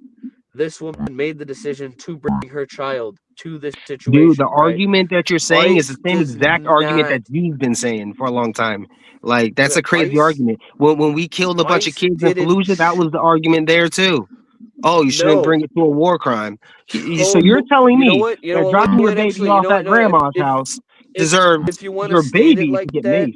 Who in their right mind brings a fucking child to an active I don't want to say grandma's house, nigga. Grandma's house. Combat zone. But you bring your child. All right. I'm gonna let you talk though. Sorry. You know you're putting your child at risk by going to it is now a riot, right? But actually, it wasn't even a fucking protest. It was late at night, and they were breaking into fucking breaking into vehicles. And yes, a fully automatic assault rifle was stolen out of an FBI agent, not a fucking ICE agent's vehicle. An FBI agent who lived in the area. Federale property. His fucking vehicle, right? Totally separate fucking organization who's not under the fucking microscope for doing the I don't know, migrant assault bullshit, whatever the fuck, right? However you want to spin it, right? They threw a tear gas grenade. Unfortunately, landed under that vehicle because, it's tinted out. Number one. Number two, how would they know there's a kid in there? It's the middle of the fucking night. All they're trying to do is break up fucking people and reclaim the stolen fucking property after that was stolen from people breaking in multiple vehicles on the street. Wasn't just they didn't target just the FBI agent's vehicle. Right, they had, I think it was like 30 plus vehicles on that street broken into. It wasn't Okay, that's just cool. targeted How about the to other one that government was on video officials. when the car drove by and they drove by slow and the dude put the mace inside the car and sprayed the lady? That happened a month Okay. ago. That went I on the video. didn't. They got multiple videos of doing that. They that is what they do. It is part of their program. Yes, it's to stop you from driving. It's to stop you. Because realistically, what's the other route? Like I haven't seen the exact video you're talking No, about. the person that I'm talking, So, that like, one particular case that got all on the news and everything, she was a bystander. That person was a bystander. They were trying to mind their business. And that guy, literally, you fucking bitch. It was the same type of feeling, except nobody died. But worse than that, because she wasn't even really obstructing. At least that's what the media was saying. But it looked, it was very clear what I was seeing on the video. I don't. And there's too much of that. I want to give a response just based off of, like, all right, personal feeling and assumptions and preferences, or like personal thought. But that's the wrong way to do it. And she might have absolutely been ignorant of the situation she was driving into, right, and had no idea, right. I don't want to assume that though, but I also don't want to assume that, like, I don't want to assume either side because I don't know exactly the situation you're talking about. For the one we're talking about with the infant, the 4-month-old, the mother knew exactly where she was going to pick her mother up and what was fucking happening. She knew she was driving her 4-month-old baby into an active, don't even say it, riot situation, because the young woman had all the experience in the world of riots. Can cause harm. It was her expectation to cause harm. Let alone that is the standard expectation that she has now brought into in your community. Right? Personal accountability and responsibility for the situation absolutely comes into fucking That's a play, Jew argument, right? bro. That's a Jew argument. If you know you're walking down the middle of the street on fucking 8 Mile in the middle of the fucking night, right? You know you're putting yourself get to grandma's house at some fucking natives fucking risk that is could their be fault avoided if you just don't fucking do that, right? Yeah, don't go Legal outside. Or not, again, that is a risk factor you can avoid by just simply not fucking doing it. Yo, right? you sound like the Black Hawk helicopter from that WikiLeaks video from like 2008. And that is That's the what exact sound like. situation. So my main question to be is, fair, arguing, right? I'm not saying the ending of Miss Good was justified or unjustified. I will not go that far. But at the same point, they put themselves in that position. You have to understand the outcome. This is not riot police with tear gas operating in the streets. It's like you're approaching a SWAT team that is conducting a warrant on a violent suspect, right? That's the equivalent of ICE operation. Was it a riot or like how am I supposed to know what those cars with those lights are doing and how they're different than the other unmarked cars with the lights? How am I supposed to figure that out? They are executing warrants, whether you see those warrants fit or not. Those warrants do not have judges. You know that, right? You know that a lot of those warrants don't have judges, and then they sent out the memo. When you and that just happened recently that they found the memo. Need to understand, you're putting yourself at risk, regardless. Again, not saying you're right or wrong for your belief, and I understand that's your belief. You've been repeating it. You have the moral obligation to do so for whatever reason. But it is still hold on, bro. Accountability.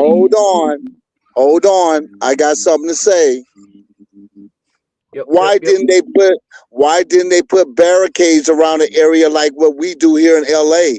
If there's a situation where the police has to get involved, they put barricades around the block.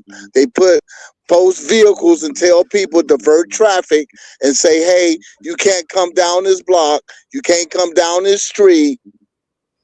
Second of all, hardly any law enforcement agencies I know raid houses in the middle of the night. They usually do it at 5 o'clock in the morning when there's no traffic. Actually, I can respond to both those things. No, for at least the raids portion, it is an officer safety thing. And no, raids do happen at daytime. That's an officer safety thing. Because of no-knock warrants, they don't want to do a no-knock warrant because that might get somebody killed. They knock on doors and they say, we're looking for you right now. We're going to enter into the house.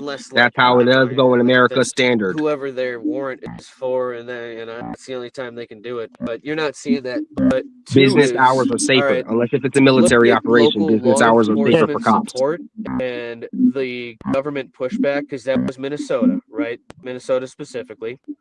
No, Chicago, LA ran them out. Chicago, DC, no, that's just of today. Cooperating with ICE conducting their raids. They are literally telling ICE to leave. So the actual cops are saying they don't like ICE.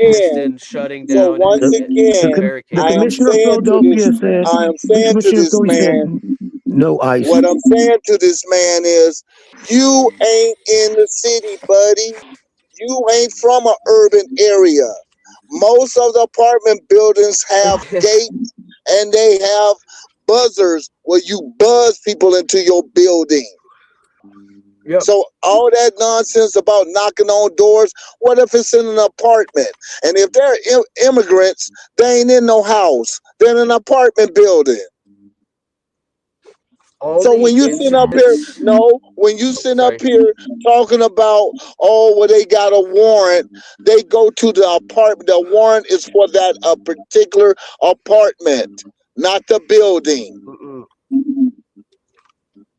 So when you come up here with your interpretations of the law, we look at you like, bro, where you from? Because that ain't how it works where we come from. Yeah, because it's a 7 to 5 thing to do raids. Like this. They don't do raids in dinner time. It's not safe. Are the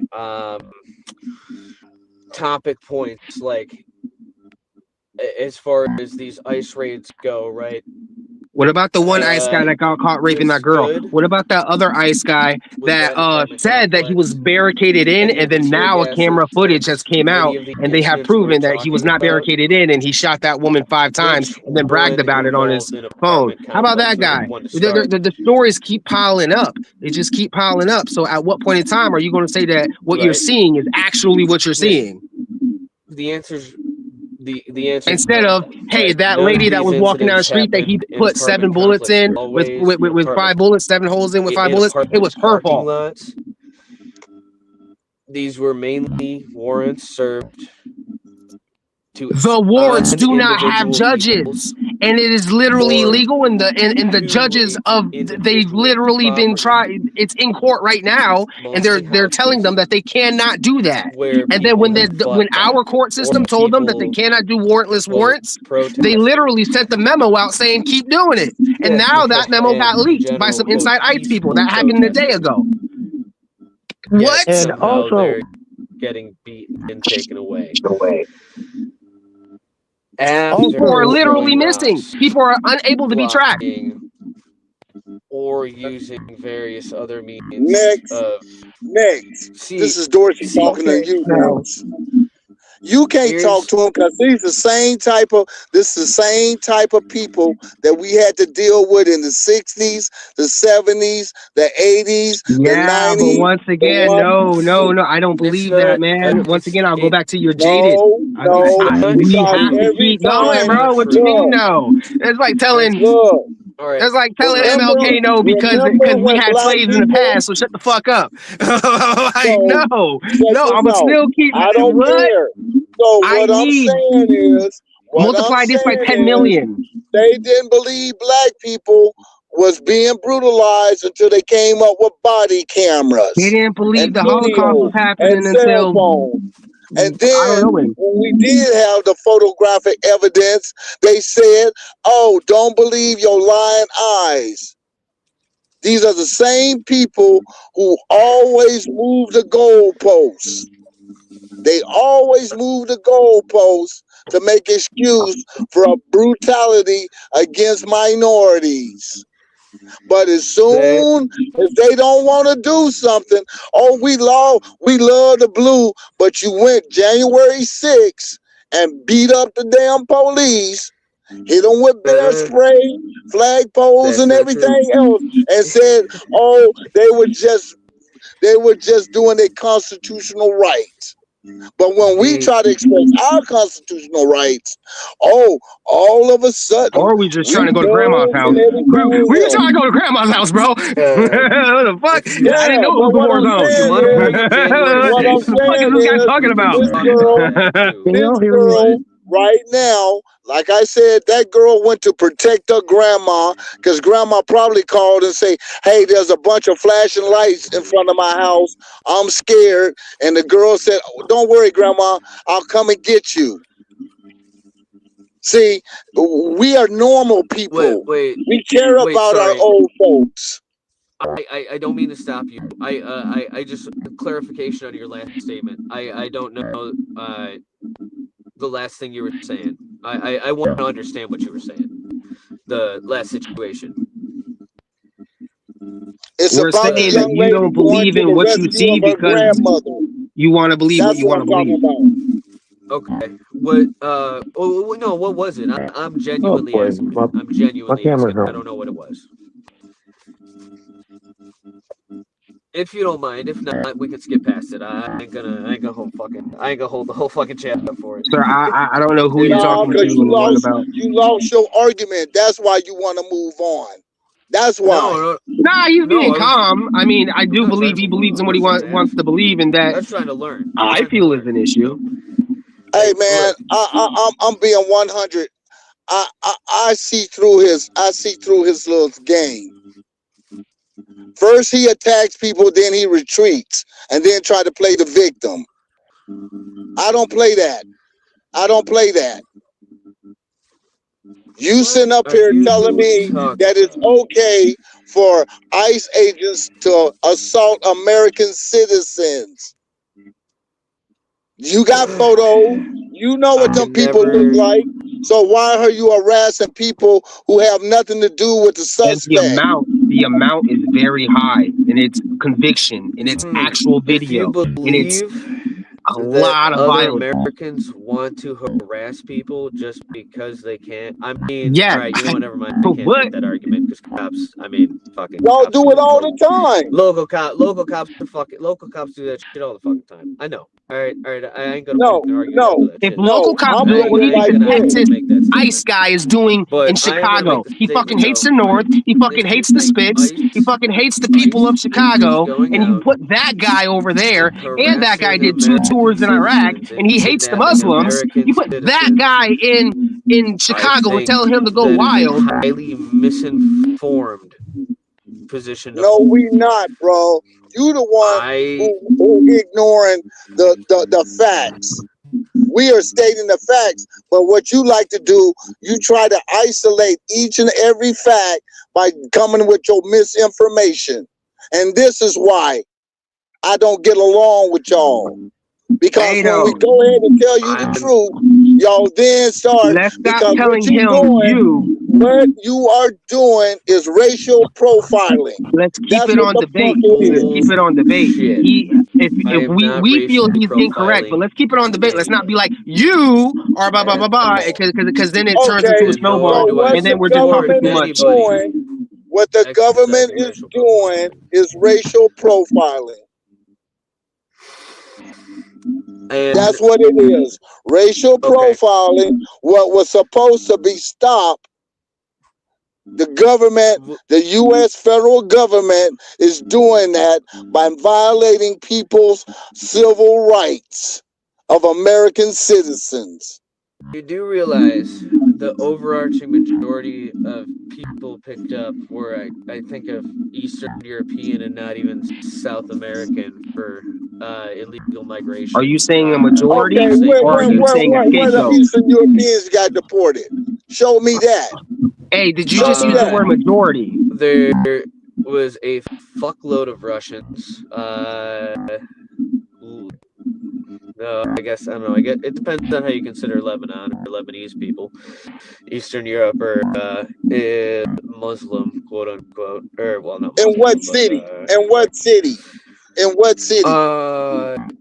Also, a bunch of college students for whatever fucking reason on that one. That's how it started. Started with the colleges. Sure they were the top majority for all of the deportations. It's not necessarily city-based. When you go city-based, that creates I mean a difference, right? So if I say my city, right, and I want to sit here and argue that they are targeting minority targeting, right, and because there's a lot of fucking Russians that live around me, and a lot of the Russians got deported, and Eastern European people, versus your city where it might be, I don't know, what's the oh fuck, not Haitian. Well, actually, Haitians was a thing around me too.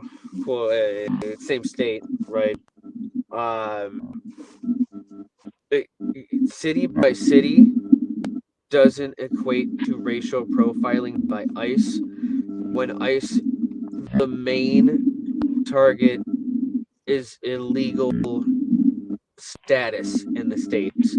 So no matter what race, color, creed, religion, anything you are, if your papers said you can be here until 2022 and you're still here, that's a problem, right?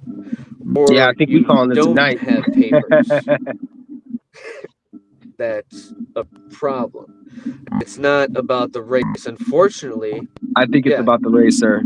I think it would be foolish to disregard that. Number of a certain demographic of people. Donald Trump's daddy was the KKK. He got arrested in a KKK organization type of deal.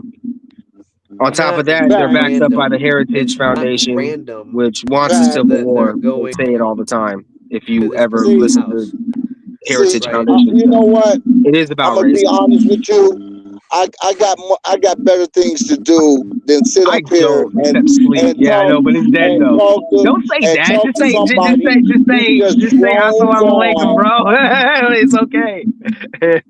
He's a different man. That's all he do. We can't hate our other Americans. We have when to other people are talking, he drones on and holds a conversation. When other people, Next was making valid points and he kept on droning in the background. Yeah, but I mean, it's all good. Whatever. No, it's not all good. Remember, I don't know where you got that. I don't know where you got that from. No, it's not all good. No. No. Because think of where you at. Think of where you at. You asked me where you got that from. Think of where you at. You're not on the block right now. You're on the internet, and this is a debate. You know what I mean? And right now we don't have a moderator to shut him down. I can't mute him. And he just came in. Let his ass speak. And also this is a debate. We're supposed to be debating, not creating solutions, which I don't like about this format. I don't like that we're always debating. But any statement you want to make. Once again, you jaded, man. That's what it really is, bro. And I understand it because I'm jaded too. But in this format, like I think we should have a lot of hope and keep trying to, try to create the solution, not the debate. I think the debate format is a poison in this whole thing that we're doing. We should all get together and try to create a solution. We don't need more Fox News. We need more Joe Rogan or whatever the fuck you watch. You know what I mean? We need more of that information, that long form, that real conversation about going in deep into an idea. We don't need more fucking Fox News. Anyway, yeah, I think we all about to call it a night, bro. I went back to, I can't hear you.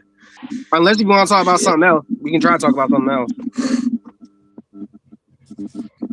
Let's talk about the space program then. All right. Who thinks that Now, Mars wait, can you hear is on the next? menu I'm sorry. in Wait. 100 years? If I've been talking over next, it's because I legit can't hear next at I'm all. talking over you too, so it's all good. So, like I said, let's talk about the Artemis program, the next moonshot launching. Let's talk about the space program. Okay, here's my theory about the space program. We got to get the Again, robots, I'm here to learn. and when they I start don't know building the shit about it. robots, then they're going to start shooting those robots out for like 20 year, freaking 100 year. You don't got to feed the robots; they can be on the spaceship. And if they're AI and the AI is in the hardware, then you don't even need a Unless you want me to connection. Google it real With, quick while you don't you, even care about latency, so they can just do the start fucking job. conversation. I can do that. Okay, next. I'm addressing you, right? When you're talking, he's droning. Then he said, I don't hear next. But I hear you perfectly. Yeah, I know. His shit ever since he came on. You got something wrong with your audio. You got something wrong on your end, No, it ain't Isaiah. nothing wrong with his audio because he can hear everything we doing. When it offends him, he can pick up on everything we say. But when we try to give him information, he can't hear us and he's talking over us. That's what he does. Hardtail, I can hear you. I can hear you crystal clear. Next, I can see him talking, but there's literally no I think something's audio wrong with from your me. end because you Legit, I'm you not have bullshitting. I didn't know something it. wrong with your Next, audio. I'm sorry if I was talking over you. Like, honestly, I had no fucking idea you were talking because I was just looking down. But I can see your mouth moving. I can see you doing shit, bro. Like, I can see it. It just, there's no audio for me. Obviously, Hardtail can hear it. I can hear you, Hardtail. I just can't hear next. And I rejoined too. All right, well, I don't know what the fuck it is. Wait, flip up. Shit.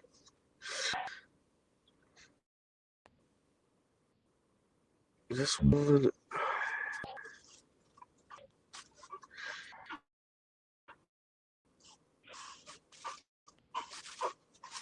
It's even. Fuck. Can you hear me?